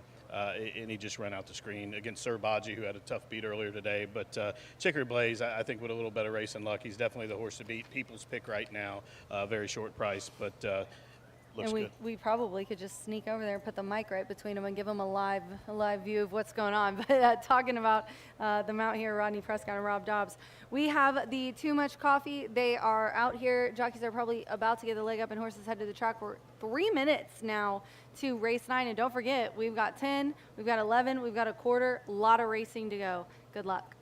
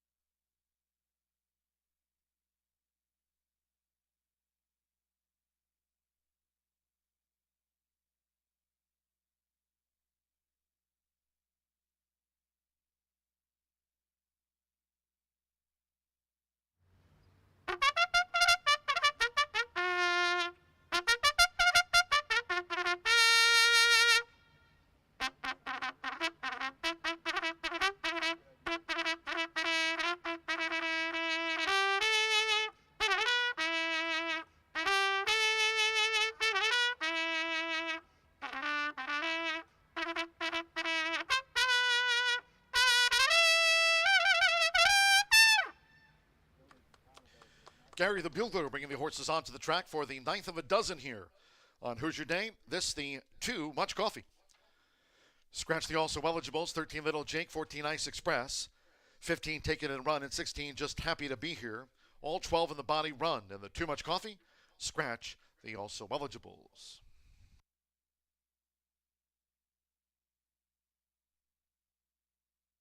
Here's the field parading for the Too Much Coffee. One is Chicory Blaze. Rodney Prescott rides for Rob Dobbs Jr., breeder owner Joseph Hickman. Number 2, King Ice with Manny Esquivel has a win on the card. Riding here for Gennaro Garcia, training for Hillerich Racing LLC and Bernie Flint's LTB Incorporated. 3, Kingsbury Road. Luis Contreras on the Wednesday scoreboard here on Hoosier Day. The 5-time winner, postword for Bob Gorham and Marion Gorham. Number 4, Hoosier Danny Now. Ridden again by Marcelino Pedroza Jr. for John Langmeyer. Owner Stuart G. Kendall.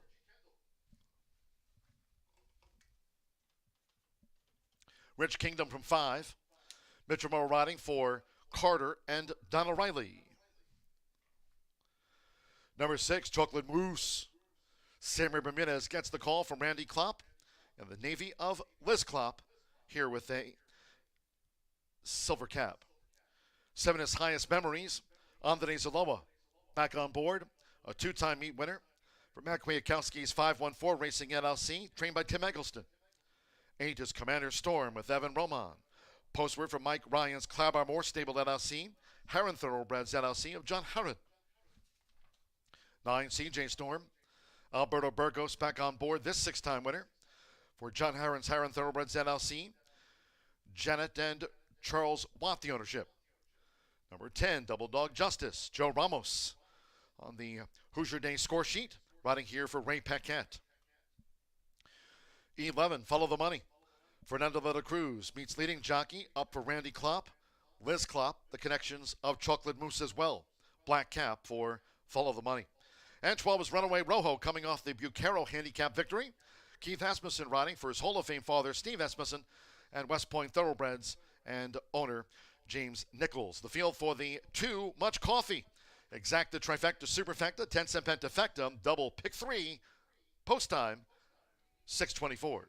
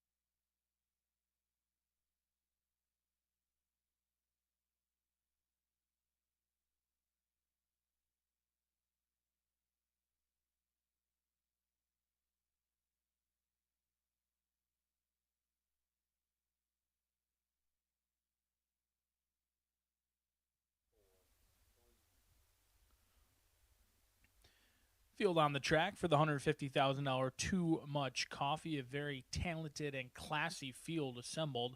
On your screen, one of the field's longer shots on the board. It's CJ Storm for John Herron. This horse being dismissed at the wagering windows 40-1 despite 3 impressive victories this season. However, the bettors do not currently believe that CJ Storm can handle the distance, and the numbers kind of suggest that may be the case. 8 tries at this distance and winless in those tries.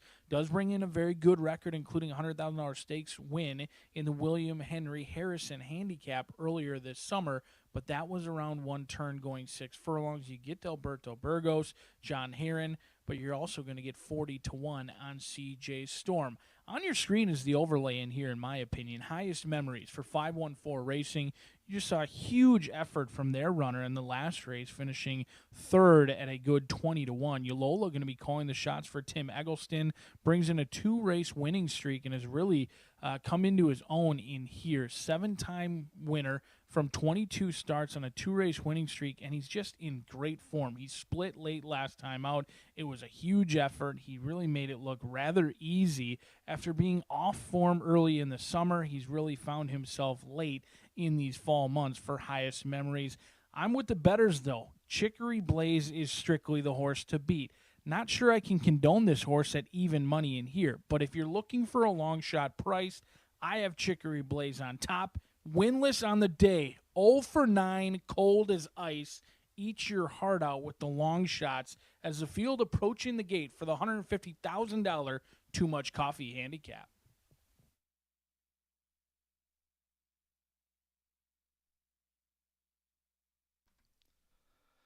On final approach for the mile and 16th starting point of this next handicap on Hoosier Day, the Too Much Coffee.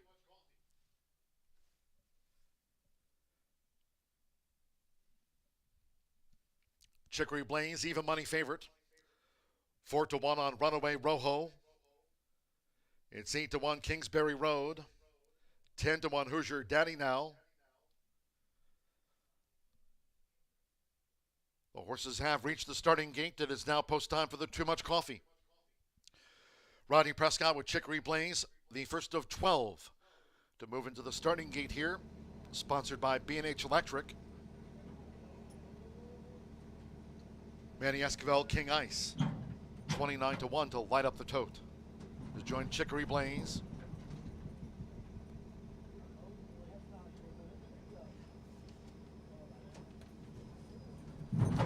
Contreras with Kingsbury Road. Chicory Blaze was fractious there for a moment within the starting gate. Andres Aloha, Highest Memories. Evan Roman, Commander Storm loaded. Chicory Blaze getting fidgety. A 4-5 favorite now is settled. Marcelino Pevdozo Jr. with Hoosier Daddy Now.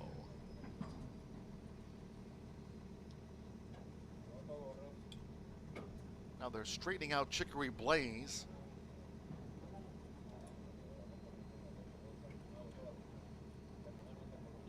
The track veterinarian over to take a look at Chicory Blaze. Okay to reload. Chicory Blaze is even money favorite. Hoosier Daddy Now went right in. Alberto Burgos with CJ Storm. There's Rodney Prescott, one of the all-time winningest jockeys here at the track on Chicory Blaze at Eva Money. Loading well underway. Mitchell Morrow with Rich Kingdom drew 5. Double Dog Justice. Joe Ramos has a premier race win on the card. Fernando de la Cruz, Follow the Money like Chocolate Mousse, both for Randy Klopp. Sammy Bermudez and Chocolate Mousse going in. Follow the Money has the black cap. One more. Runaway Rojo. Fast track here. Keith Asmussen for his Hall of Fame father to make up the 12 over the mile and a 16th for this handicap. They're in the gate. They're off. And the Too Much Coffee. Chocolate Mousse broke sharp. Hoosier Daddy Now. Here comes an early bid by CJ Storm, and right there is Follow the Money as they charge into the first turn as the Bucaro winner. Runaway Rojo is in the four-path, being led toward the inside by Chocolate Mousse. With Sarah Bermudez. Chocolate Mousse out in front and dictates the dozen at the 6.5. CJ Storm pursues Chocolate Mousse. And then Follow the Money in the black cap with Hoosier Daddy Now, 4th against the rail. Highest Memories running in 5th. Runaway Rojo, 6th and following. Highest Memories up the back. Then toward the inside is Rodney Prescott and Chicory Blaze, just about midfield. With in between horses, Kingsbury Road. Of the front side, Commander Storm and the purple silks and cap covering a lot of ground. Rich Kingdom, Double Dog Justice, King Ice's last to 12. Quarter 24.19 seconds. They have a half mile to go and the Too Much Coffee. It's Chocolate Mousse. Chocolate Mousse in front of CJ Storm. Half mile, just a few ticks over 49 as they enter the far turn. Follow the Money is in 3rd. To the inside, Hoosier Daddy Now being driven to gain. 3 furlongs from home. Highest Memories running in 5th. Runaway Rojo is back in 6th as these leaders are now on the edge of the quarter pole. Then further back 2. To the inside, Chicory Blaze, who's being put to stern pressure by Rodney Prescott. Double Dog Justice back there with Commander Storm, Rich Kingdom, and King Ice is 12th. Heads return for home, and here's CJ Storm charging up to Chocolate Mousse. 3/4, 1 minute 13.53 seconds. It is Chocolate Mousse. Chocolate Mousse and CJ Storm. And these two nose to nose for the final 16th. On the outside, Follow the Money, and then Highest Memories and Hoosier Daddy Now. It's CJ Storm and Alberto Burgos. CJ Storm, an upset bruise in the Too Much Coffee. 27-1 on CJ Storm over Chocolate Mousse. Follow the Money, Highest Memories. After that was Kingsbury Road, and Rich Kingdom followed them home.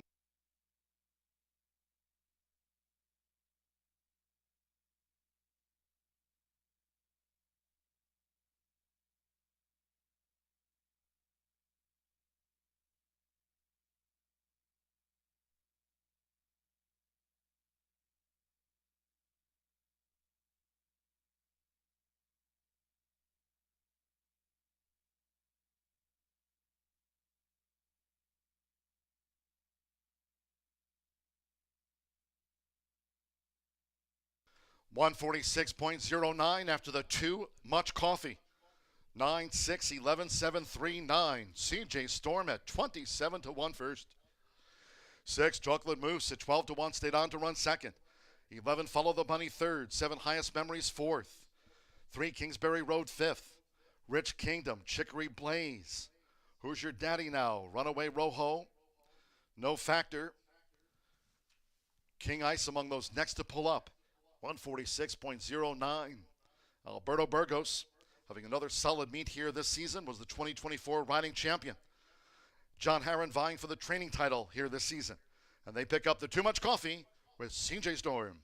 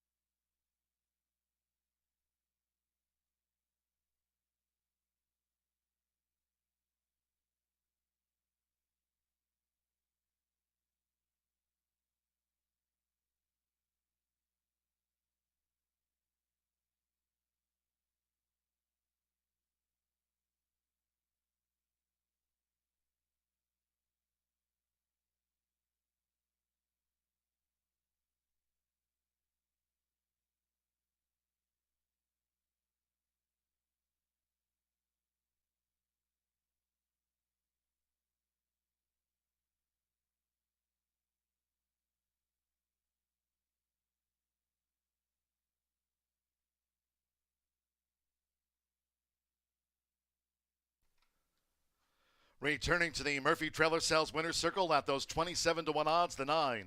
CJ Storm, a big handicap win for Alberto Burgos. CJ Storm is a 5-year-old dark bear brown gelding by Storm's Eye. At a perfect list by Peaks and Valleys, with John Harron vying for the training title here this season. He takes out a premier race on Hoosier Day. CJ Storm owned in partnership by Janet Watt and Charles Watt. Horseshoe Indianapolis congratulates the winning connections of CJ Storm, winner of the Too Much Coffee.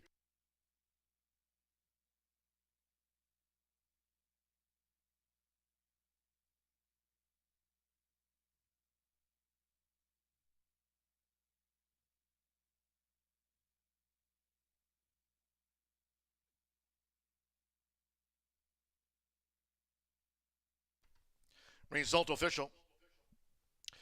9-6 exacta, $633.60. $6,039, that'll be a pentafecta carryover onto the 10th race, the Circle City, for a penta carryover. 50-cent trifecta, $4,124.10. 5-9 double, $320. 50-cent handicap pick 3, $104.35. Again, that is a 10-cent grand high 5 pentafecta carryover onto the 10th, the Circle City. Highest memories ran 4th. 10-cent superfecta pays out $4,720.79. A year ago, Alberto Burgos took home the riding championship here at Horseshoe Indianapolis on 81 wins. Adds a big one here to his total this season. Winner's presentation after the Too Much Coffee to the winning connections of CJ Storm. Congratulations to the Watts, John Harron, and Alberto Burgos picking up a big prize on Hoosier Day.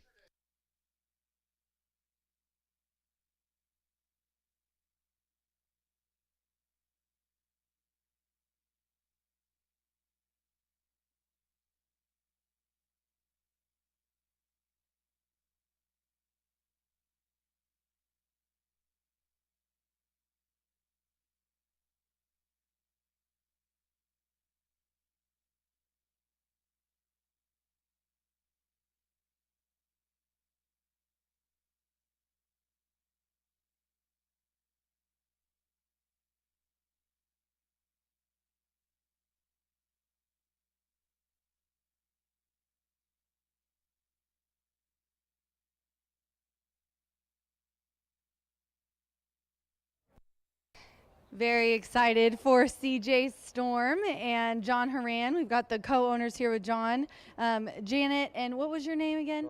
Charles. It just says C in my program, so I already talked to you guys. Congratulations on the win. I'm so happy for you guys.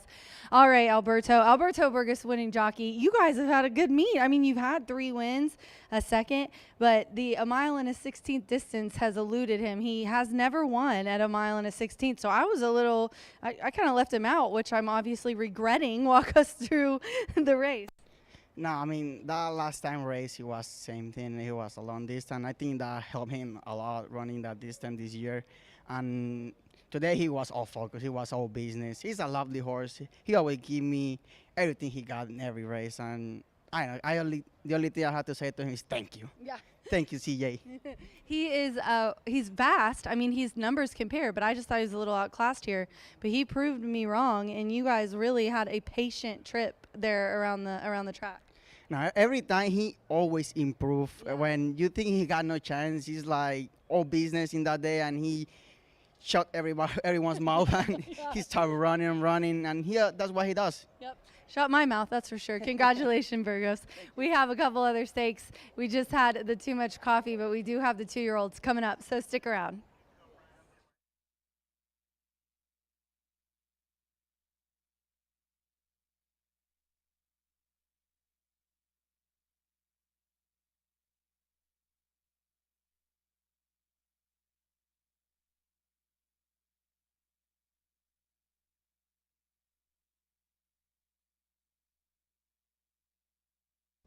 They're in the gate. They're wrong. And the Too Much Coffee. Chocolate Mousse. Broke sharp. Who's your daddy now? Here comes an early bid by CJ Storm, and right there is Follow the Money as they charge into the first turn as the Bucaro winner. Runaway Rojo is in the 4-path, being led toward the inside by Chocolate Mousse. Sarah Bermudez.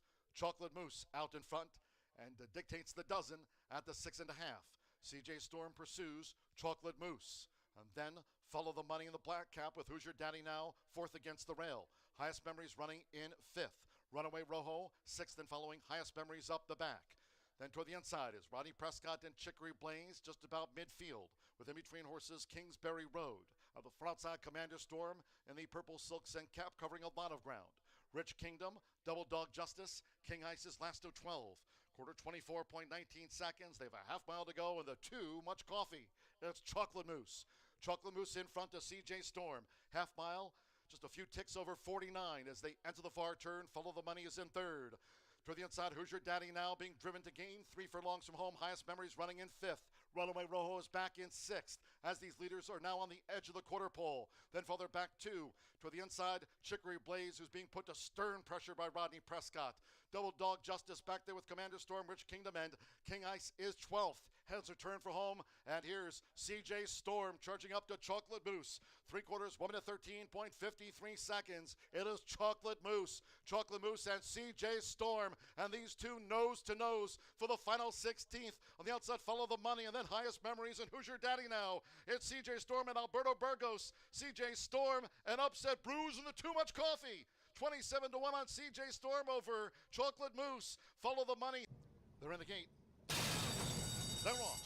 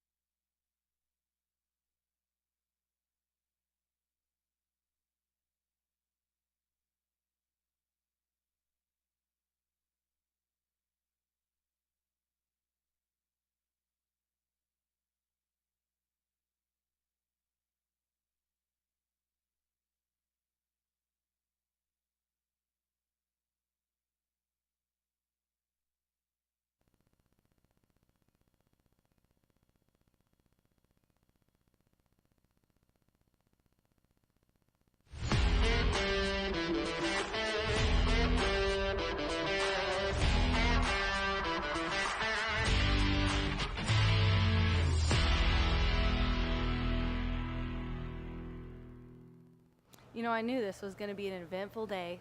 Bill Mayer gets his first stakes win. Then we got a $57 winner. And how did we not know? The two just stood straight up, very excited and feeling good. But how did we not know that was going to happen? Just like I said, it was the distance that threw me for a loop with CJ Storm. Yeah, I don't know. You can kind of make a case for every one of those horses, but I mean, we were due for a prize horse. Yeah. It's been kind of formful all day long, but you'll have that in these type of races. And this race, I think, is one that could be much of the same with the defection of the 7 in here. Yeah, you know, Circle City stakes is for 2-year-olds, and so is our next race. And you know that it's wide open because Jimmy Mack and I are all over the place. I got 8, 10, 11. He's got 11, 12, 9. But we both did agree on the 11, Young Angus. Randy Matthews co-owns this one with Charlie Farrell. Ramos aboard. He's looking for a double. He's already got a win here. And this one, you know, first wins by 6. Then second last time out winners. So this is also obviously a step up. But I talked to Ramos about this horse, and he's really, really excited about his future. Yeah, I know the barn had liked him the whole time, Rachel, but on debut, I thought he was probably the best 2-year-old on the grounds, the way he won, and won with ease with that big explosive turn of foot, and won under wraps, and then came back and was odds-on favorite there in that non-2. But if you were here that day or went back and watched the replay, the horse kind of got off the pace, and then when he got dirt in the face, I don't know, he just started climbing and really never leveled off. Then turned it home and kicked him wide, and he did run on, but he wasn't getting to the filly that, you know, was left alone on the easy lead. But I think with that experience under his belt, he was 10-1 morning line. Currently, right now, taking a little support. Obviously, the 7 would have took some money, but Young Angus, I think with that race under his belt, I think the experience factor that day, he'll be able to take dirt today, and I think he'll run on.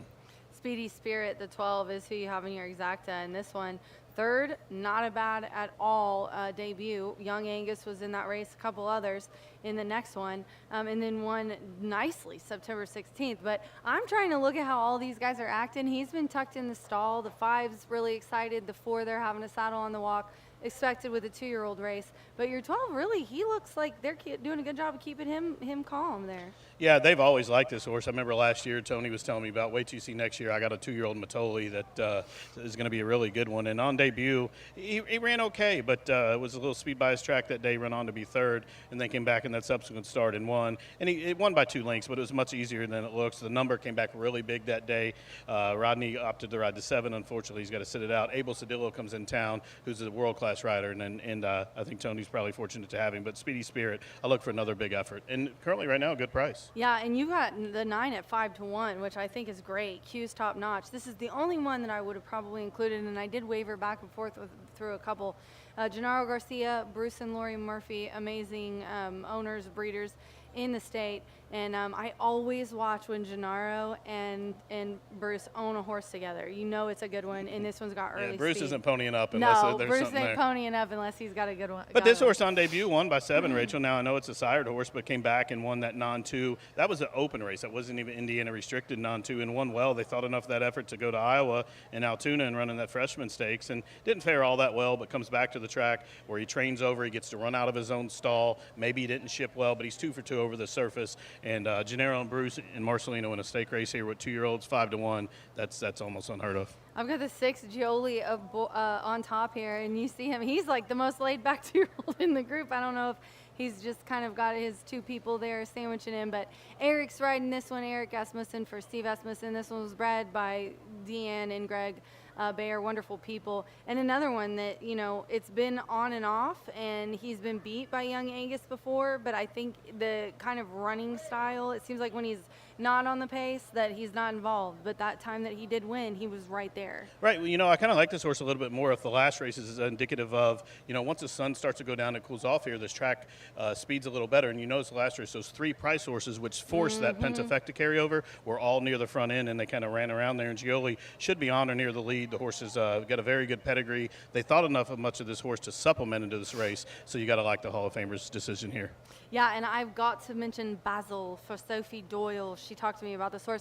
On the debut, he was really nervous. He was almost scared, she said, with all the horses that were to his outside, so she dropped him back, gave him a breath, and he really woke up. He was ahead behind Gioli in that race. He's going to 6 furlongs now. They've all kind of been at 5.5. Some haven't ran. And a half furlong's not a huge deal, but when you're a 2-year-old, you've never done this kind of stuff before. It's a little bit of a difference. So I'm interested to see what he does. They gelded him since then too. Yeah, I like the horse, and I think he probably was the best horse that day. And of course, he was a good price that day and just got outbobbed. And with that experience under his belt, like you said, he's been gelded. I'd like for this horse to move forward off that effort. And right now, 10-1, that's a very, very good price. I'm going to use this horse underneath. And if you're playing those exotics, you want to have a price horse. Now we do have that big pentafecta carryover. They didn't hit it in the previous handicap, and this is one you want to get involved in. All right, ladies and gentlemen, we're all over the board. This is a tough race. I always say with the 2-year-olds, especially first-time starters, which these aren't, just close your eyes, throw a dart at the board. And when you got 2-year-olds running in such a big race, it's definitely one that you could possibly hit the all button, include a lot of horses. I've got 8, 10, 11, and Jimmy Mack has 11, 12, 9. But right now, the current favorite is J-Max 11 here, and it looks like he's sitting on the board at, I can't see Jimmy Mack, is it 5-2? 5-2, yeah, 5-2. The 2's Yep. 9-2, 4.5 to 1 second choice. Young Angus, Ramos, and Randy Matthews. We are just 3 minutes to post. Jockeys are getting the leg up, and horses are headed to the track here for our first 2-year-old stakes of 2, Circle City. Good luck. Good luck.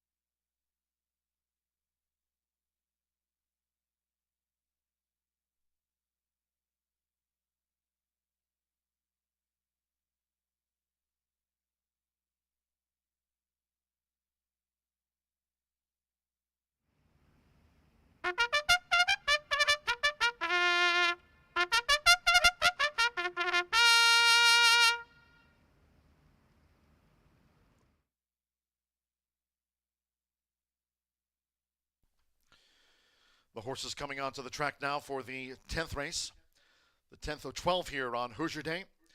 This next handicap, the Circle City, at 6 furlongs, a field of 11 juveniles. Scratch the 7, Unattainable Love, the 13, Sicaro's Prayer, and 14, Sparring Moon. Scratch 7, 13, and the number 14. Here's the field parading for the Circle City. 1 senior later. Carlos Barbosa riding for Bonnie Pittman and owner Lonnie Reynolds. Number 2, Trouble on the Green with Fernando de la Cruz.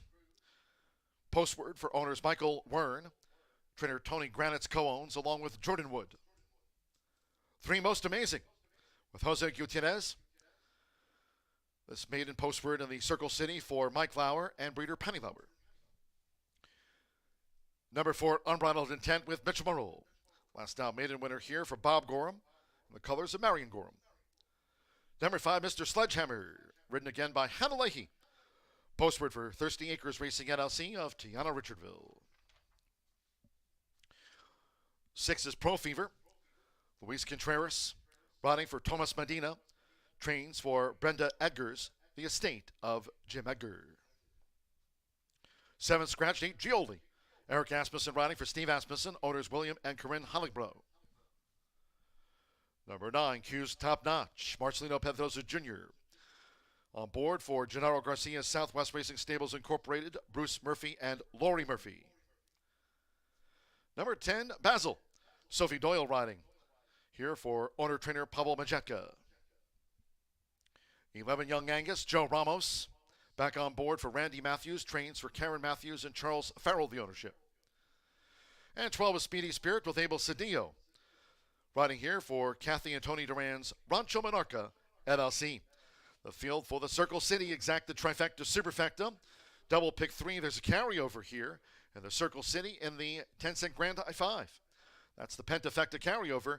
of $6,039 after the CJ Storm upset in the Too Much Coffee. The Circle City, off soon.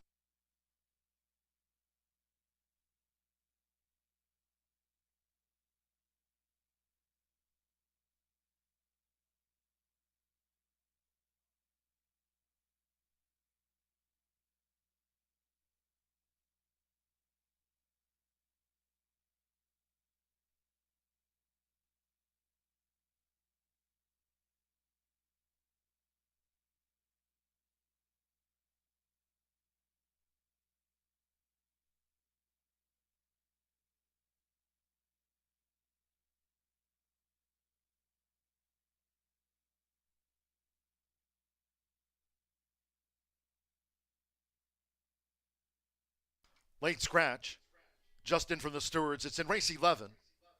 We're less than a minute away from post time here for the Circle City. Now a late scratch from race 11, the back home again.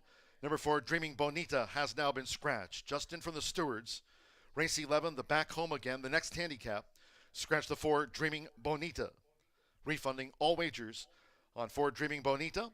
And a multi-race wager, you'll receive the post-time favorite. Race 11, the back home again. After the Circle City, scratch race 11, the 4.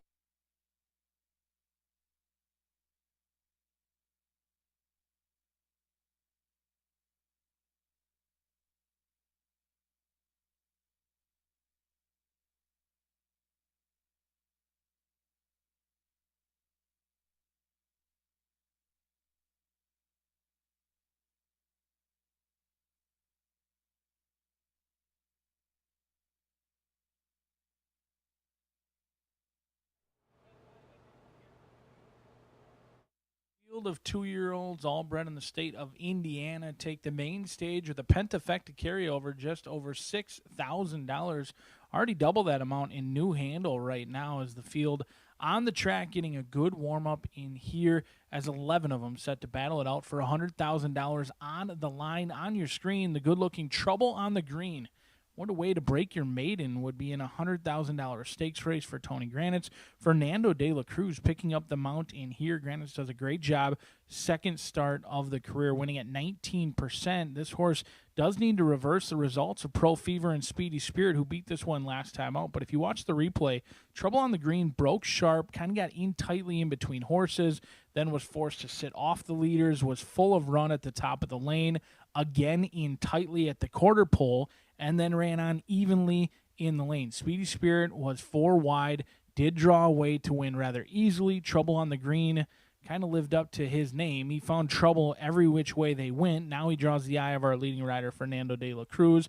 A ton of upside with that one at 9-2. But the tricky thing about this race and handicapping this race, it's hard to fall in love with anybody because they're all lightly raced. They're all continuing to show improvement. Most of them only a start or 2 under their belt. The most experienced has maybe 3 races, maybe a horse like Q's Top Notch, who is hammered in the pick 3s. Those pick 3s usually indicative of where the late money is going to come in. Q's Top Notch actually favored in the pick 3 will pay over a horse like Young Angus, Marcelino Pedroza Jr., Gennaro Garcia. He thought enough to try this Indiana bred against Open Company not once, but twice. Also shipped up to Prairie Meadows, running under the lights there. Never really got into it after a little bit of trouble during transportation would be my guess. Now comes back, finds state-bred competition, and the only time Q's Top Notch found state-bred competition, they dominated the draw off by 7 lengths. I love that they have a nice slow workout since that August 16th race. The pick 3 indicates Q's Top Notch is the horse to beat. The bettors in the win pool right now focusing on Young Angus off of a troubled trip. Speaking of troubled trip, Trouble on the Green, looking to get the maiden breaking score in here as a field of 11 goes out for John Dooley and the Circle City. All right, cheers, Brian Aragoni. At the gates now, post time for the Circle City. Carlos Barbosa, seeing you later, was first into the starting gate. We're loading up. Luis Contreras with Pro Fever. Fernando de la Cruz, Trouble on the Green to post 2. Now Pro Fever. The estate of Jim Edgar. Eric Asmussen with Gioli. Jose Gutierrez with Most Amazing. Green with the white diamond belt and cap. Now Leading up, Q's top notch. Sans Marcelino Pedroza Jr. watching on.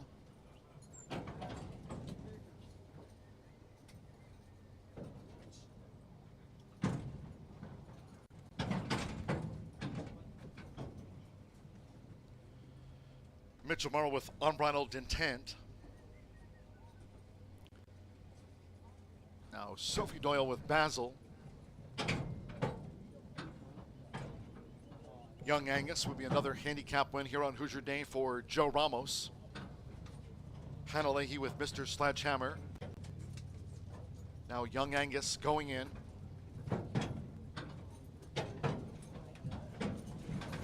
And 6 furlongs here, one more. Abel Cedillo with Speedy Spirit. As the sun starts to set here on the Hoosier Day card.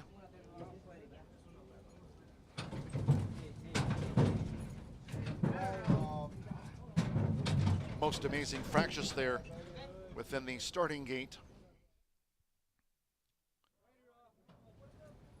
Jose Gutierrez climbing back on board. Most amazing. So stand by. Here we go. Come on, Ryder. Ready.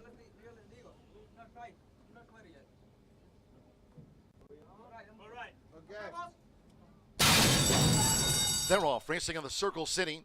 Q's top notch, blasting right into action. Young Angus, Speedy Spirit. Here comes Gioli in the white cap. Also right there is Sinulator and Trouble on the Green. As they go up the back, Trouble on the Green emerges just ahead of Sinulator, and Gioli's on the speed. Gioli right there going past the half-mile pole. Q's top notch running in fourth as they scramble past the half-mile. Pro Fever is held up toward the inside. Speedy Spirit also part of this mix. Well grouped at the 3.5. Then comes Basil. Young Angus on the far outside. Mr. Sledgehammer now 3 to go. Then it's a break of 4 more to Unbridled Intent, and Most Amazing has dropped back to last. Quarter 23.17. These leaders coming toward the quarter pole. It's a toss-up. Seeing You Later. Ranging up on the outside is Q's top notch. Gioli right there. Along with toward the inside, Trouble on the Green. Young Angus on the far outside in the 5 to 6 path. Speedy Spirits in the hunt. Half mile 47.43. 1 furlong to go. Q's top notch. Strikes the top from Seeing You Later. Trouble on the Green. Pro Fever toward the inside. Gioli drops away. Young Angus mounting a late charge. They're close to home with Marcelino Pedroza Jr. Q's top notch. Q's top notch gets the result by 2. Young Angus was the runner-up. Seeing You Later third, and then Trouble on the Green with Basil and Pro Fever.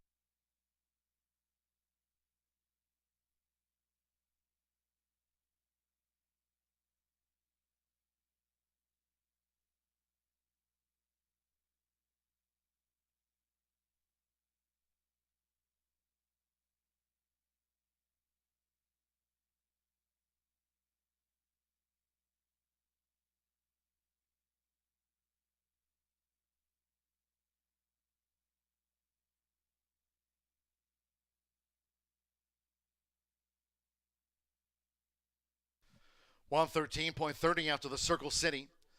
9-11, 1-2. Fifth is a photo for the Pentafecta that had a carryover going in. Hold all bets until official. 9 Q's top notch, 9-2 first. 11 Young Angus at 5-2 was second. 1 Seeing You Later. 36-1 odds third. 2 Trouble on the Green. 7-2 fourth. Fifth, that's close, and those between Basil with Pro Fever. Gioli followed them home after the Circle City. Mr. Sledgehammer with Unbridled Intent. Speedy Spirit and Most Amazing, who got fractious in the gate prior to the start, among those last to pull up.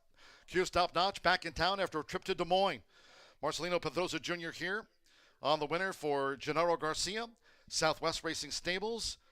Lori and Bruce to the Murphy Trailer Sales Winner's Circle, please.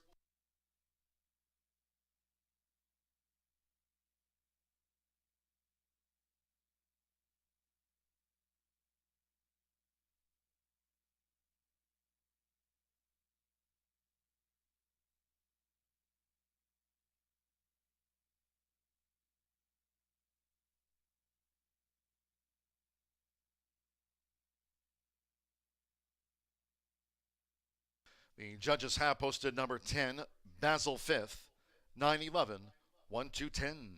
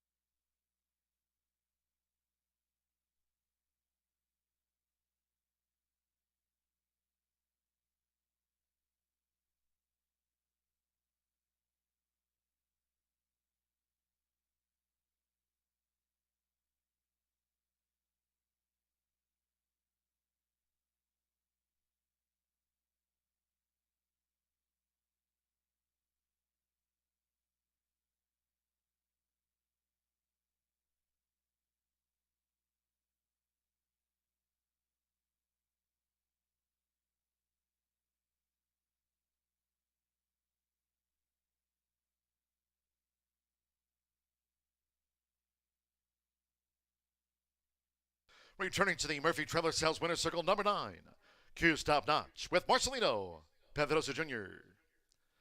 Q's Top Notch is a 2-year-old chestnut gelding by Corbin. The Charging Indian mare, charging a by. Postword for Gennaro Garcia, Southwest Racing Stables Incorporated, Bruce Murphy and Lori Murphy in the Murphy Trailer Sales Winner's Circle. Horseshoe Indianapolis congratulates the winning connections of Q's Top Notch.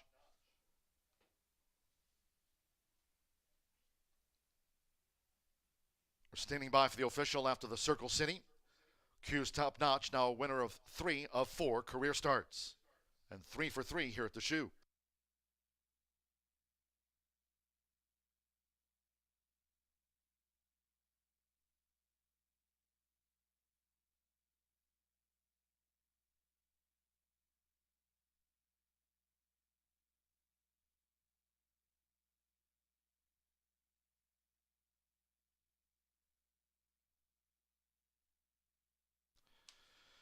Once again in the Murphy Trailer Sales Winner's Circle. Presentation after the Circle City being made by Vice President and General Manager Racing here, Eric Holstrom. Director of Racing and Racing Secretary Chris Polson and his assistant Chris Kamak, part of the winner's presentation after the Circle City.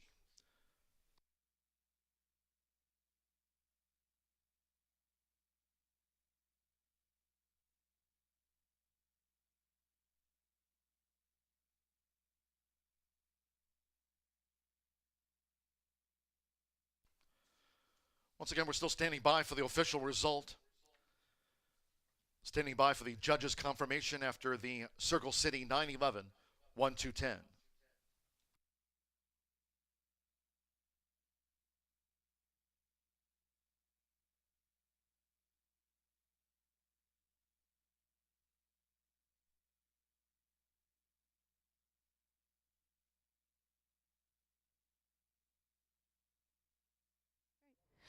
Circle City today here goes to Q's Top Notch. Gennaro Garcia, Southwest Racing Stables, bred by Bruce and owned, and his wife Lori.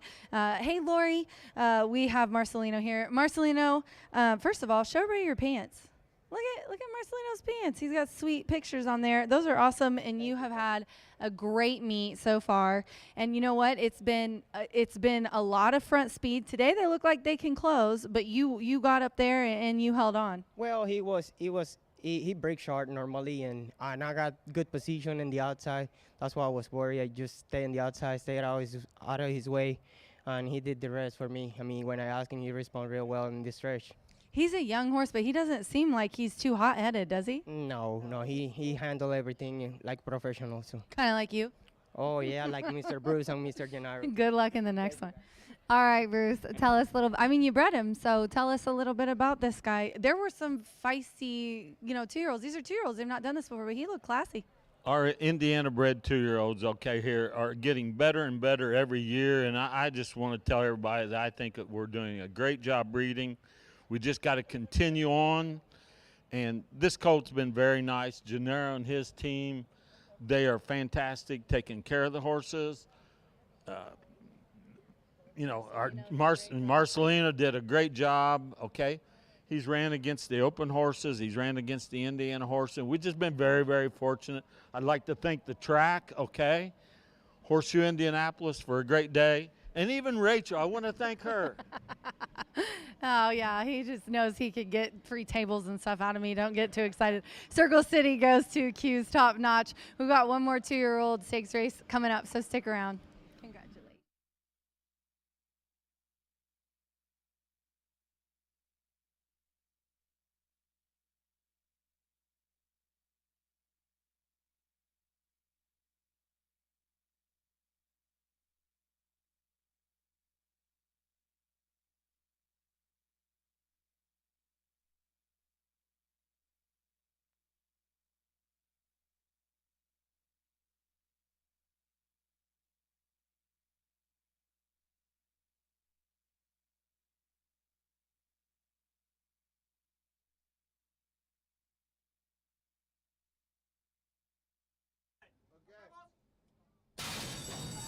They're off, racing in the Circle City.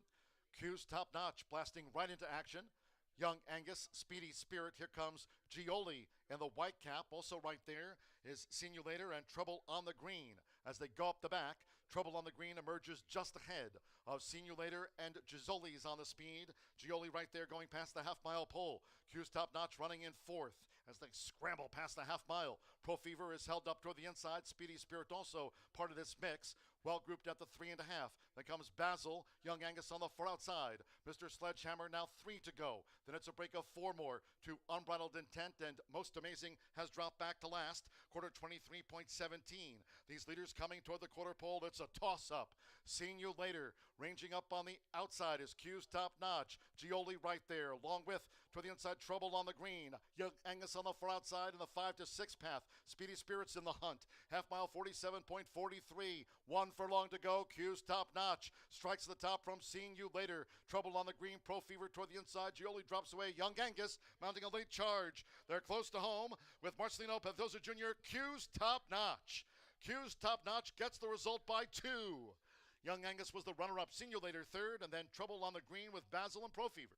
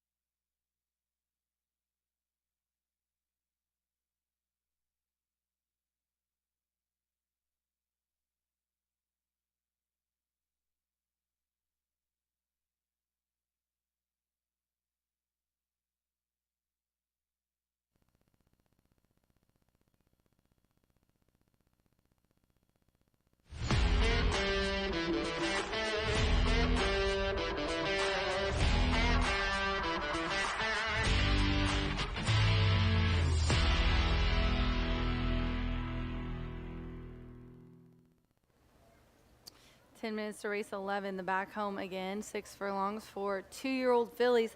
Me and Jimmy Mac sitting here kind of talking about the last race, and a couple of them were kind of donkey kicking over there. They were feeling it. They were feeling it. These are the ladies. A very nice group going postward here. The 5 out of this race, Sophie Doyle will ride the 10, Diva Las Vegas. With that scratch of the 5, we got 10 betting interests here, and the favorite looks to be the 7 at 6-5, which is my top selection. Let's talk about Jimmy's. I like to go in Jimmy's order, and we got a lot to say about El Ting here. John Langemeyer already won one. He said during the interview, if you guys didn't hear him, he speaks a little bit quieter than I do. Yeah. El Ting is a half to Crosley and also Spooky Ridge, who just won. His first time with winners, but this damn Amberley Village certainly knows how to produce some nice ones. Yeah, she's a good mare, and Umbrado Express is no slouch himself.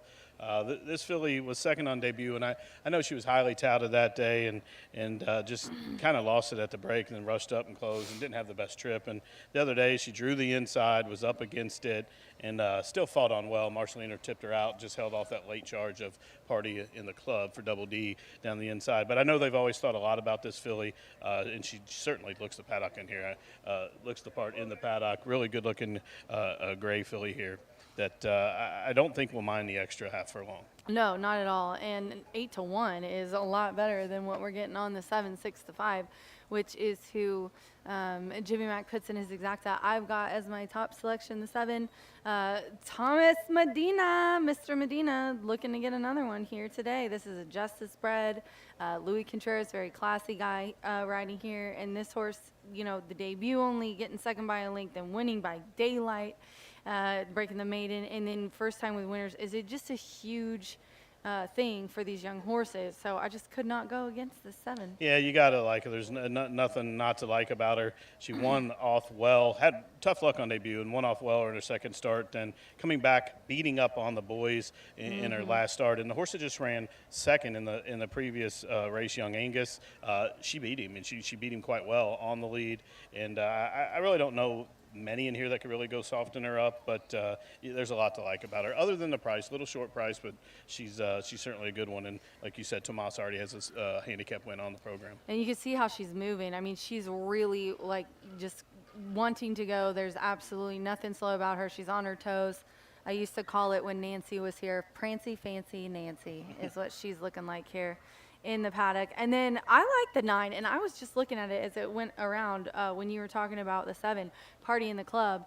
Also looks very good in the paddock, moving very well. You can't go wrong with 2 just stand-up horsemen, Mitchell Merle and Devaris Douglas. He's looking good in the paddock too, Devaris. Yeah, now went in the stall to get that overgrowth tightened. But there you see her with that black shadow roll on. She's really strong, kind of compact filly, but a great hindquarters, and to me probably the best turned out horse in the paddock. She just really tucked up and muscular, and she ran a winning race last start. I mean, it was just sad that somebody had to lose, but she's faced a lot of horses in here. But the way she moved forward from her first race to the last race, numbers wise, if she moves that forward today, she's right in the mix. It's going to be interesting to see. I feel like that race, both of these races we just mentioned, the September 17th race, a couple of the August races, I feel like a lot of our 2-year-olds are going to end up being very, very successful horses. There's just a really good crop this year. Who did I round it out with? The 2, Sahara Hati. Sahara Hati right now on the board at 5-1. Our leading jockey aboard for Fernando de la Cruz, and the Mr. Bob Gorham is in the house. You like when Bob shows up? He was my first ever stakes interview, so anytime Bob is here and I get to actually interview him, it's like I feel like a 20-year-old again. Well, Bob's hoping he'll be the last one you interview today. I know, he will. But she's another one. I actually think the pace setup, if it benefits anybody the most, it is for her today. I know she's sired taking on breds, and we'll have to move forward, but the way she moved forward from her first race to a second race, a lot to like. You know, some of these guys don't really squeeze on these horses early. Where you see some of them break their maiden early in the meet, but it's hard to get it on where there's a 2 to go for a while. So some of them just let them come in their own late, knowing these handicaps kick off here in October, and then there's another one here in about 3.5 weeks, a sired one. So this is really a keyed up horse here. This is a horse where when I look at it and I do just visually, it doesn't jump out at me, except for the fact fact that when you really watch her, her movements are very confident. She does not act like a 2-year-old at all. She was looking forward She at hears every. you. See her ears? She does. She hears me talking about her. She literally is. She's filled out and looks great. But I'm telling you, her demeanor in the paddock has been one of my favorites to see here for our last and final premier race today. We do still have a quarter horse race after this, but they are legging up and heading to the track for the back home again. Jimmy Mack here at 2-year-old stakes race. And you've got the 3. You got the 7. Good luck. Let's go. Good luck. Look at us.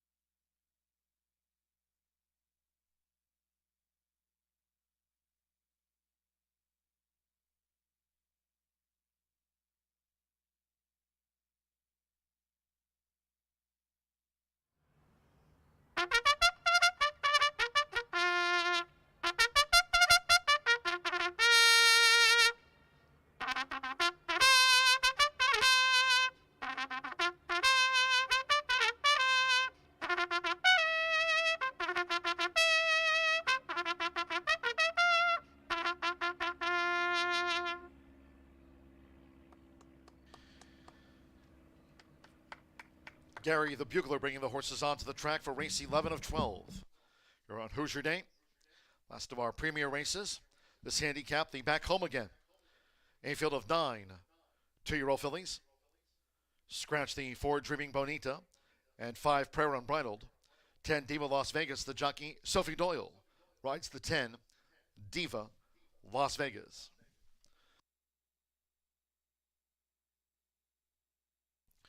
Here's the field parading for the back home again. 1 is Red Iola. Rodney Prescott rides for Jonathan Nance, breeder owner Shelley Nance. Number 2, Sahara Hadi. Fernando de la Cruz riding for Bob Gorham, trains for Marion Gorham. Number 3 is Elting. Marcelino Pethosa Jr.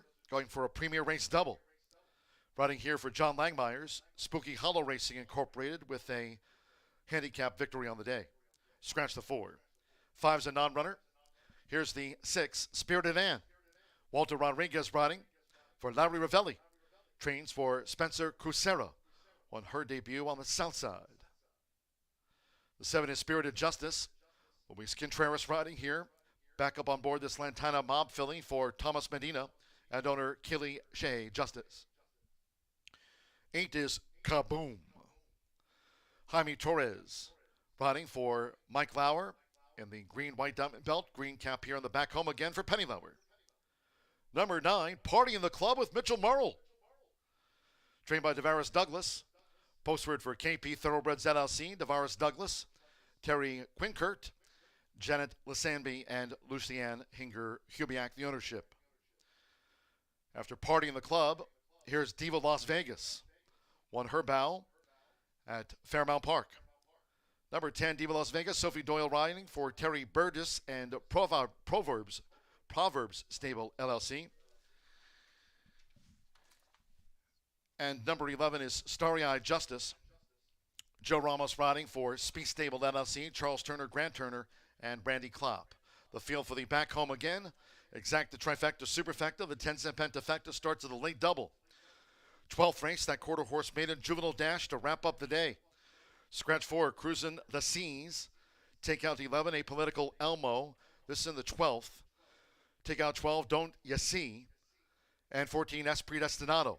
13, VRS Ivory Chicks draws in. Danny Martinez rides 13, VRS Ivory Chicks. Breaks from post 4. 12th race to close out the card on Hoosier Day with a quarter horse maiden juvenile dash over the 300. Fast track.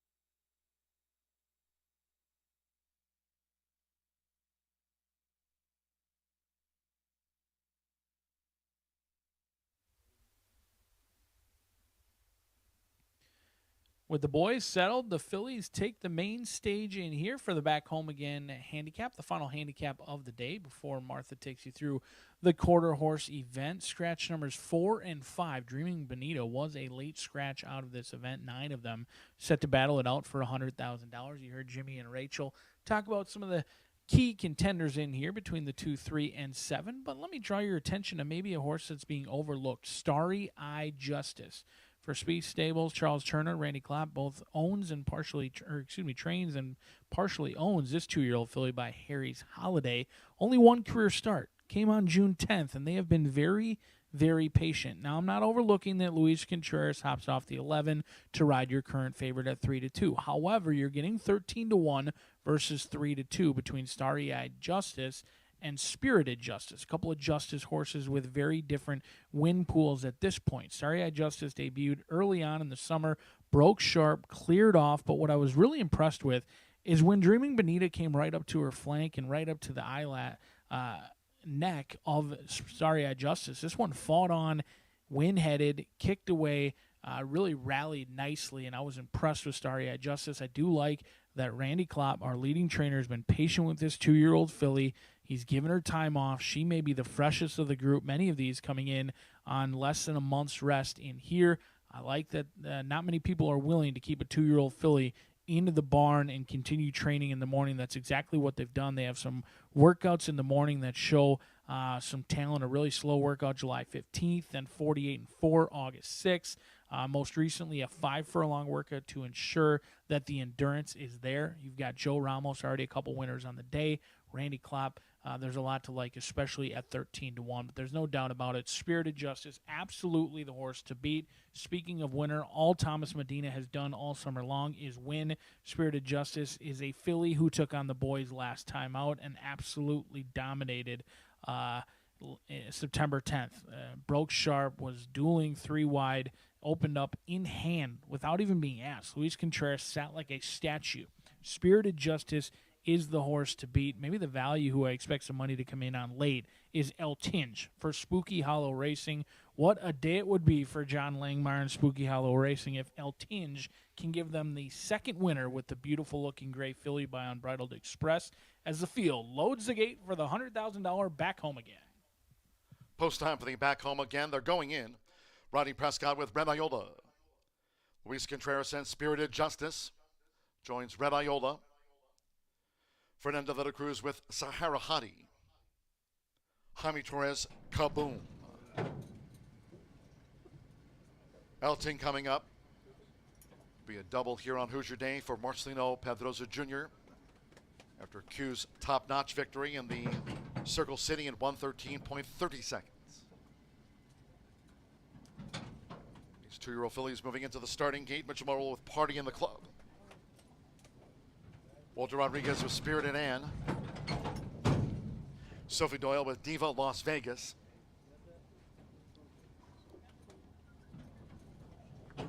Spirited Justice 6-5 favorite.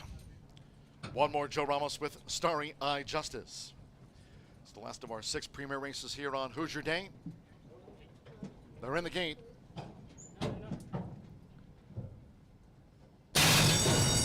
And they're off and the back home again.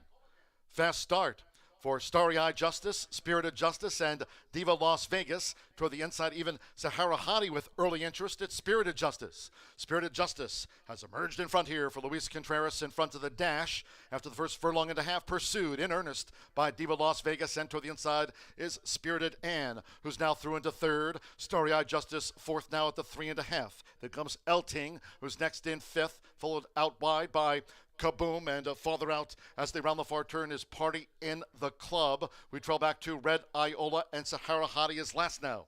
Quarter 22.31 seconds. Spirited Justice in full flight for the quarter pole. Has a 4-length lead. On toward the inside, Spirited Ann with Starry Eyed Justice. Elting straightens away in fourth. The half mile in 46.30 seconds. With Luis Contreras at Spirited Justice. Spirited Justice a furlong away and is a 7-length leader from Spirited Ann. Elting running on toward the inside. Starry Eyed Justice back in fourth. Then comes Party in the Club and Red Iola too late. They're close to home. Spirited Justice And here's an Indiana-bred freshman filly on the rise. Spirited Justice won the back home again by 3 from Elting. Spirited Ann was third, then Starry-Eyed Justice and Red Iola.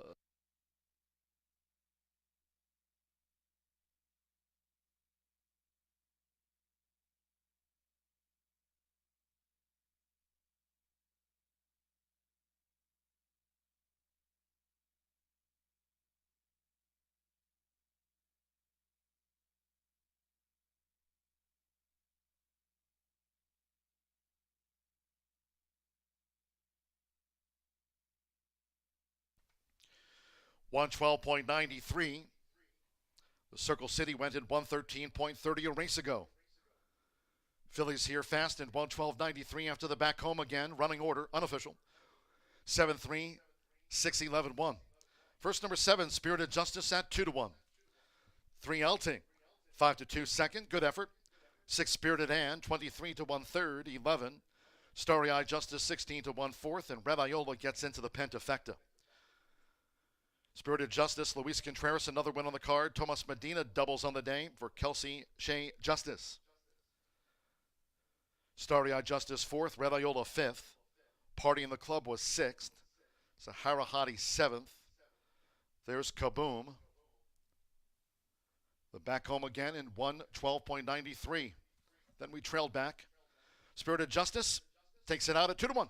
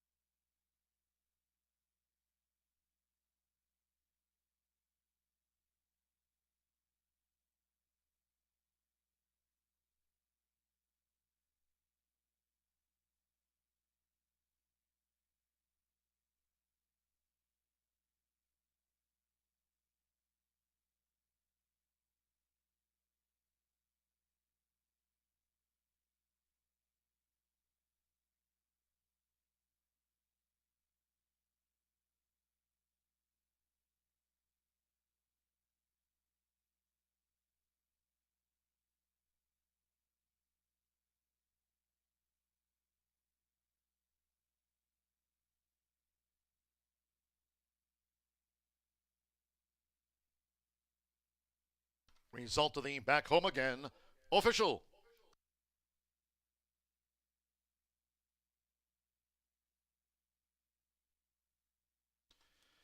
Returning to the Murphy Trailer Sales Winner's Circle, the 7 Spirited Justice wins 3 in a row under the hands of Luis Contreras. Freshman filly on the rise, Spirited Justice. 2-year-old bay filly by Lantana Mob. Out of the Into Mischief Bear, She-Fox. Couple of wins on the day for Tomas Medina here for Kelsey Shea Justice. Horseshoe Indianapolis congratulates the winning connections of Spirited Justice.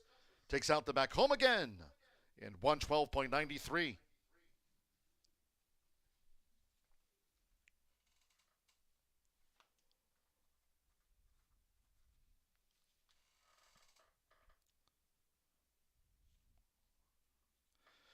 Results in winner's presentation coming up for the Murphy Trailer Sales Winner's Circle. It's been a busy spot there on Hoosier Day. Starry-Eyed Justice fourth after the back home again. 10-cent superfecta, $173.83. Pick 3, $326.50. The 50-cent trifecta, $62 and change. Spirited Ann ran third in the back home again. 9-7 double, $30.40. $1,312.90 pays out that $1 late pick 4 presented daily by Itoba. Pick 5, $2,294. Once again, winner's presentation after the back home again to the winning connections of Spirited Justice. Takes out the back home again handicap at 112.93. Luis Contreras getting that high five from Racing Rachel. Coming up with the post back home again interview. And the last of our premier races here on Hoosier Day. 60 minutes away from the 12th.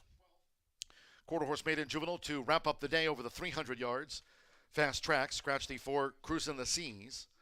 11-8 Political Elmo, take out the 12 Don't You See, and 14 Esprit Destinado. 13 VRS Ivory Chicks, the jockey Danny Martinez, noting VRS Ivory Chicks, that's the number 13, breaks from post position number 4.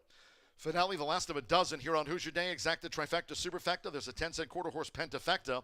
Post time will be at 7:55. For one more time, we'll go back down to that Murphy Trailer Sales Winners Circle after the last of our premier races on a Hoosier Day 2025. You win and you chat with Racing Rachel.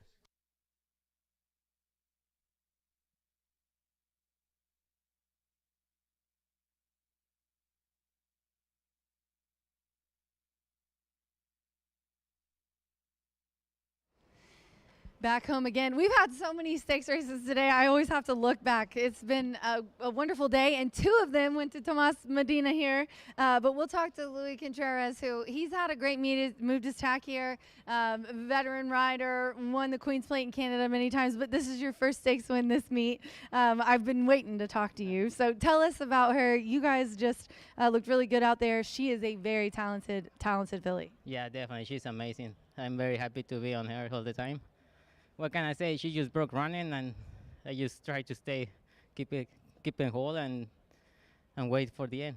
Yeah, she put up really good times, and even halfway through the stretch, you know, I was like, man, she's still going, and you know, you guys kind of coasted there at the end, but she really gives it a lot going into the first of the race. Yeah, I know she has a lot of speed, but today she was over the head. Yeah. Definitely had a lot of speed today. Yeah. Well, congratulations on your first stakes win here. All right, thank you so much. We hope that you're going to be back. What are your plans for the winner? Turfway. Well, good luck. All right, Tomas, congratulations. We came running at each other. Two today. So she's a really nice filly. Beat the boys. Yes, she is. I'm just happy to have her in the barn, you know, and for all the help, too, all the blessing, and for all the help. I'm just happy. Unbelievable day, you know. All right, I'll get this mic out of your face. Congratulations. Thank you very much. Thank you. All right, guys, Martha's coming up to talk to you about our quarter horse race. That ends Hoosier Day. What an exciting day. Lots of premier racing. We got one more, though. Stick around.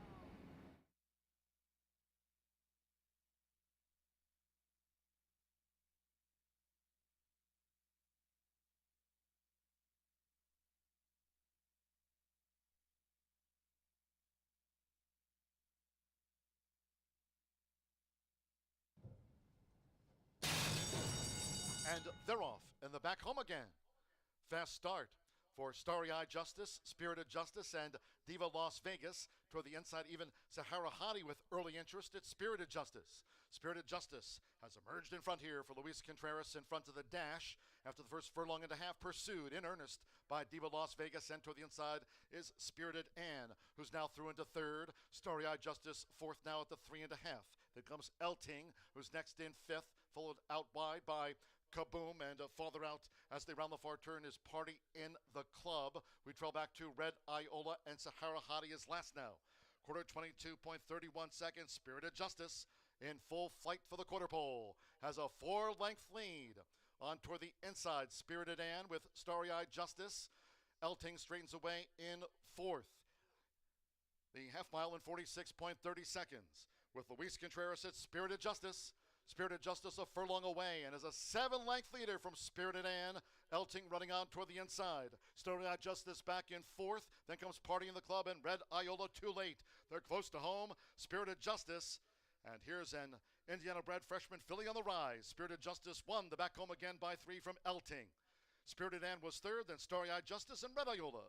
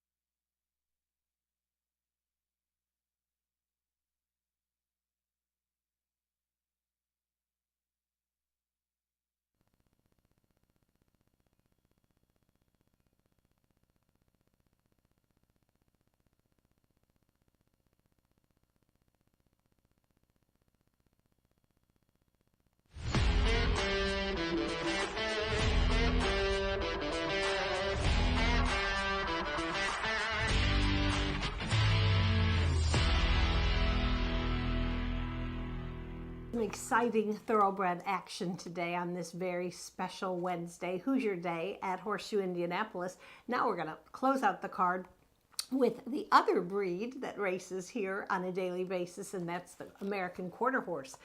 These are so exciting, these athletes. They're fast and powerful and a little bit unpredictable, especially the 2-year-olds, but a lot of fun to watch. So hope you enjoy our finale. Before I talk about the horses in the field, I would like to send out a congratulations to trainer Tim Eggleston. You've seen him in thoroughbred action, but he's currently our leading quarter horse trainer, 41 wins already, and a really nice finish yesterday by Astronaut. And like a dummy, I didn't pick him because I'd picked Astronaut before and he kind of had some woes. Well, Tim does not need to send Astronaut to Nassau for some evaluation. He did it himself, figured out what makes that horse tick, and he won handily yesterday. It was a lot of fun to watch. Tim and his team, unbelievable. Thoroughbreds and quarter horses. He'll have over 20 horses running in trials on our all quarter horse day Saturday. So I salute him.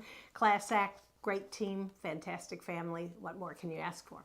All right, well, let's talk about our quarter horse maiden today. We do have some scratches. We scratched the 4, 11, 12, and 14, and we do have the 13 who draws in from the also eligible list. So that's my top choice. VRS Ivory Chicks, a lightly raced filly by Ivory James, and she's drawing in off the also eligible list, but she's going to break from post position 4, the vacated post. She's, like I say, Ivory James, and she's trained by Claudio Barazza, one of our top. Tim's the top, then we got Tony Cunningham, and then we have Claudio and a couple others in contention. But Claudio's amazing with his young horses. 57% in the money. This filly was had a kind of bad start. She was disqualified in her debut on June 26th. That happens with these young ones. They just can't quite make the straight path. But then she improved with a 4th place finish. That was last month. I've seen so many times where he has horses that don't quite get it right off the bat, but he'll do some gate work, a little more training, and just the experience helps. All right, Edgar Diaz is not riding today. Danny Martinez, a very capable rider, will have the call aboard VRS Ivory Chicks, my top choice. Now we'll go to an Eggleston horse, and that's number 9, primed for Encore. Improved nicely in her 3rd start on August 26th for Eggleston after trip woes and bad trip woes, stumbling and bumping and all this fun stuff that doesn't equate with a good winning effort in quarter horse racing. But this is filly. She's sired by Encore, owned and bred by Kimberly and Roger Beam. We can't thank our breeders and owners in Indiana for making the breed do so well. I mean, have such phenomenal success and growth, breeding, racing. Saturday's quarter horse trials are for purses that are going to exceed $300,000. That's historical here at Horseshoe Indy. Anyway, a nice little filly. And she's going to be ridden by Rolando Pena, who's always been a huge part of the Eggleston team. Let's go next. This is not restricted to fillies, but for some reason, pretty much picked all fillies. So we'll go next to number 1, and that's HF Liza Jane. She exits the trial for the very rich, actually for the $62,000 leader of the class sale futurity on August 25th, in which she was defeated by the fastest qualifier. I'm always looking in quarter horse racing. It's not when you lose, but who do you lose to? If you lose to a horse that clocked the fastest time in that trial to get to the final, that's not bad.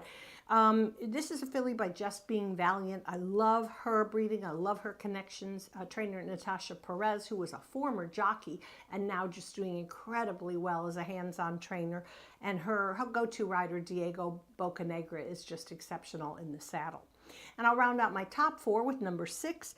Trainer Shauna Martin is going to saddle number 6, HH Chasing CJ, another filly, and this one sired by the incomparable, the leading stallion in Indiana, and that's Escondido Beach.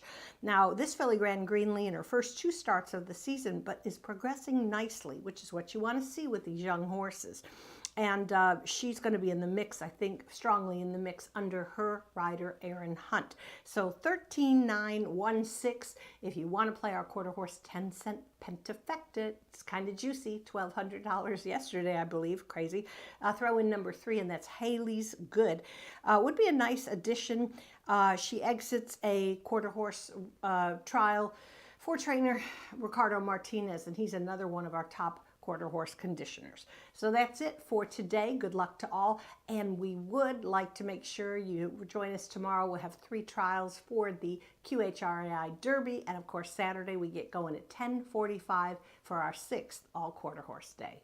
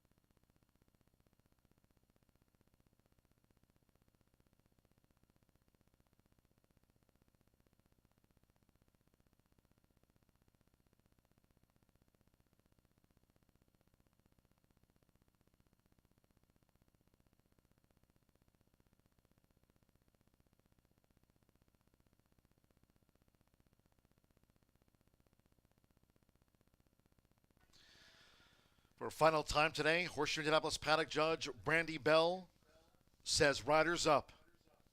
Here they come.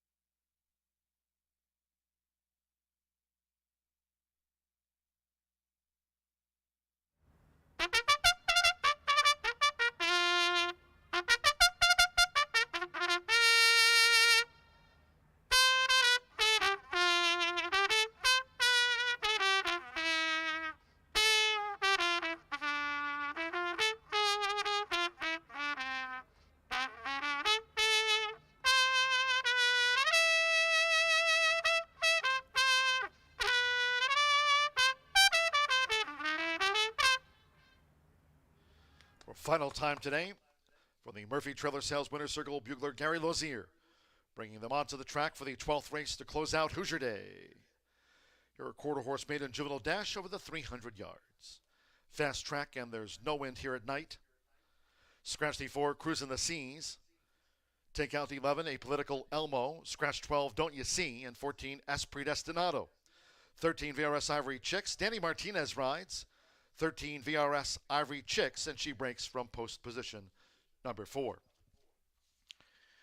Exacta Trifecta Superfecta, the 10-cent quarter horse Pentafecta. Wager now.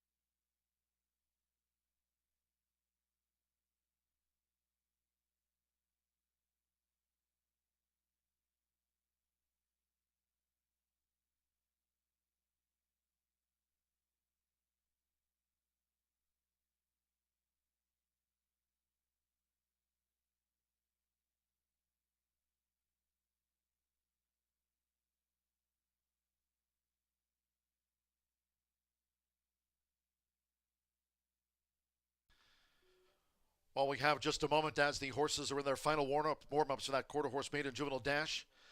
Today's special Hoosier Legends Day contest presented by the Indiana HBPA. That result in on today's special Hoosier Legends contest. Dave Muir picking up the top $1,000 prize in today's Hoosier Legends contest presented by the Indiana HBPA. Playing online at horseshoeindycontest@gmail.com. Dave Muir picking up the $1,000 top prize. Scott Christensen also playing online, $500 for second. Third place went to Mike Saletta, another playing online at horseshoeindycontest@gmail.com. $400 for third. Fourth going to Rita Junta. The $300 fourth place prize in Hoosier Legends contest presented by the Indiana HBPA. And Dan West and Dano tied for fifth while playing on track with us here on Hoosier Day. And Dan and Dano picking up $150 apiece. Our thanks to the Indiana HBPA for sponsoring today's Hoosier Day Legends Contest. Results in.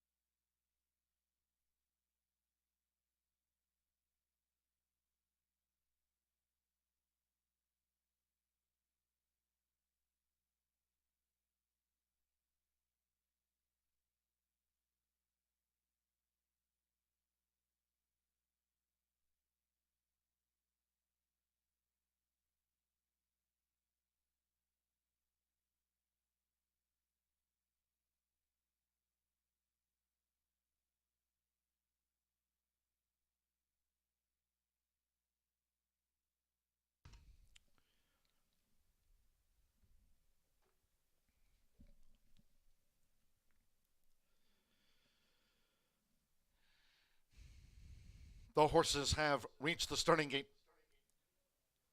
It is now post time.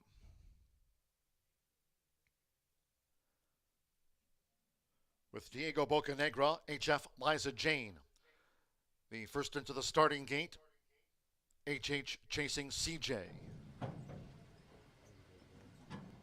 Flair for Emma.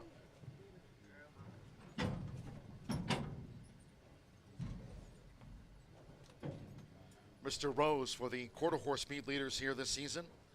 Eduardo Luna Diaz for Tim Eggleston, who tops the quarter horse trainer leaderboard. Mr. Rose is in.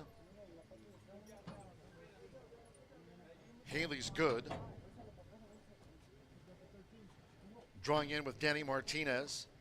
VRS Ivory Chicks to post position number 4.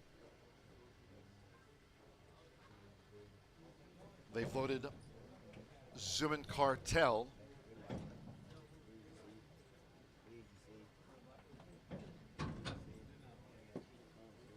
VRS Ivory Chicks. Prime for Encore.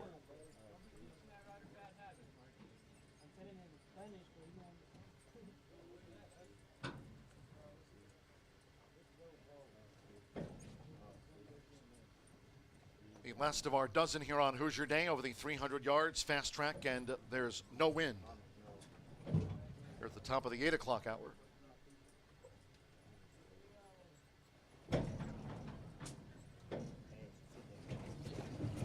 HH chasing CJ, getting real fidgety. HH chasing CJ has settled while waiting for VRS Ivory Chicks, who's now gone all in. Lazumin.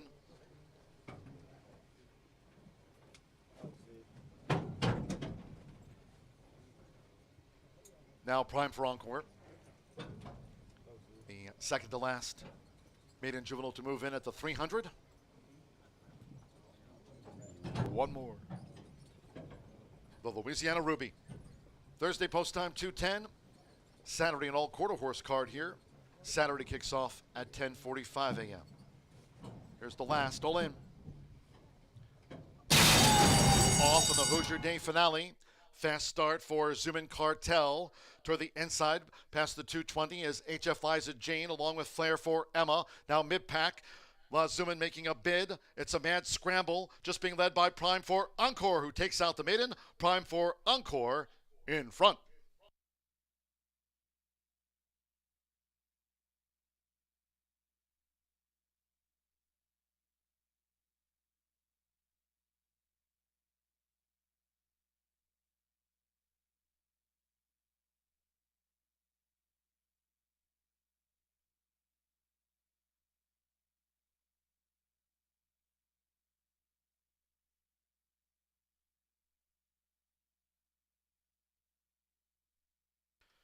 Nine, Prime for Encore first, then Photos. Please hold all tickets until official.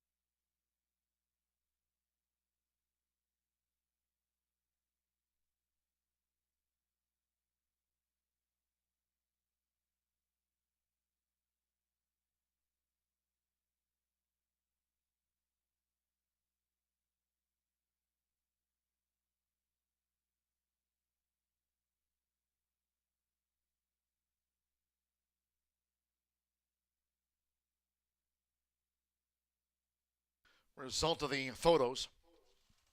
Finishing second was the 8 Zuman Cartel. Number 5, Lazuman was third. The 10, the Louisiana Ruby, fourth. And number 2, Flair for Emma, was fifth. 15.829 after the maiden juvenile dash.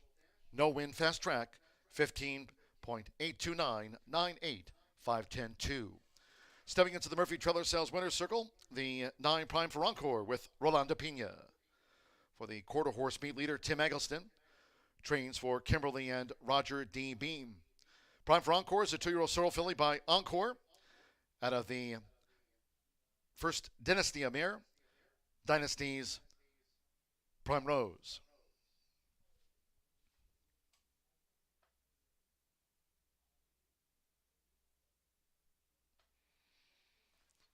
Horseshoe Indianapolis congratulates the winning connections of Prime for Encore out to the maiden juvenile ranks. Clock 15.829 seconds.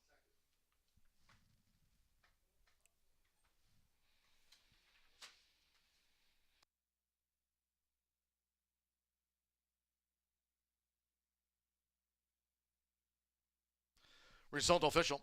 9-8 exacta paid $88.60. 50-cent pick 3, $30.05. 10-cent quarter horse pentafecta, $2,709. Flair for Emma ran fifth. 50-cent trifecta, $345.90. 7-9 late double, $15.60. 10-cent superfecta, $649.36. The Louisiana Ruby ran fourth. Flair for Emma was fifth, 15.829. Once again, today's Hoosier Legends contest was presented by the Indiana HBPA. Congratulations to Dave Muir, playing online at horseshoeindycontest@gmail.com, taking home the top $1,000 prize.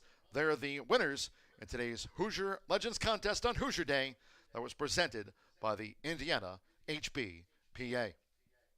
That concludes our live racing program on what was a spectacular Hoosier Day 2025. Thanks to all who joined us here at the track, and cheers to all who tuned in, including Dave, playing online in today's contest, picking up that $1,000 top prize by playing at horseshoeindycontest@gmail.com.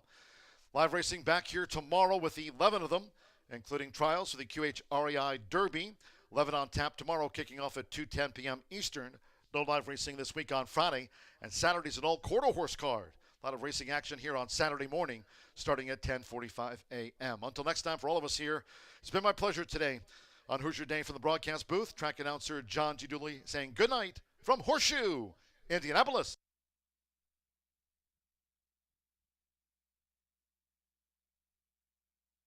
Finale, fast start for Zoomin Cartel toward the inside, past the 220 is HF Liza Jane along with Flair for Emma. Now mid-pack, La Zoomin making a bid. It's a mad scramble, just being led by Prime for Encore, who takes out the maiden. Prime for Encore in front. Off of the Hoosier Day finale.